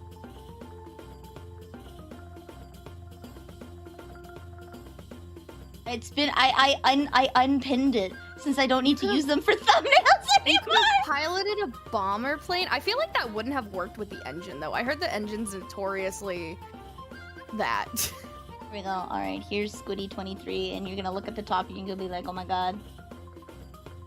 It's the same top. I just didn't make it a halter top. I made it a full It is top. a cute top though. It is a very cute top. I really like the sheer. I really like that style of top where it's like sheer just over the chest. Like, oh. It's so good. It's so good. It would have been cool if you make us skip the mission where you pilot. Oh, yeah, you don't get to pilot the plane. You get to befriend the people with the plane and then they use the plane. I'm gonna say 3 has a stronger ending scene. And like ending set piece. Cause like the peak of Vegas is like in the middle. And then the ending, like, you know how like you get this big ending sequence of like all your choices come up right through the game and whatnot. 3 does it a little better because you don't make important choices. So, but 4, the bad guys you fight because it's possible to kill. It's possible to kill your enemies, the leaders of the factions, before ending the game. So they have to have a stand-in, which makes them inherently weaker because they're not the actual bad guy. They're just a worker of the bad guy whom you may have killed already. Damn. So it is inherently weaker because of that, but it's still good. The peak hits super hard. It's just the ending sequence doesn't hit as hard because you're like, I'm gonna fight Kaiser. No, I'm fighting one of his legionnaires because there is a non-zero chance I may have killed him in this run. And we have to be prepared for that. Whoopsie doodle, that was me. Yep. Hello. Now this just makes me more interested to play Fallout New Vegas and stuff like that. You know what game I actually did start but I never actually finished? Which one? Which is made by Bethesda, I'm pretty sure. Did you ever play Prey? No. I think that was the one. The new one, the like 2019 one. I think I actually like it. I think I might have streamed like a one-off of it, but I played pretty far into that game. Like I think like 70%. It's really good. Oh. But I just never finished it.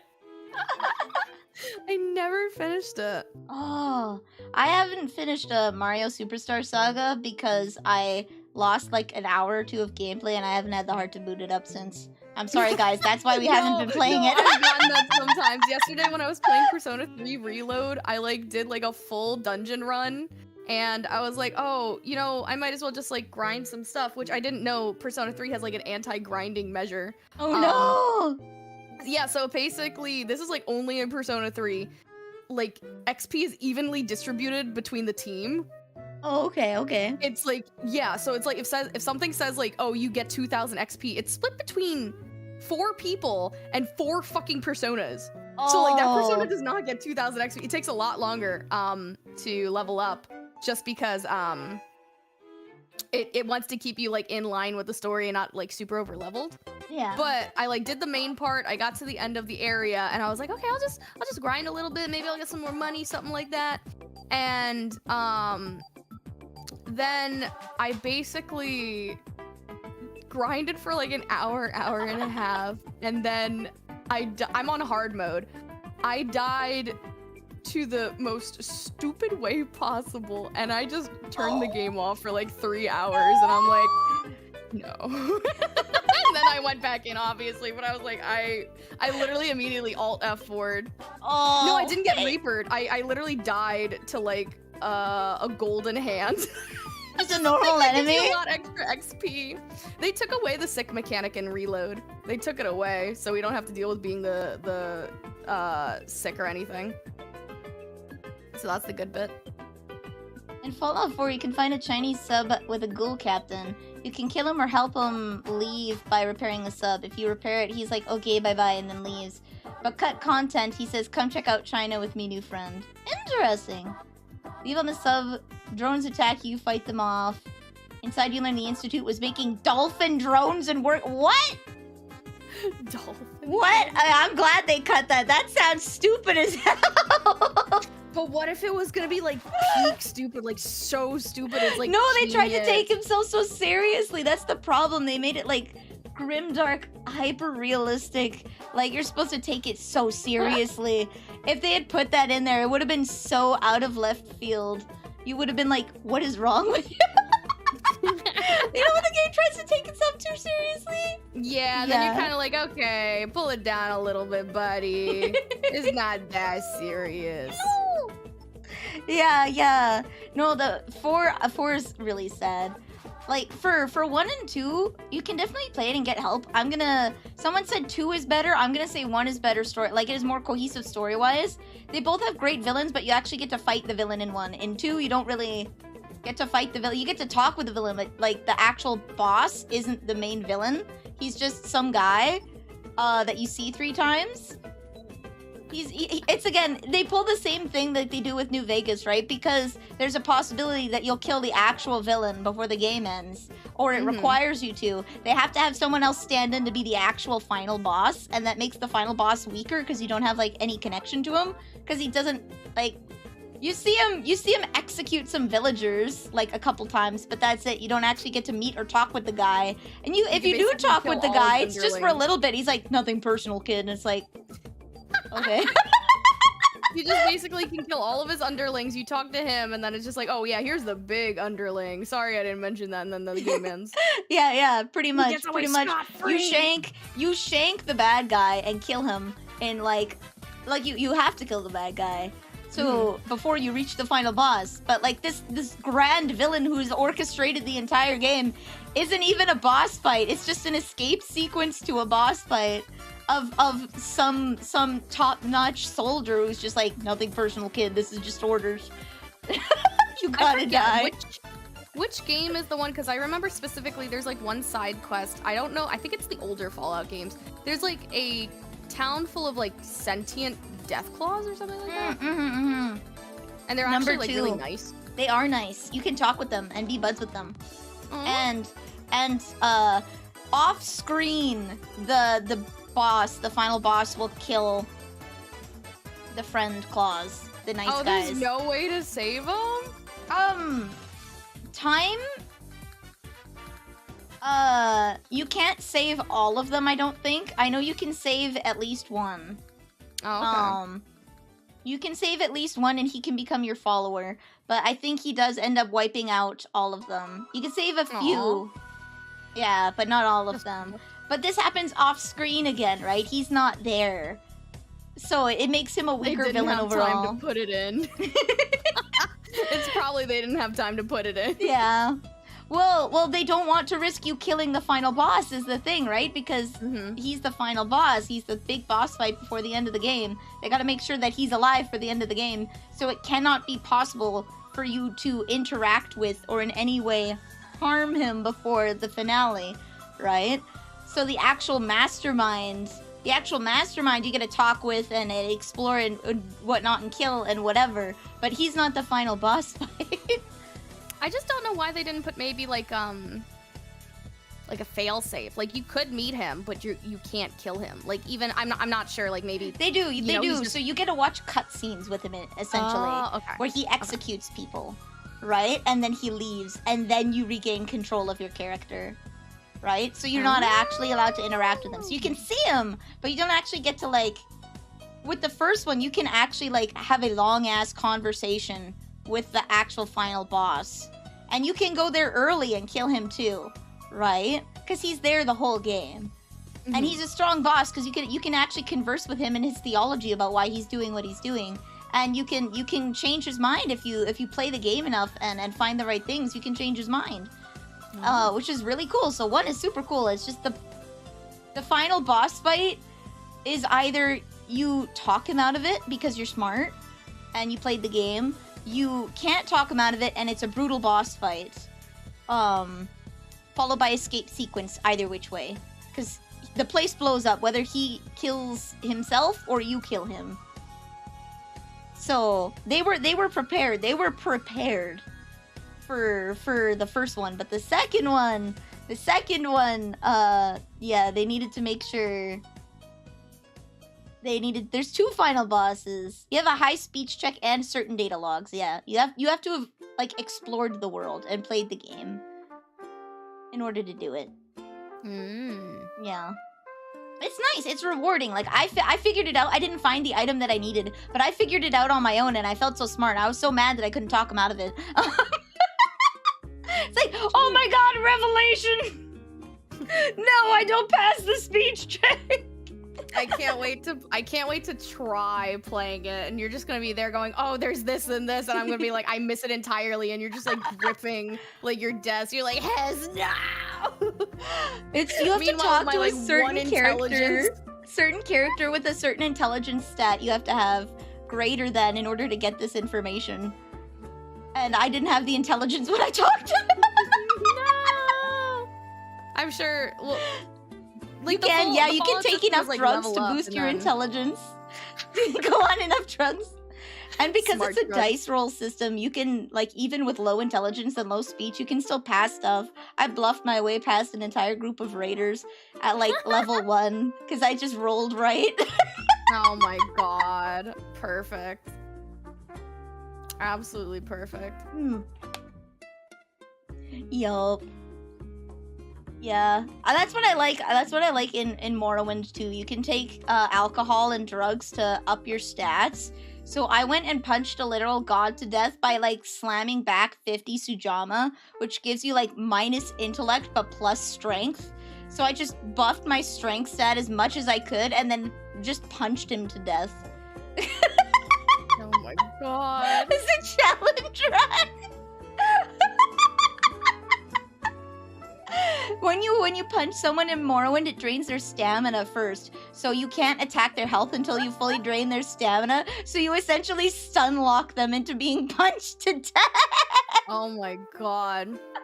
In Fallout 1 and 2, if you're Intis 3 or lower, you're mentally too disabled to speak. People will treat you very poorly.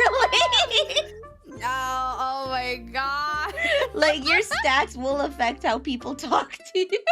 Well, I mean, I guess so, because it's like, if you're just like a big hulking character who just goes me kill or something like that, they're gonna be like, yeah, I cannot speak with this dude. Or you just like, you're drooling while you talk, and it's like, can you think? Can you think?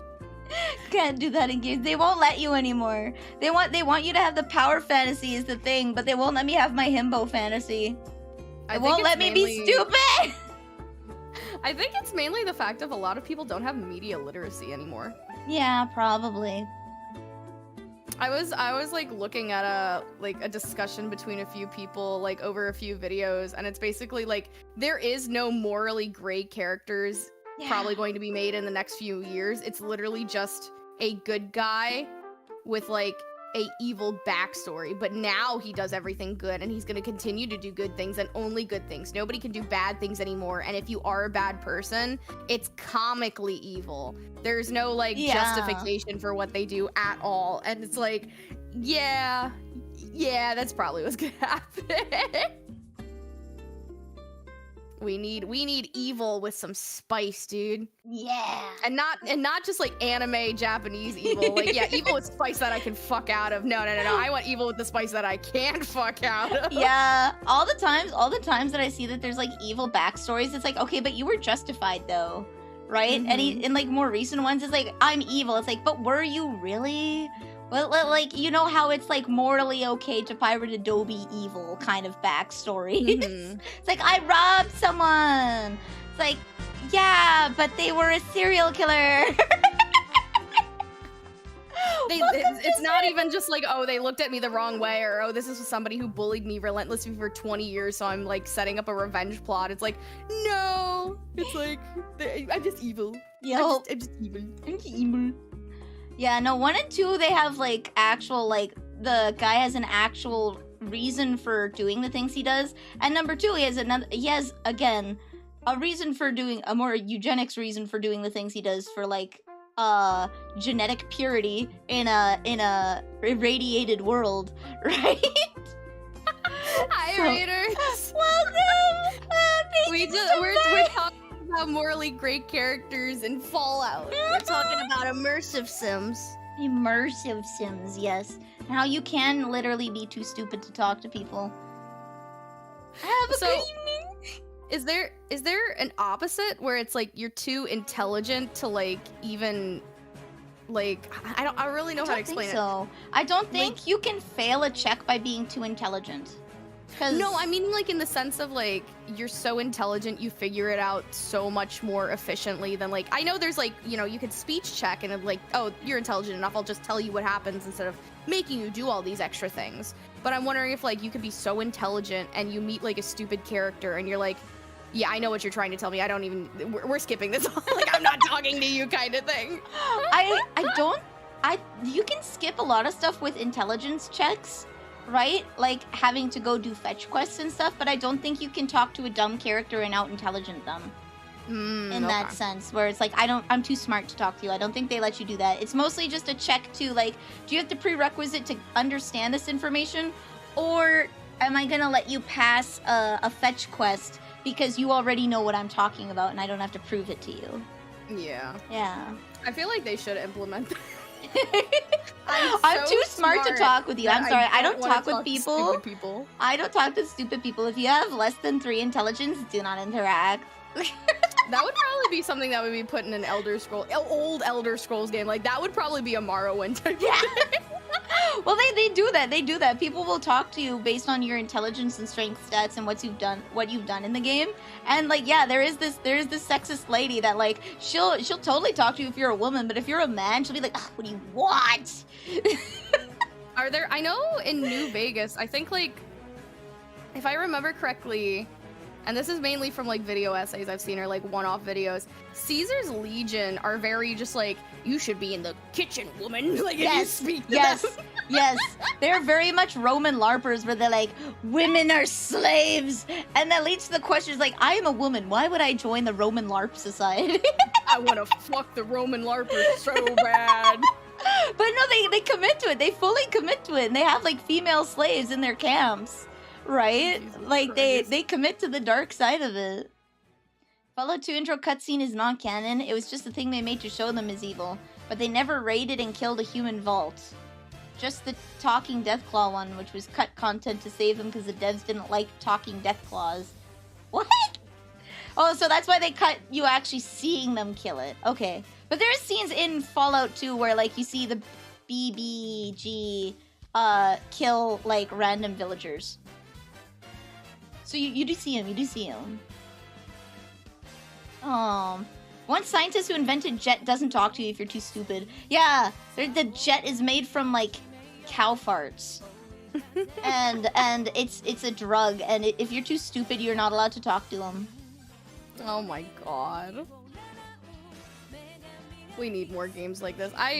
We need immersive sims to come back, but I know how long of a Dude, I'm still so mad about the new Vampire Bloodlines thing because, like, it was revealed and then nothing happened for like 2 to 3 years, and then all the writers got like fired, and then they said like, oh, the developers who were making for it actually did fucking nothing with that whole project like after 3 years, so we're scrapping it. Damn. And now they just put it to like another random studio that's mainly known for making like walking simulators or something. And nobody has hopes for this game, especially when it got revealed. When it got revealed, they're like, oh yeah, here's the pre-order, you know, you can do this super special limited, like whatever. This tells how fucked up the game is probably going to be, or how like minimal hope I have for it. After a few years, they literally said, hey, if you want to take back your pre-order on the super limited edition, just email this email and we will refund you. Oh my The game's god. not even out, like literally to refund a pre-order. That is so comical. I was looking forward to Vampire the Masquerade Bloodlines too, honestly, because I really like the whole... I just like vampire stuff. Obviously, I'm a Fujo. I fucking love vampire stuff. Yeah. I love an interview with a vampire. I love that tension that's happening. But like that whole thing with like, you know, urban fantasy vampire and werewolves and like I think there was like some Bruja stuff and Bruja stuff and all that. It's just it tickles my fancy so well, and I love it. Still not as bad as Duke Nukem Forever. I think Duke Nukem that game is a very special case. I don't think that will ever be replicated. I need to play that. I need to play that now. Have you played any of the old Tomb Raider games? Because I found out today, like they literally just they released a remastered version of like 1 through 3. Yeah, apparently on the Switch, right? And it's also on PC. Oh, nice. Yeah, I haven't played the original ones. I haven't. So like you can actually play it as it was originally intended, and it's a remaster, so they have updated graphics. Oh, nice. And then you can literally swip on command to the old graphics. Oh, like the ship PS1 and everything. Harkonnen. Nice. Yeah. I like that. I like that. I was so sad. In my Ship of Harkonnen run for crowd control, I adjusted the colors for Link because I wanted him to be emo with like a black outfit. And it didn't go on Kid Link, and I was so sad. And I finally pulled the Master Sword, and I'm living my emo dreams. Apparently, the colors only apply to adult Link, but it works. Oh, that just reminded me. I still need to actually play Wind Waker. Oh, please do. I played it like on a one-off. Short. It is. I literally played it like on a one-off, and I was like, guys, I'm a Zelda hater. I do not like these games, but maybe I'll like it because this one I play like in a random casino in like the 2000s. Back when because like back in the day, you could like, if you were at like a family resort and your family like was doing like casino stuff, you can't go on the floor. You're under 18. Oh, so they have video or 21. And in the room, there would be like literally a console like locked up. But it was hooked up so you could like pay-per-view order like an hour of video games. Nice. So I would be playing like Pikmin 1 or Wind Waker or like any random stuff that was on that console. And it was like really expensive. Like this was like I'll give like 2003. This would be like $9 an hour. Oh jeez. Like it was expensive. Yeah. Minimum wage. It was above minimum wage. Yeah. I don't even think the $7.25 hit until like the mid 2000s or something. I never had that. My family would be doing their own stuff, and I'd just be spending the whole day racking up the bill playing video games because I had nothing else to do.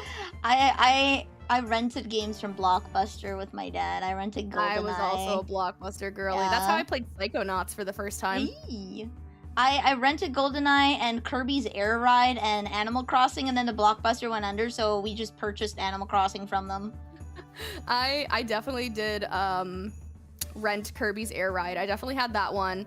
A lot of JRPGs I did also rent. Like I remember re-renting before I like So I had like Kingdom Hearts 2, but my disc broke, and then I went to Blockbuster and I would like rent it from Blockbuster until I asked my dad, "Can you buy me Kingdom Hearts 2 again? My disc is broken." But I remember renting Kingdom Hearts 2, Kingdom Hearts 1. Pretty sure the Harvest Moon games, at least A Wonderful Life. And then like some like really random like double A games like Ty the Tasmanian Devil or something like that. Like that was like one of those platformer games. Spyro games, stuff like that. My Ogre Battle 64, a Shrek clone of Mario Party. Let's go! I remember the Shrek fighting game. It was really bad. Fighting game? Oh my god. There's like, it might be the one Alkavi was talking about, but like there's a section where it's like a 4-person fighter where you can like, I wonder if I can find it. Like, let me see. Let's go, let's go. Oh. Yeah, Shrek Super Slam. Super Slam. Let's go. It was apparently it's on the PS2, yes, and it's on DS. Okay. But like, I'm trying to find like a thing. Okay, here we go. I have like a picture of it. This is like an HD upscaled via emulator thing, but this is like the characters from Shrek. Just like a little squished PNG. Yeah, super bad. I'm pulling this up. Here we go. Here we go. Here we go. I remember I also played like Shrek 2 like on the GameCube or PS2 or something like that. Like the main like movie Shrek games are actually like decently competent. There we go. Little shitty PNGs, dude. dude. Are just squished. They're just stolen from like the box art, and then they're just flattened a little bit so they fit in the circle, so the proportions are just slightly off. There we go. Let's go. They really don't make video games like they used to. They really don't, because we don't get like sponsored video games that are not like terrible, but they're not good. Because what do we get now? We get the Gollum video game. That was absolute ass, and like only funny for like maybe 10 minutes, and to watch somebody suffer. Shrek 2, it's not good, but like you could play it. Oh, Burger King, Burger King, Burger King. The Burger game. King Sneak game, yeah. I want to play Burger. Oh, you didn't see anything. I totally haven't been playing that in the background this whole time. I will never stream the Gollum game. I think my mom will shoot me as a Tolkien fan. If she ever saw that, she's like, "Get that out of my house!" She read The Hobbit for her grade 12 book report. You were grade 11 or grade 12 book report. You were given the choice of like a bunch of books, and she decided to read The Hobbit. I was given the choice between reading Dr. Jekyll and Mr. Hyde, The Great Gatsby, or Fellowship of the Ring. And I chose Fellowship of the Ring because I wanted to connect with my mom. And that exempted me from all homework because the book is so long. Oh my god. So basically 100% of my mark was based off of the essay that I wrote from the book. And I was given like a work packet to work through to make sure that I was like hitting the checkpoints of like, I'm reading the book and I'm on par with where I should be for the class. But yeah, 100% of my mark was the essay because... the book is Did your mom like read your essay like every time you wrote and go like, "No, this is wrong. No, you should change it. This is an F. Redo it." Yeah. Basically, all you had to do to pass that was just mention Tom Bombadil. I'm pretty sure my middle school teacher made us read The Hobbit. I think we read The Hobbit. Yeah. I read The Fellowship of the Ring because The Hobbit wasn't an option, but my mom was like, "Oh, you read that for me? Wow, oh my god!" I'm pretty sure in middle school I read The Hobbit. I read a lot of like Greek ancient myths because like I don't know why my middle school teacher like had like a really big hard-on for like ancient Greek myths that year, and then I think we also read like the Percy Jackson series at the time. Because I remember this was around the time when, I think the Percy Jackson movies were, like, trying to be made or something like that. And I remember we had a school field trip to the Percy Jackson movies when it released. Oh my god, that was total horseshit. I remember the Percy Jackson author came to our school. He's like, I'm so excited for the movie. You know, I write these like stories for my son. Like, I think his son is disabled, and that's why there's a lot of like disability stuff in the books, because he's like, I want my son to, you know, like have relatable characters. And I'm like, oh my god, that's so nice. And then the movie's like actual horseshit. He was like so happy that his stuff was like so beloved enough to get like an adaptation and a movie. And then like it took another like 10 to 15 years, and Disney now made like a Percy Jackson TV series, and it's actually shit. Oh, this guy And just with can't a big win. budget. Mm-hmm. This I guy feel so can't bad for win. him. I feel so bad for any authors. Well, except maybe for like Wattpad authors. I think they have it coming to them with how they write their stories. But Do you have an AO3? I don't have an account. I've always like done it, like read it anonymously kind of thing. I have an account. You know what's really fucked up? I only found out a few years ago that there's like locked fics. Like if you don't have an AO3 account and you're not logged in, you can't see certain fics. I didn't know that. I've always had an account. Well, because you had to like wait for an account or like Yeah, wait for you an had to- invite, you had and to I wait never for an knew invite. anybody. How Yeah, do you but get like invited? essentially, so AO3 is very user adaptable, because their whole thing is like write whatever you want, dead dove do not eat, whatever, like you Yep. know, express yourself but tag it appropriately. Yo. So when you publish a fic, you can literally say, I only want this for like logged in users. So I'm guessing like if you have a really fucked up fic, you don't get like bombarded with like anonymous comments or anything like that. Yeah. But I didn't know that because somebody linked me like, oh my god, this fic is so hot. There's like so many like sex scenes, and I'm like, okay, like is this an original thing or something? And they're like, it was based off like some book series or something they liked. And I just read stuff from random fandoms. And they sent it to me and I'm like, I can't see it. And they're like, huh? Oh, because it's for logged in only. And I'm like, what the fuck? I felt betrayed. I was like, there's so many smut fics I missed over the years. Oh my lord. Let me give you a code when we're off stream so you can make an account. I wrote a fic. That's why I had an account. I deleted it. It's gone. No one will ever find it. But I had an account and I posted one fic. It was a fluff fic. And that's all you're getting. That's all you're getting. I had a fanfiction.net account, so that shows my age. Yeah, me too. Oh, do you remember when there would be like a bunch of dashes or tildes and it's like lemon part here? Scroll to skip. So fucked up, but I hate how they would use that. At least tell us the series. What fandom was it of Vanille? Attack on Titan.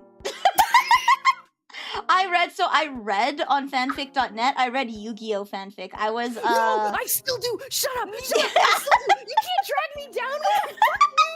Fuck you. I still read Yu-Gi-Oh fanfics. I check like every 5 months to see if there's new Kaiba Joey fanfiction. Fuck you. Fuck you. I was a puzzle shipper and a Tem Seto. You know what's really funny? I exclusively like only ship puppy shipping. I don't know why. I get why it's called puppy shipping. I hate comfort. that. I know. I read like where, because here's the thing: when you read the manga, they are both very broken individuals that are very good together. It's not just like it's not Kaiba just being like, "Wow, I love ancient Egyptian cock, ancient Egypt's in your area" kind of thing. Like Atem does not give a fuck about Kaiba, and Kaiba just only like wants to beat the shit out of Atem. There is nothing connecting them. Meanwhile, Joey, abusive dad who hates him, caring for sister. Kaiba, abusive father, kills his father, wants to protect him. There is connection. There's connection. There is. I'm just wait. I watched the 4Kids dub, right? So Yeah, same. yeah. So there was more of a rivalry thing. I like bitter rivalry. And that kind of thing. I think once I read the manga, I think I warmed up to Yugi and Taya a lot more. Yeah, 'Cause I like used to, like, they make her not really like that at all. annoying in the show, right? Just because I think that like they don't translate things properly. They mischaracterize her Yeah. a lot. And Yeah, watching the Japanese, it's better. I think the straight couples I shipped were Joey and Mai, which is kind of fucked up because like Mai's like an adult, like 20 fucking 4 or something, and Joey's like 17 or something. But I didn't know at the time, and I was like, oh, they look good together. They're blonde. They're blonde. Mai They would be the match. sugar mommy because she like actually has like pretty decent money. Yeah. I shipped Mai and Joey. I shipped obviously Joey and Kaiba. I shipped Duke Devlin and Joey Wheeler from that one fucking episode. I shipped Ancient Seto and the lady who was, you know, became the Blue Eyes White Dragon. Yeah. I forgot her name though. Joey can do it. He's got that Boston rage. Yes, exactly. Who else did I ship in OG Yu-Gi-Oh? Did you only like OG Yu-Gi-Oh, or did you go like to other series too?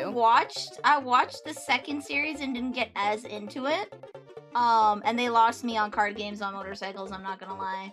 The card games on the card game aspect of 5Ds is actually the worst part of it. The characterization and the character struggles and the arcs there are some of the best, I think. Like personal story arcs, I think, are some of the best there. But because here's the thing, like Jack and Yusei are literally childhood friends turned enemies back to friends. And then lovers, you know what I mean? But like that's like literally how they are. And then you have like a bunch of other people with like class disparity and everything. GX had Zane. Zane is the GOAT. Zane is very good. I really much like Zane. But like GX is literally okay, so you know how we were talking about how Fallout goes like extremely like comically evil? Yeah. So GX basically does that. The first season is an introductory season where it's all fun and games. Judai's happy. He's learning to like play the game. He just wants to have fun, everything like that. And it's very comedic. It's literally one-off episodes. It's like card game of the week, you know what I mean? Yeah. And then season 2 is when our first like big villain comes up, and it's like a whole thing of like, it's like, you know, my sister's dead. I'm like avenging. We're going to rewrite history by like nuking everybody. And then Judai like has a lot of conflict, but he still has like light in his eyes, kind of thing. Yo. And then by season 3, Judai commits mass genocide? What? I missed out? What? So season 3 was actually not aired in the US, I believe. So they literally like did season 1 and 2, and then because of how fucked up season 3 was, and they couldn't actively censor it because then like out of a 24-minute episode, there would only be like 4 minutes of that episode for like half of its series. They literally just said season 1, season 2, and then season 4 because I do not know how 4Kids would be able to talk about Yubel's whole male-female gender thing going on, so that's probably also why. So season 4, Judai goes through like a bunch of trauma. He like doesn't like playing cards anymore because he's essentially like, I will hurt everybody. I only went for winning and I didn't realize having fun in anything. And then by season 4, he's like basically like PTSD hardened war criminal kind of thing, war veteran. And by the end, you know, he gets the light back in his eyes and he just goes like on a spiritual journey with like Yubel and a few other people. Oh. And it goes so off the wall, but it's like comically evil to like what the fuck is happening. But it is some of my favorite because like it actually deals with some of the most fucked up aspects in all of Yu-Gi-Oh! Like Yu-Gi-Oh! In the first Yu-Gi-Oh! It's like, oh yeah, you know, people die, or it's like you think they die, but they come back, and it's like all about like ancient Egypt and like, you know, ancient Egypt rituals and sacrifices and stuff like that. But GX is like, this is just people fucking killing each other. Like Judai literally was an ancient king that literally genocided like a fucking like nations and stuff like that. Oh my god. And then 5Ds just goes back to like, oh yeah, I'm very poor. I'm wanted by the state. I'm a gay man. and then my other favorite Yu-Gi-Oh! Is Yu-Gi-Oh! Zexal. Oh yeah, which kind of plays the same as GX. I'm not going to lie. There's Zexal 1 and there's Zexal 2. Zexal 1 is literally like, oh, Yuma's like, oh, I love card games. I'm doing this, I'm doing that. He meets his friends. There's like a rival, everything like that. And then Zexal 2 starts with, again, a genocide. except, I don't know if you'll ever watch Zexal. I won't name the name of the characters, but basically, the sweetest cinnamon bun could do nothing wrong. Turns out to be faking everything. Like, you thought I was your friend? I want to fucking massacre you. I'm going to kill you and your entire race. I've done this before. I'll do it again. Oh my god! Yeah, and they literally like did that like 1,000 years ago. It's like, yeah, I'll do it again, bitch. I'll do it again. I'll do it again. And the whole second part of the series is literally like stopping like a whole mass genocide on the human race in card games. And like they're in space, they're fighting like aliens and shit like that. Oh my like, god! Yeah, it's like really good. I really recommend it. The only thing is you'd have to slosh through like 50 episodes of like Zexal 1 because you need that like slow ramp up and meeting of those characters in those little funny situations to then realize like, oh my god, people are dying. Oh my god. The only fanfic I'm reading now is a bunch of Leon, so I ship Leon with everybody. Leon's just he's just a bicycle. He's a well-worn out He's bicycle. a well-worn bicycle. Oh, don't sniff on that! Look, the bike seat, it's got some what is it called? Got some Sex fumes. How do we get from Egypt to Coitus Zexal? fuming. What? Ask Japan. Ask Japan how we went from Egypt to space. Well, to be fair, the only Yu-Gi-Ohs that are technically in with each other are Yu-Gi-Oh! OG, the Yu-Gi-Oh! First Season, and Yu-Gi-Oh! GX. Like, those are canonically, like, maybe 10, 15 years apart from each other. Because at the end of Yu-Gi-Oh! GX, He makes the school. The Seto makes the school. No, Judai, well, Jaden, I keep saying the Japanese ones. Jaden fights Yugi. Like, he's like, that's been my dream. I wanted to have a match with you. And he fucking loses, but he's like, I understand, like, not everything's about losing. It's about growth. Yeah. Which is a very good character moment. And then, I think 5Ds is a continuation, but it's more like, oh, this is 100 years later, everything's gone dystopian from technology kind of thing. And then Zexal and Up is basically like, oh, this is its own shit, like its own AU kind of thing. Yeah.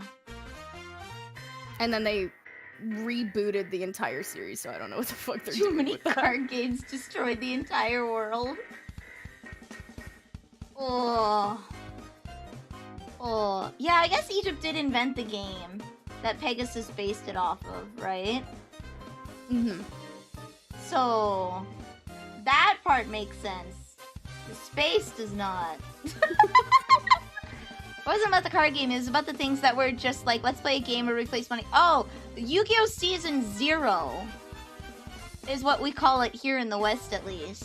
Yeah, it used to be a Batsu game type of thing. Yeah, where it's like, people commit heinous crimes and we Batsu punish you. See which one drops the chloroform bottle! The OG Yu-Gi-Oh! Is so funny because the mangaka is very funny on how he changed everything. Because you know how Kaiba like genuinely loves Mokuba and he wants nothing bad to happen to Mokuba. If Mokuba gets like a paper cut, he will blow up the factory that made the paper. You know what I mean? Yeah, yeah. So in season 0, he actively there's a part where like Mokuba gets like, I think like hypnotized or something like that. Yo. Via like a current evil bad thing, and he loses the game. And Kaiba is essentially just like, hey Mokuba, how about you kill yourself since you're not worth anything? And he gives like Mokuba an Uzi to fucking kill himself with. Oh my god! Seto, no! Such a big difference. He like does not give a fuck about Mokuba. He's like, you're my brother, but you're useless to me, dude. As like Mokuba's like having like a mental breakdown, and he's literally getting like mind broken because he tried to kill Yugi, and Yugi turned into a Tem and literally just like reverse Uno'd him.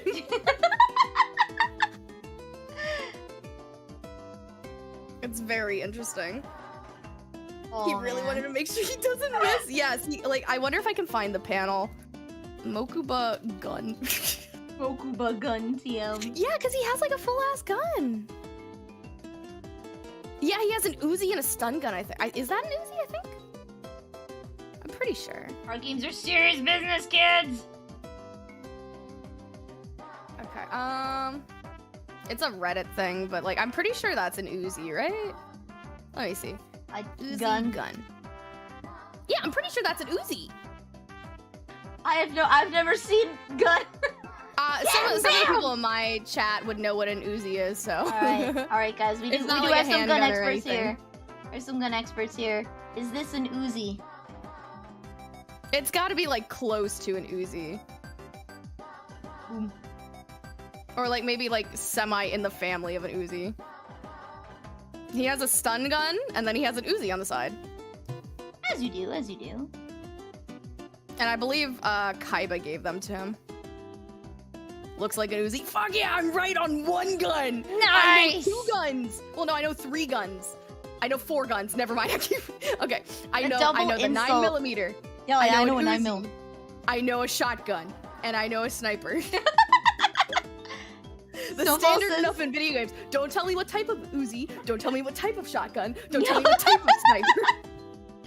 Snowfall says it's a double insult. Didn't give him a pistol, gave him an SMG because he assumed he would have missed the first shot. I mean, he doesn't have the strength for recoil, so that's probably why. I wonder if I can find the actual panel where he's like having a breakdown and Kaiba like tells him like to just kill himself. Pulls a free run. I'm honestly surprised that the dub didn't like censor that for free run. Literally tell someone in one of the episodes, and they have to do it because they're magically compelled. Well, to be fair, it's not like a kid's anime, so they definitely could. Yeah, it's not a kids anime. It's not a kids anime, but like, damn. I'm so sad about the Yu-Gi-Oh manga cut. May he rest in peace, dude. Oh. He was literally just snorkeling. He died. What? He likes to like swim with sharks and stuff like that. And I think something happened while he was out in the ocean. I forget.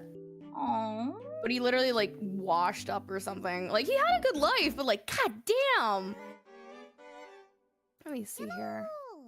Hello, Araki Koyomi. Welcome to the cookie jar. This just reminds me of the one doujin I have of season 0. Have you? I bought a book from AO3, a book of a fanfic on AO3. Like it was Wait, that you can long. Buy books? Yeah, they were selling. They were limited time selling. Hello, Lazy Fox, welcome. They were selling. They had written like a novel ass of a fic. Like it is a actual book length of a fic. And they're like, you want a printed copy? You can get one on my site here. And because they didn't like try to file any, like they went through like personal private printing rather than like trying to serialize it through Amazon or whatever. I think that's how they dodged the copyright stuff. Hi, Lazy Fox. Hi, Hello. Raiders. Hi. We're drawing Hes today. We drew this cute outfit on the left here, and now we're drawing a chibi. A chibi. In that outfit. They're determining what kind of Uzi it is. I don't know if I don't know what a mac is other than mac and cheese. Mac and cheese. I'm gonna say I'm a heathen. I don't like mac and cheese. What? So- like is it just the standard like elbow pasta, or do you just not like anything? with it? I haven't ever had like homemade mac and cheese. Mhm. So the only thing we have in Canada is like Kraft Dinner, and that sucks. Where it's like fake cheese with the macaroni, and like I can only eat like small amounts of it. It tastes gross. I've never actually had homemade mac and cheese, but my family's German, and we make Käsespätzle or Käsespätzle, which is like essentially gourmet mac and cheese. You make little dough balls, right? Or if you're feeling lazy, you use macaroni. And then you take Swiss cheese, fresh cracked pepper, you caramelize some onions. You can throw some bacon in there if you want, right? Put that in a pan, and that's your food. It's Käsespätzle. It's cheese spätzle, and it's essentially the same thing. It just tastes better. It's like, oh my god, if you do find anything in a supermarket up there, because I think it's there in Canada. We have a brand called Annie's that I've never tried, but... Oh, yeah, Annie's. I was about to try and find it. Annie's mac and cheese. Like, it's actually really good. It's really good. I'll have to try that, because I've only ever had KD. Because it's not like... Okay, so the only way I can say it is, like, I think they have, like, a technically sharp cheddar variety. But, like, Annie's mac and cheese is, like, kind of made for kids who don't want the very... chemically sharp, strong taste of the Kraft Dinner. Because it's like all powder. Yeah. Annie's is technically still a powder, but it's kind of like a light cheese. Like it's a light flavoring. Okay. Think like it's almost like a light Alfredo pasta kind of thing. Like a little drizzle kind of thing. Okay. But it's very, very good. It's very, very healthy, I think. It's like the healthy kids portion kind of thing. I see. Yeah. And I think usually it's just like one box is one serving, so it's like you could try it, and if you hate it, never touch it again. Ah, yeah. Most off-brands are closer to that description of Annie's. I see. Yu-Gi-Oh! Mangaka went out like a hero saving others. Oh, he perished helping other people. Yeah, I think he went like out like he goes like snorkeling a lot. He went like he does like deep dives or something. Oh. I think he was like helping somebody. He went out like a hero, truly. I wish I had bought like his art books and stuff like that. And I'm so glad he I'm so glad he got really successful with Yu-Gi-Oh! And he's the creator of Yu-Gi-Oh! Just because Konami is Konami. And Konami, obviously in like the 90s and 2000s with Yu-Gi-Oh! A lot of like the Christian panic thing was going on. Yellow. So they had to censor a lot of cards. And be like either cover the breasts or just cover them up. Yeah. And as, you know, time went along, they still kept doing that. And I don't know why. Because it's like, nobody's really going to give a shit anymore in like 2015 or anything like that. You know what I mean? Yeah. But Kaz drew like 20th anniversary, like very detailed art of like Black Magician Girl and everything. And obviously like her little boob window was out and everything like that. And Konami's like, yeah, we're gonna bring these over stateside and censor them. And he's like, if you censor my shit one more time, I'm going to actually, like, just give up everything. And you're not gonna get anything more from Yu-Gi-Oh! Ever me again. You perish. Die. Die! So they're technically, like, Japan exclusive, I think. Or, like, very limited in the US. And I'm like, I appreciate that so much, brother. But also, I really would have liked that card. I really would have liked that card. Yeah! What a move. What a Chad move. I think it's a rumor. Well, that's the best rumor I've ever heard because it still gives me ultimate respect for him. Even if it's not, I still appreciate the dude. He did what he wanted from the get-go. It's kind of like the same with like the easiest way I can say it is the author for Slam Dunk / Vagabond. He just does what he wants and he makes incredible stuff. I still need to watch more Slam Dunk, but Vanille, do you want to know what my my current little hyperfixation is that you wouldn't guess what it would be? What is it? Japanese MMA fighting. Let's go. I saw a TikTok. Like I saw a weird TikTok of MMA? a really hot Japanese MMA fighter. I'll literally show it to you. I'll send it to you in the go. Discord right now. Yeah. And his name's Ren Hiramoto, and I was like, oh, I just immediately went to YouTube. He's so good looking. And I was like, God damn it, if I have to spend $30 on an MMA fight that lasts like 5 minutes, I'm gonna be geeking out of my gourd. I literally said it's my current hyperfixation. That means I just got into it, Snow. I literally saying it current. already. It's current. Most recent. I didn't say long time. I said current. Let me see if I can find it again. There we go. Okay, there's like 3. You all 3. Let's go. They're like fan cam edits, so it's like they're making him so much hotter. These are like from TikTok accounts, and I'm like, and then I go to the actual fights and like nothing fucking happens. Oh, I see, yeah. He has a wife. Do you know how flabbergasted I was? Like, I literally like gripping my desk, like, no, it should have been me, even though it wouldn't have been me. I would have never been able to meet this. It should have been me. Literally. I never get this way over any celebrities, except now I'm just like, I guess maybe like, you know how like some people have like baby fever or something like that? I literally have like man fever, but just for this specific man. I'm like, Man fever. It's like how some people get with like a K-pop idol or like a celebrity. Like, this is my one time I do this. My Leon hyperfixation. There That's we go. staying. That's staying. that's When you're permanent. a Leon girl, you're Leon for life. It's permanent. It can't be fixed, guys. You heard it here first. The only solution is to get me more Leon charms. I have a plush that's gonna be delayed until March. It looks like there's some shipping issues. Oh, do you want to see the new mouse pad I got? It's not Leon, sadly, but Oh, I need to replace... did I send you the So- one that I got of him? And my mom Yes, finally I saw it think and you she's did. like... I have currently, my current mouse pad is Selentatsky from Niji Sanji. Well, ex Niji Sanji. But... Selentatsky from Selentatsky!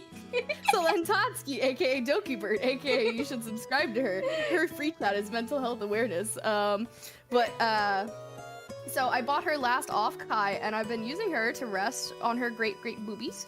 Nice. And I was like, no, I feel bad. I should give her some rest. I've been using her like nonstop for like a year.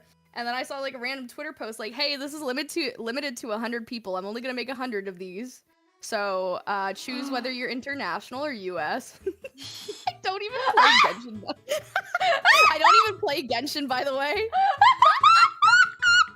You can show it. Can I show it? Okay. Yeah, you can show I it. do play Genshin. I've shown my own chat this. I don't even play Genshin anymore, but I needed this. I do play Genshin. Oh my god. I don't think I can do this. I think this one's too much for me.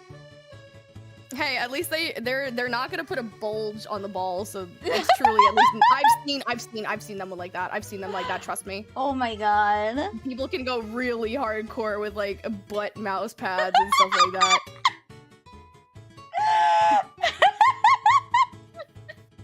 I'm one of the few 100 lucky owners of this. Let's go! I love Risley so much. My friend Clementine are two sides of the same coin. She likes Zhongli and I like Child. She likes Neuvillette and I like Risley. It's like the same dynamic between the two of them.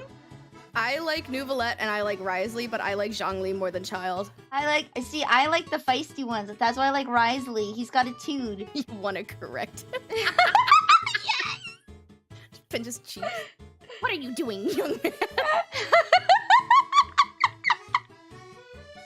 Yeah, she likes elegant men, and I like people who have an attitude but the skills You to like back it up. scrunglies? Yeah, so that's where Leon fits in. He's got an attitude, but he has the skills to back it up. I don't like it when people have an attitude but no skills. I just view them as incompetent. How did you feel about him in Resident Evil 2? Because he has no like clapbacks. He's literally just He's like baby. a puppy. He's absolute baby. I just want to punch him so Did bad. you know that he got really drunk the night before and broke up with his girlfriend? Yeah, in the original RE2, he got Mhm. hammered and broke up. In RE2 Make, he got lost in the mountains on his way there, I believe. Either which way, he's late for work on his first day. He's I such want a to keep that baby! girlfriend thing. I don't know why they changed it. I wish they kept the girlfriend thing. Because how would they market it to women like me? If he has a girlfriend. What? He's literally single. He literally just broke up with his girlfriend. Yeah, but it's the idol thing. It's the idol thing. He's not allowed. But the thing is- That's why he can never have on screen with Ada. Gotta keep the female fans interested. I feel like most fans include Ada. We're cultured, really okay? love But them. some people are purists. Some people are purists. I guess Chris fans don't care because Chris is literally like a whore. Chris canonically literally in RE2, he's like, yeah, I'm in the middle of Europe, fucking hot babes. See ya, Claire. Well, that was code speak for don't follow me. So he said that he's getting hot babes. He could have totally been getting hot babes with Barry, but I'm pretty sure there's a game in between 3 and because Code Veronica is where Claire looks for Chris in Europe. Veronica. I love Code Veronica. Veronica. Oh, I don't want to breathe.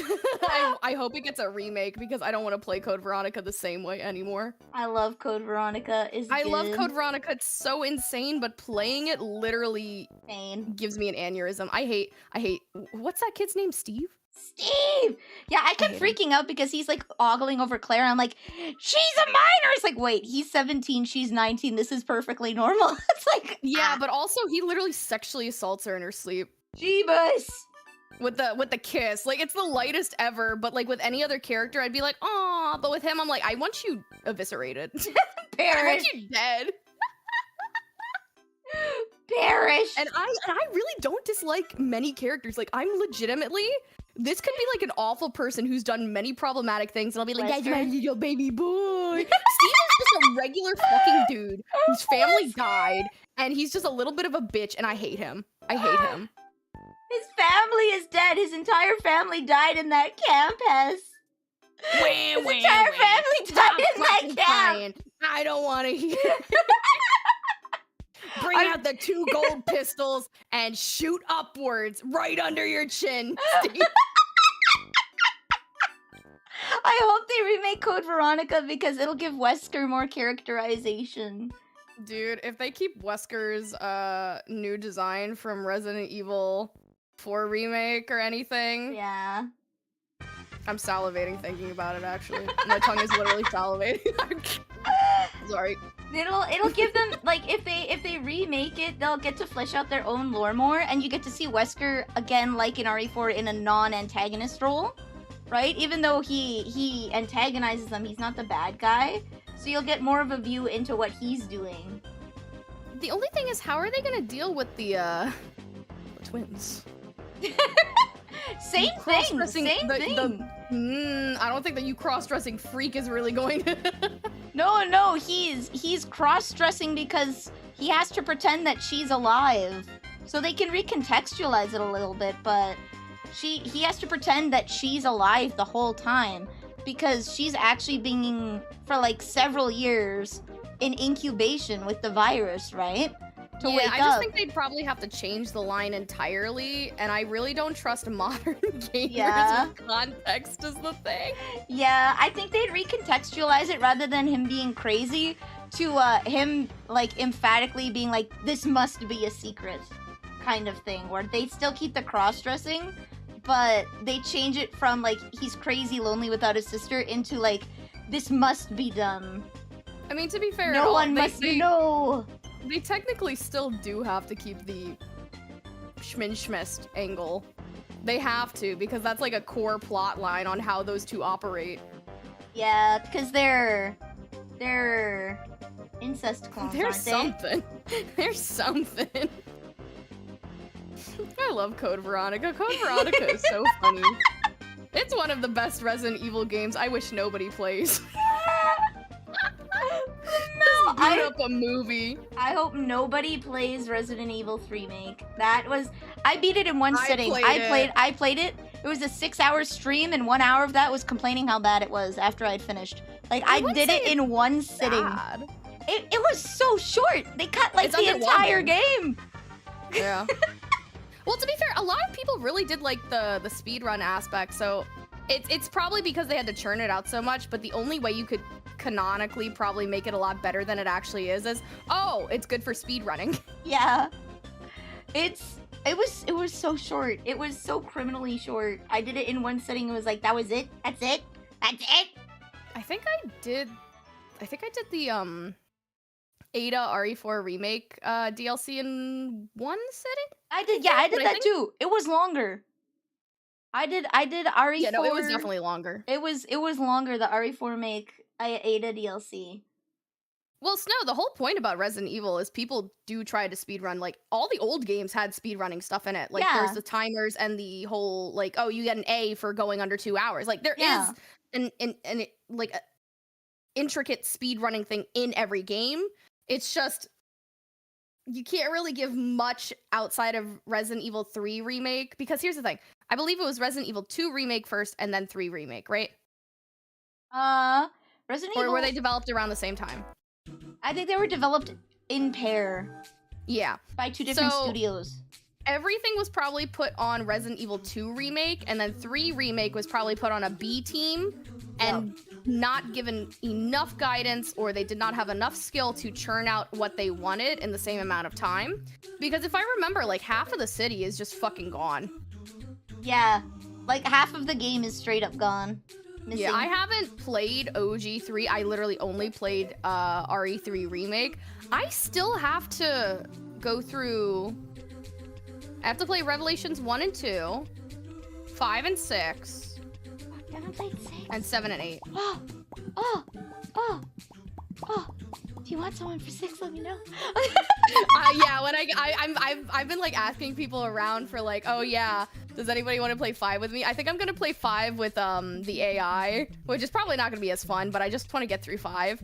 And then if I go to 6, I'll be like, yeah, you could be alcoholic Leon, Vanille, it's okay. Yeah. Well, I think you get to pick who you want to be, but oh man, the blue outfit. 6, Leon, and the blue outfit is peak. This is peak man.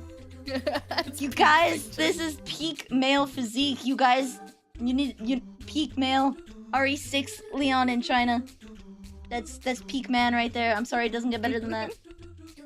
No, Snow, I'm meaning like in the general speed running, not like glitching through walls. That's a very niche subject. You literally get an achievement for beating RE1 make in under 3 hours. Yeah. Like, there's speedrunning categories for under an hour, no glitch, no frame skipping anything, like, just straight up playing the game, but very quickly. Yes. That's, like, actual, like, true skill. And I would say, I've actually talked about this before, I don't really like modern speedrunning. Because old speedrunning was, like, breaking the game to make it what you want, which was technically viable for what you can do. Older games had pixelated stuff, so it was kind of easy to fuck with the systems. Modern speedruns are just clipping through a wall, and it's like, yeah, but also nah. They had one recently for what is it? Ocarina of Time, where if you dodge roll a certain way, you can go straight to Ganon's castle as a kid and bypass the entirety of the game. But like RE1 make, I managed to beat it in like 3 hours and 12 minutes. I never got a sub 3 hour run, but I played it again because I wanted to see how fast I could go. And yeah, 3 hours, 12 minutes.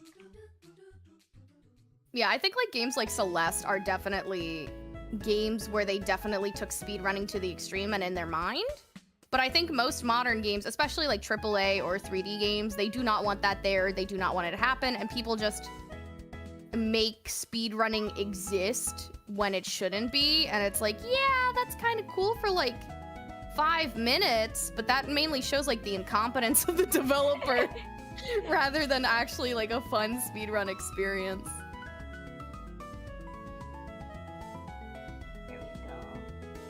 AKA old game's good, new game's bad. I gotta be a boomer. I'm a retro VTuber streamer despite being variety. I play a lot of retro. Old game's good, new game's bad. Same. I play a lot of retro. Except when it's a new Resident Evil. Mostly because I want to experience games I've never experienced before, and I like playing through them as like a series, so I can see like the development of a game as it goes through and like the change in direction and whatnot. So I did play like 1, 2, 3, New Vegas 4, right? Because I wanted to see how the game direction has changed over the course of the whole series, right? And then Resident Evil, I played the 1 make. I 1 make, 2 make, 3 make, 4 make, 5, 6, Code Veronica, 7, 8. I need to play OG 1 and 2. I said I would do it, but there's like other, like I technically played, you know, like 1 and 2. So it's like, at least those are fundamentally like very well done. So I was like, oh, I'll do the OGs one day, but then there's like other retro games I want to play. So it's like, Yeah, there's so many games. also Sonic Adventure 2 speedrunning, that's definitely, that game's a mess and that's what makes it so fun. I remember playing like Sonic Adventure and Sonic Adventure 2. Those. Oh yeah, I was supposed to play Sonic Heroes. I love Sonic Heroes. A lot of people apparently don't like Sonic Heroes that much. I love. Because it gets very tedious. It's like the same game 3 times. It is, but you get what you get when you're a kid, okay? The Sonic fan coming out. I love Slop. I love the Slop. same game 3 times. Actually 4. Oh my god. It is, yeah, because you have to play through Sonic, Knuckles, Tails, the bad guys, so that's one? Rouge, Yeah. Omega, Shadow, then you get the Crocodile, the Bee, and the Gecko, and then Amy's squad. And then I think there's an extra thing you do as Sonic after you've beat all 4 of the routes. I think. I'm correct. Okay. If I am correct. The day I go to Sonic 06 is the day I'm going to want to tie a noose in my room. Yeah, I don't know if I can. I own it, Sonic 06. I don't think I could play that. Oh yeah, I need to play Shadow the Hedgehog. I did actually rent that from Blockbuster. Nice. I never finished it. I own Sonic 06. I don't think I can play it. It is literally too broken to play. I think I need to be drunk to play Sonic 06. Maybe that will make me better at the game and not. Well, because I've been known for breaking games. I wish you were there when I broke Nier Automata yesterday, which is a game that like shouldn't be able to be broken, but I like clipped in such a way that have you played Nier Automata? No. Okay, so there's like a moon bunker, and it's like a hub. Yeah. And it's like a giant like space area. So you go in like a little circle around the area. And I went in through a door and it like takes you up to an upper level or a lower level. I went back down to the lower level and the camera like broke.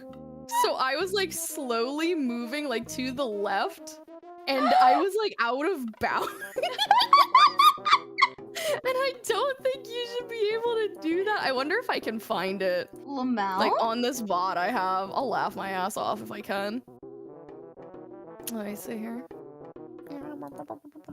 Here's some advice as someone who killed Shadow and still has a functioning copy. Don't go to the Maria mission. The Maria mission? I know the lore of Maria, but I don't know. The new movie's getting made. I wonder how many people are gonna be like screaming about Maria like getting shot down and the little kids who don't know anything.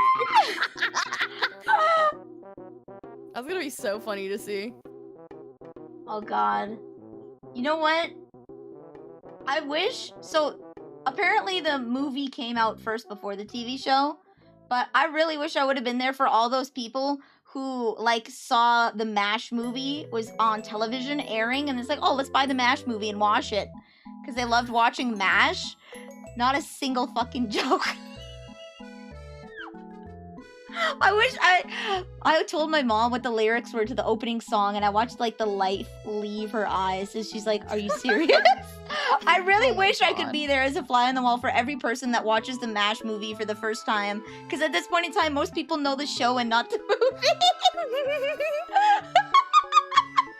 Truly the best thing ever. Let me see. I'm trying to find it. I don't know if it was this time or last time. Shit. Because I really broke this game, and I don't think you're supposed to be able to break this game.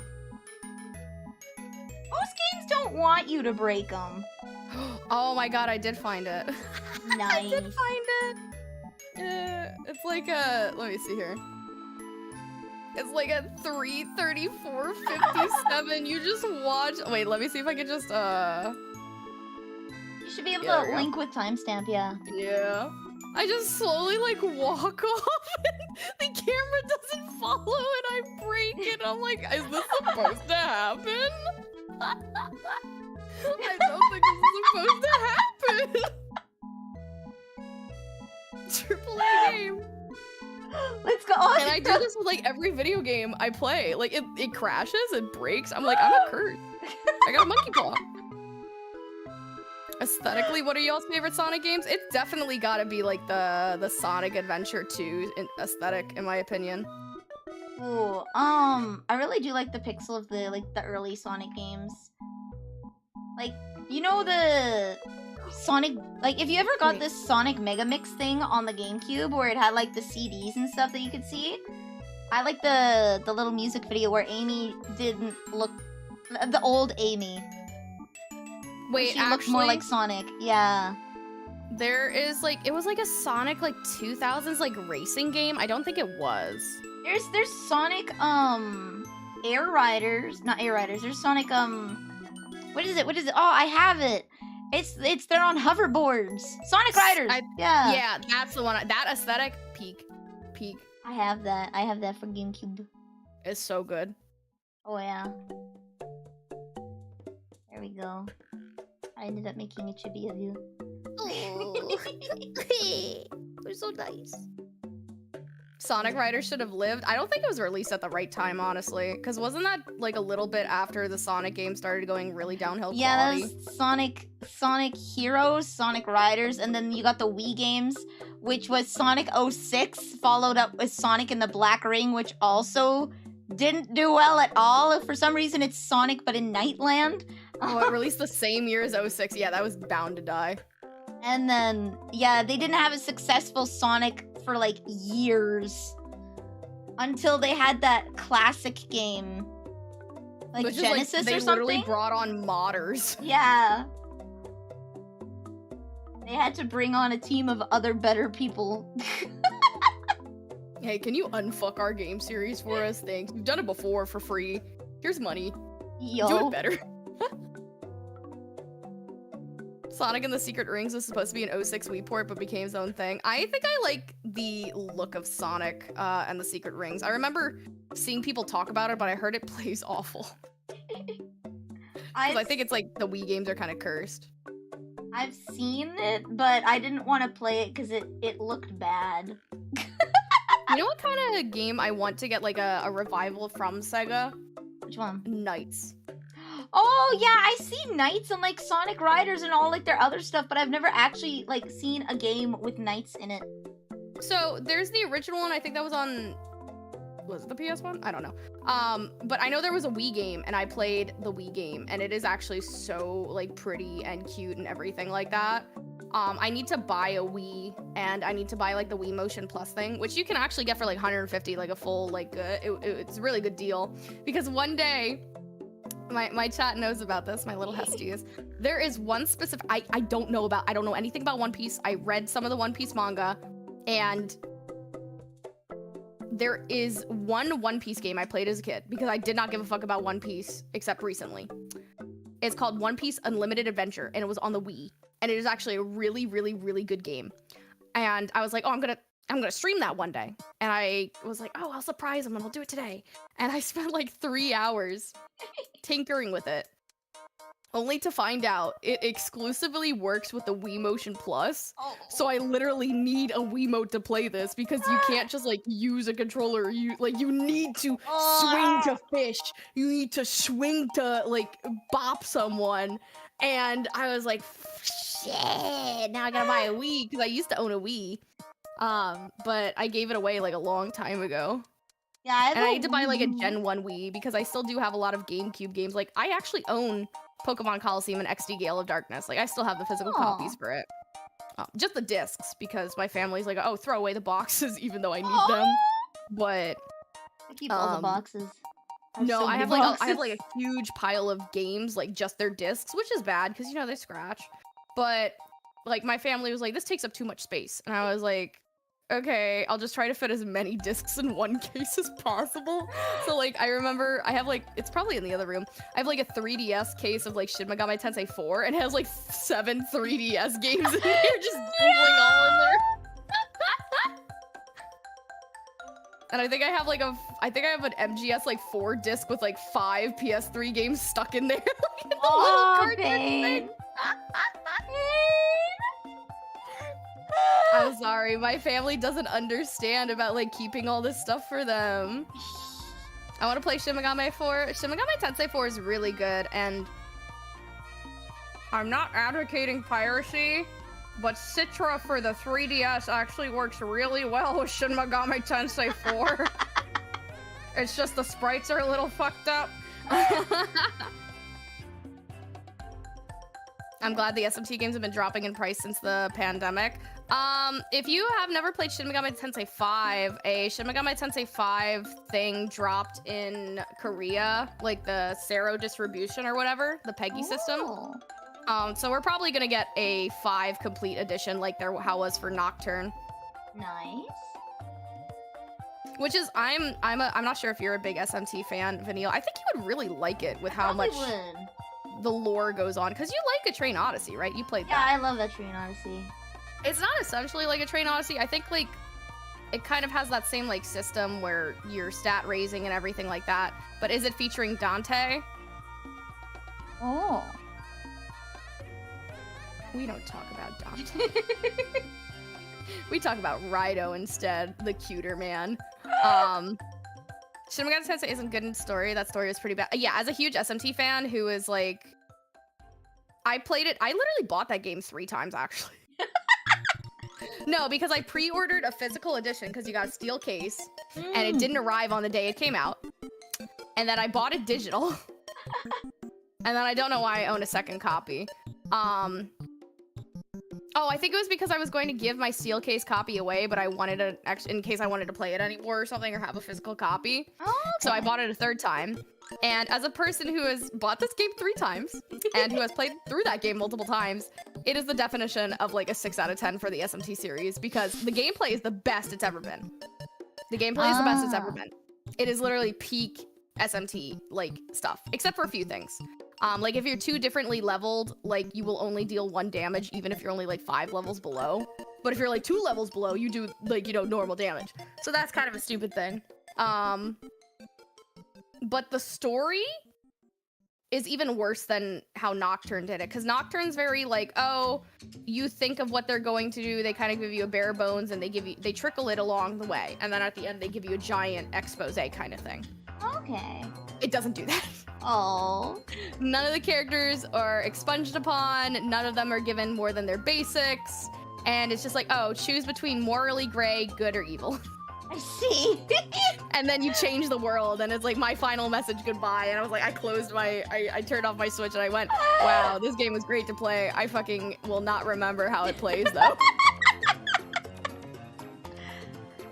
Oh, pain. I'm a lore nerd. See, I didn't have many consoles, right? I only had Nintendo for most of my life.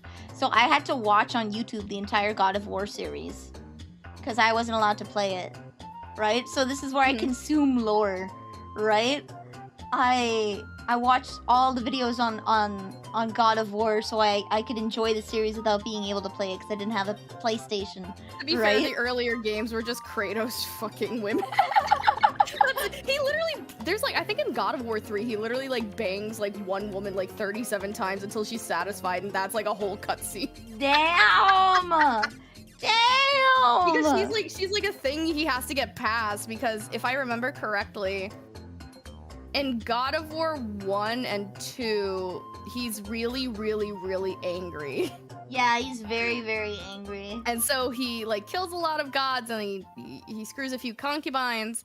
And then in God of War 3, it's the whole deal with like his wife and his kid. Yeah. And I think his like wife's dead or something like that. I forget the whole lore, but he goes through Aphrodite, and Aphrodite's like, hey, big boy, I'm really pent up. You're not getting past me until you fucking silly hot milfs in your area. And so he does it.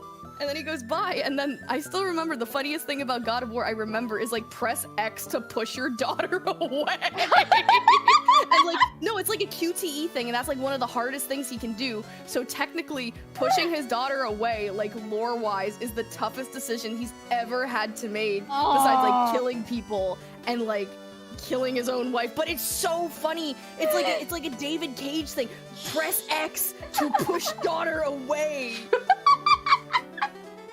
But the lore's still goes hard though. Like that's the thing you're The trying to lore go. goes hard. The lore goes hard. That's what counts.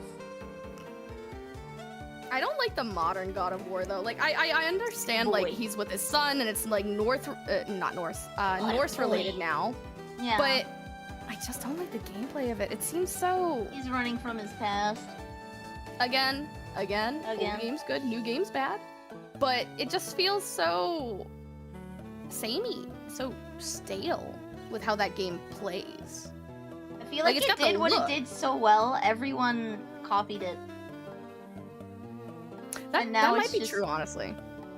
Standard. Well, to be fair, I think haven't they had like this is like what the third? There's a new one coming out, like a third like new God of War. Yeah, I think so. Because they have to expand upon the story still. Yeah, and I like looked at all the gameplay for them, and I'm like, this just feels like the first. Like they didn't expand it more. Oh, it was a DLC. Okay, then that's why. I thought it was like a totally new game. But like I look at Horizon Zero Dawn, and I look at the new God of Wars, and I'm like, these look boring. When you make such a perfect gameplay loop that everyone has to copy it. We need more crazy gameplay. We need more weird shit. Can I have weird shit instead? Let's Can we have go. weird indie horror games like Siren again? Can we have more Rule of Rose but without the that Italian man faking everything and saying it was a predatory game when it wasn't, and then thus tanked that game's sales? Please. Oh, I could talk to you for like hours about that Rule of Rose thing. It's so fucked up because that game is so good. If you want like really intriguing and really like psychologically horror, like just very good women's stories, dealing with like certain matters that are really dark, it's very good. Now, obviously, it's a 2000 game, so kind of like plot devices are kind of bad in certain aspects for how it's done. But it was treated like pretty well with care. So I'd recommend at least watching like an analysis of it or something if you don't, because the gameplay sucks. The gameplay fucking sucks. It's all story, it's all atmosphere, the gameplay fucking sucks. It sucks to play. Oh no! Hey! I do like FF16, but after 15, that isn't a high bar.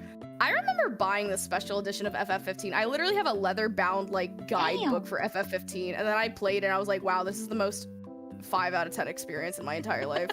But the thing is, the gameplay was so mediocre, but the story, it's literally the opposite of SMT5. Like, the gameplay was so mediocre, but I was literally crying at that campfire scene going, these are my boys! Oh. As me and Harold in 3, the gameplay in 3 was so like I couldn't wait for 3 to be over, but the story that they had with the character that I really liked was like I still haven't played FF16, but all I know about FF16, it's like trying to be Game of Thrones incesty, like medieval fantasy kind of thing, and I'm like, okay, but the main guy's hot and he has a fat ass, so I'll do anything. It was like just one night, the one touch of the boobs. The last numbered FF game I played was 13. Haven't played 15 or 16. I legitimately think, okay, 13 is a decent game, marked behind really bad gameplay choices. I really I like think the you gameplay. I hated how they absolutely locked you. Like, you can grind only so much and then you're forced to progress, and then randomly it becomes open world for no reason. I like the open world stuff about it because technically, that's I wish it was more integrated. integrated. I wish it was more integrated, like, earlier on, rather than, like, you're locked into, like, this linear-ass story for half of the game, and then it just goes complete opposite open world, no direction, and it's like, what?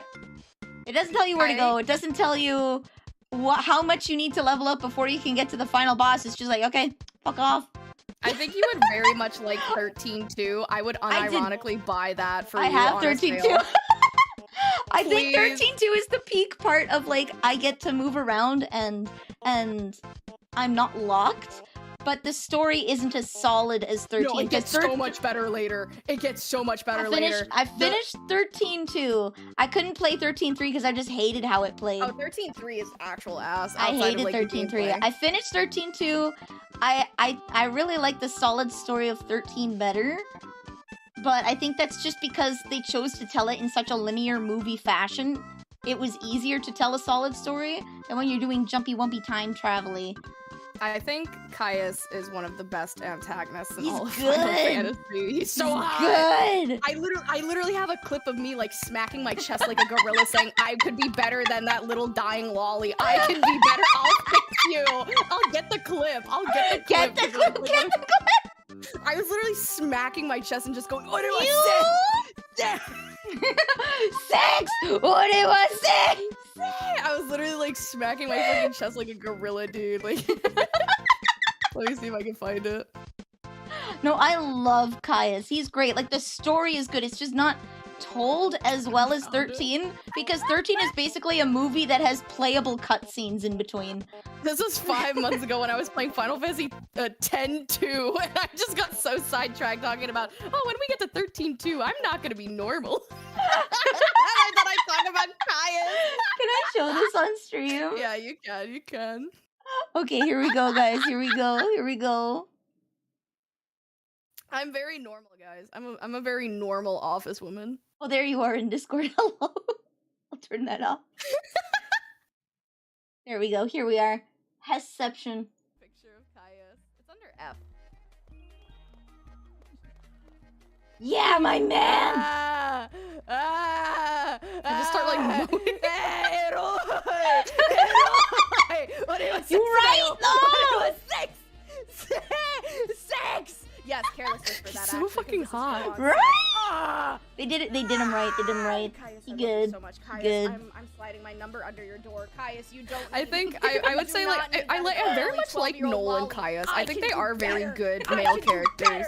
I'm better. My chest hurts from slapping it. You can just hear me slapping my chest, dude. I slapped myself too hard. Ow. Sex! I can do so much better than an eternally dying 12-year-old lolly. Caius. I can do so much better! Oh, that's so good. That's so good. Like, you know, I was so passionate because I was literally like slapping. Like,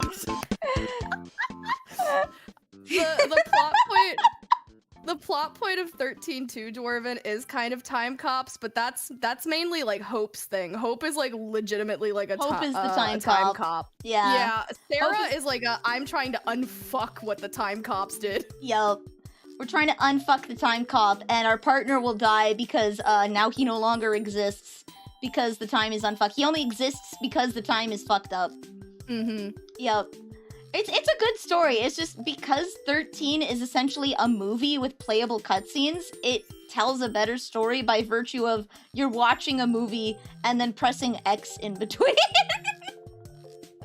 That's the only upper hand that it has in like the story department, is that because it's so goddamn linear, it can tell an amazing movie. I will say though, Final Fantasy 13 fed the lesbian community for the next 20 years because of Vanille and Fang. And Lightning. I have to say this because you played Final Fantasy 13 and I made this connection. Stole my name, by the way. That's where I got my name from. I made this connection. I need to know if you think this is correct. Vanille and Fang are the Fluttershy and Discord of Final Fantasy. Which one's the flirt? Well, you know who's the Fluttershy? That's Vanille. She is. She runs away from her problems, but she's also the source of. She's the sole reason why it happens. Her running away from her problems is the whole reason why 13 happens. Period. No, it's actually a perfect comparison if you know MLP lore. It is. You know Final Fantasy 13 lore. Like, my friend Karen literally said, oh my god, that is actually literally that. So I just wanted to see if other people who played Final Fantasy 13 and know MLP would like be like, yeah, that's them. Fang definitely helps Vanille grow up. I don't know the deep Fang Discord can help lore. me grow up. Goo gaga. Pretty sure they're Arabadia Vanille and Arabadia Fang. They have the same last name. They're already married, guys. Yeah. They're already married. Isn't technically everybody in that village they're in? Yeah, they're Arabadia name. Mm-hmm. But they're the only ones left. Therefore, they're married. Yeah. Yeah, they're married. They're the mama and papa. They gotta repopulate. They gotta repopulate, guys. I hated Snow with the burning path. When I was young, I hated Hope. And then I had watched. a crush on Hope, and I had a crush on Snow, and I shipped hated the two Snow. of them together I because still I don't was like Yume Snow. Joey. I hated Hope, and then I watched Neon Genesis Evangelion, and then it's like, oh, Hope is actually like a really well-written character. He's so well-written, I hate him. Like Joffrey from Game of Thrones, right? When you write a character so well that you incite that rage that you would naturally feel, right? He's a child. He's acting like a child would in this situation. Of course you're gonna hate him. He's not doing what the protagonist would do. Yeah, right? I played the game like as a kid, and I thought he was really annoying, but I had a crush on him because I was like, oh, we're similar in age. And then when I played it again, so it took me like 7 years to beat Final Fantasy 13 because I played a little bit. I was like, wow, this is fucking boring. I dropped it. I picked it up like a year later because I was like, I gotta get my money's worth out of it. Got a little farther. Wow, this fucking sucks. I dropped it. Or it's like I got like soft locked from level. Yo. 6 years later, I'm like, you know, close to being an adult or something like that. And I played it and I finished it. I was like, wow, this is conceptually a very well written game. It has so much depth to it. The gameplay just kind of fucking sucks. I like do a very particular thing. I liked it. I didn't like Hope because he was whiny and I didn't like it, and I hated Snow because he was the complete opposite of like everything's gonna be okay. Like I understand now that he's hard coping. He's hard coping. Snow is doing his best to fight off that dank depression, but he's gotta. His wife, his fiance is essentially dead. Right? Say, he's so hot in 13.3. He's homocore, but he's hot. Dude. Do you know what he looks like in 13.3? No. Let me look up Jesus, Rob. Snow. Final Fantasy 13. He kind of looks like the lead singer of Nickelback, though. Snowvillier. No, who's the guy from Nirvana? Oh my god, yeah! No, he looks like a really crappy Dante.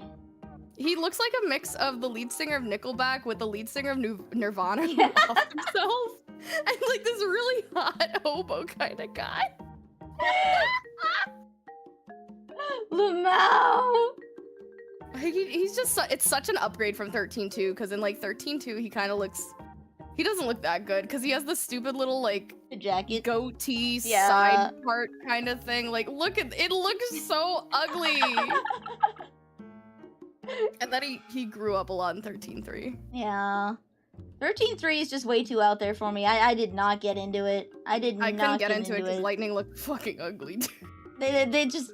I hated the gameplay. I really did like the ATB system, and I felt like 2 is the best rendition of it, but they just completely went out the window and did something completely different. And it's like, no, this isn't the game I signed up for. True. Yeah. I watched Evangelion, and I finally understood that, like, they wrote a child character very, very well, and that's why I hated him, is that he's actually he's such a good character that it made me hate him, because he was acting in the way that a kid would, and not a protagonist. So I have a new appreciation for Hope, and he's one of my favorite characters now. Same with Vanille, right? It gave me a new appreciation for them, because it's like, oh my god, children exist. Yeah, he's only like 14 Yo. in Final Fantasy 13, so that definitely... Because I think Shinji's like only 15, isn't he? Yeah, really, he's like, 14, right around 15. Shinji's He's like a age. first year in high school. Damn. So, yeah, at the same age, they're both unwilling protagonists, forced into a situation that they never wanted, a call to action forced upon them that they have to go with because they will shoot his dad for associating him, so he has to leave. He can't stay Insane where he's mommy comfortable. issues, they go Right? hard. Yeah. He has to leave or his family will die by being in proximity of him. So he has to take up the call to action later on in the game, right? Not initially because he just wants to go home. So, but I really did like Saz, and I still love Saz. Oh, I love Saz. Because- Saz is one of the best father characters, I think, like in Yeah. all of Final Fantasy. Because I love his anger, right? How he gets angry on behalf of his kid, but how he still can't bring himself to kill Vanille. Because like he the sees that she's a subplot? child. Did I see the Choco subplot? The Chocolina subplot? No. Dude. Oh, the Chocolina Hold up. subplot with like in 2. Why there's Chocobocolina? Yeah, so like there's that whole subplot, and like when I played it as a kid, I was like, oh, that's his new mom, isn't it? I thought Saz was gonna marry the Chocobo, and like that's gonna be his kid's new mom or something. 'Cause I was like, Lamau. why the fuck is she a hot anime girl if she's not gonna do anything? She's chocolina with her boobs out. Her outfit goes hard though. It does. It does. She looks like she belongs in a festival. Mm-hmm. Oh yeah. Oh Like yeah. a carnival or something like that. Mm-hmm. I still need to Chocoline. play Final Fantasy VII because I played the remake, and I'm gonna be real right now. I hate the remake. The gameplay like sucked for me. It felt so boring to play. For which one? For Final Fantasy VII remake. Oh, I haven't played either. I want to play both. I don't need know to if play I'd the like. original. It plays like 15, doesn't it? The like 15, 16, and 7 make have the same kind of. Not really. So 7 remake kind of uses that ATB system, but like it's also still like timed. Like it's trying to be like a half RPG, half like real time. So it's like your bar fills up and then you can use an attack or anything like that, or then Oh, you can but you use can't. magic. You can't early cancel like you can in 13 strategically. I feel like it's more closer to Final Fantasy 12 than anything if you've played it. I have not. Final Fantasy 12 is really good on the plot. I think you would like Evil Ice lore a lot. But the gameplay is very... when people say it plays like an offline MMO, it plays like an offline MMO. You can make that game play by itself by setting... Damn. So there's a gambit system, which is basically... It's like, okay, it's like fine-tuning AI. So it's like, oh, if you're over 70% health, you know, keep attacking. If you're under 50% health, you use a high potion. Always steal until steal item. You can set your companions to do like that AI. And it's very, very good, but you can either like break the game easily or turbo farm your stuff. And it's really, really good. But I think you would genuinely love the lore of it. It's Yeah, just, it's kind of broken in some places. Cause it's, do you like political space opera kind of thing? I love all stories. As long as That's it's well literally written, what I it love kind of is. stories. It's like giant pirate space opera kind of stuff Damn. with like medieval like monarchies and everything like that, and espionage and like Ooh. betrayal and all that stuff. So I would highly recommend 12. But I am one of the few people who genuinely loves 12, and I'm tweaking out of my gourd. Is 12 the MMO, the first MMO? No, That that's was 11. 11. Okay, okay. I'll definitely play 12. I love 4. They made a 4 remake on the DS, and the music is peak. Oh, I love 4. I think I have like the 4 side, which 12 original or remake. I'm insane. I own the original 12. I have played that to completion twice as a child. And then I bought, I emulated the 12 international version that only released in Japan. That broke the game in a different way, and then I played that to completion another 2 times. And then I bought the international ISJ version, which is like a mixture of the two, and I have beaten that at least once. I like every single version. Nice. I will find myself a way to play that. I can get it on Steam, the newest one. Ooh, oh, nice. You I know you that. can play it on ×4 speed. It makes the grinding so much easier just playing on ×4 speed. Good. Don't have to do the penny under the analog stick trick anymore. Mhm. I know in Final Fantasy 13, part of the strategy was like you didn't have to wait for your ATB gauge to fill fully before you had to attack. Like you could early cancel to preemptive attack if you wanted to like manipulate the stagger bar. Is that a thing in 7, or did they remove that completely? Like you have to wait your turn. I kind of forget, honestly, for 7 Remake, because I played it a while ago, and outside of, like, the cutscenes and the story aspect, I've blanked on all of the gameplay, mostly. It tells you how much, like, I play Kusoge, I play shitty games. I got to the last chapter of that, and I just stopped. Lamau. I just couldn't deal with it. How many hours did I play it? Let me see here. Forest is goated. There's a reason why we still use Kefka's left to this day. I Forest played it is for so good. 22.7 hours, and I didn't finish Damn. it. I'm literally, like, at the last chapter, and I just didn't have the heart to just do it. You get locked to jobs. Originally, you don't have any sort of lock. It doesn't matter if you lock me to jobs or not. I will lock myself to a job. Everyone needs to have the same XP. I will go and manically grind and kill characters specifically to make sure we all have the same XP. And if someone dies, I will restart the game. I will flash the power off. I don't care how many hours we lose. We all have the same XP. It's kind of funny, because in Final Fantasy 12, when they didn't lock the jobs, some people, if I remember in the original version, were like best suited for jobs that they didn't seem like they would be. Like, I think I made Blathir like a white mage or something because he was incredibly good for it, and he comes out like as a gunner. Like, he's supposed to be shooting his fucking like pistol dude. And then I think I kept Fran as like a red mage or something. Like some characters are suited for like these 1 or 2 jobs the best. You could do them any other way, but it's like it's like min-maxing kind of thing. I did that with Bravely Default, so I got all of you get your characters at 1, 1, 4, and 5. So I had to strategically turn on and off my XP at certain points to make sure I got them at the correct points.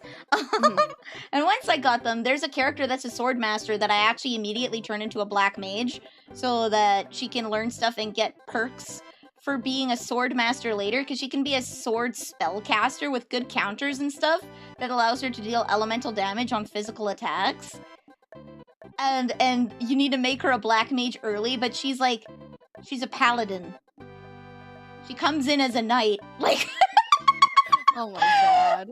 The other thing is she looks really cute in the black mage outfit.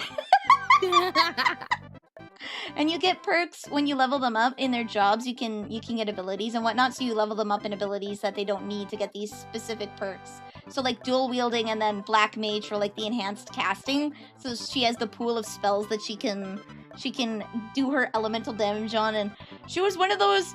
If you've ever played Fire Emblem, where you get that like Aegis Slash, procs, Aegis Slash. I have an attack that procs 5 attacks, and each one of those attacks has a chance to proc my 5 attack pattern. Infinite RNG. Yeah, that was her. She can counter. She can counter anything. I love stupid JRPG mechanics. Another game I'd probably recommend, but this is like PS2 retro, and this you probably shouldn't. Well, you could stream this, but like, I really like Rogue Galaxy because that is actually space pirate opera lore. If it gives you any choice to probably play it, you have a character that joins you who's basically a giant man English bulldog with a giant axe. I'll find him. Please, yeah. I think he's an English bulldog kind of thing, or like boxer. What a man. And then there's Zegram, who's literally just like, if Zoro and Sanji were together and he was a bitch but also a whore. Okay, I think this is more boxer than like English bulldog, but he's like the last character I think you get. This is like such a cool design. Damn, it is. I see where you're getting the furry part though. Here's the whore though. Mad whore, right here. It's the V-neck. It's the same thing with the Leon V-neck. As soon as the V-neck's open, it's like, you slut. You. We can't see it, so we don't know. Okay, all right. Let me bring this up. I remember going on bring like up a Leon. 3-minute rant when I was like telling people to play this game. I was like, you could beetle battle. There's a mini game where you could like capture bugs and they battle each other. All right, I'm gonna Google Leon Kennedy RE6 so that they can see the comparison. Why I say this. Open image, a new tab. There we go. All right, and now's the time for our super special, awesome. I made a sensor. Here we go. So you can't see my bar.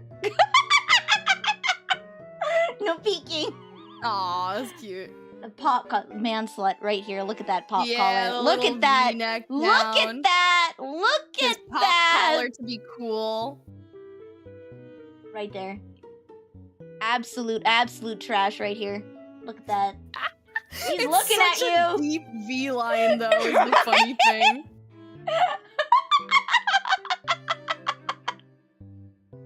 He's truly my man's. I hate him. I love him. I hate him. Oh, it's probably getting late for you, is it not?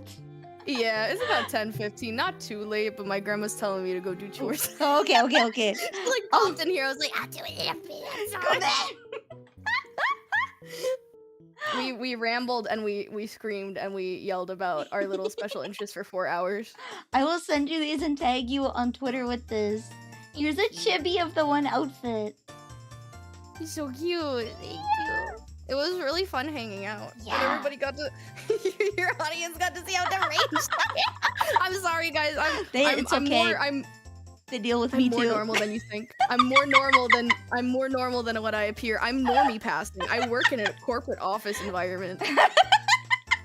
We both have day jobs, guys. She's not. Shut up. Shut up. X'd it out. Don't X it out. Don't X it out. My coworkers think I'm lovely. Both of you are deranged? Okay. Well, if I have a partner in crime, that's fine. Yeah. You know what? I'm okay with that. I'm okay with that. Meat just started. Maybe we should say hi to Meat or Mint. Oh, yeah. Whoever you think, we can say hi to them. I think Mint just went for a pee break. Oh, Meat's just starting to. Either which way, we're waiting. Do you want to see the thumbnail I got when I went on Twitch? Yes. It's us ogling over Leon's boobs. Please screen cap. Please screen cap. I did. I'm getting it right now. I'm trying to see where it is because I just screen capped it. It's literally like us both looking. Let me see if I can get it here. I want to keep that as the screen cap so bad.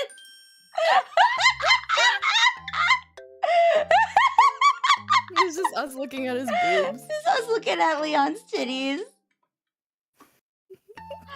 Alright, we're gonna say hi to Mint, guys. Bye bye, guys. What the nini? Bye bye. Piss Bye break. bye. See you. Oatsu cookie. Oatsu.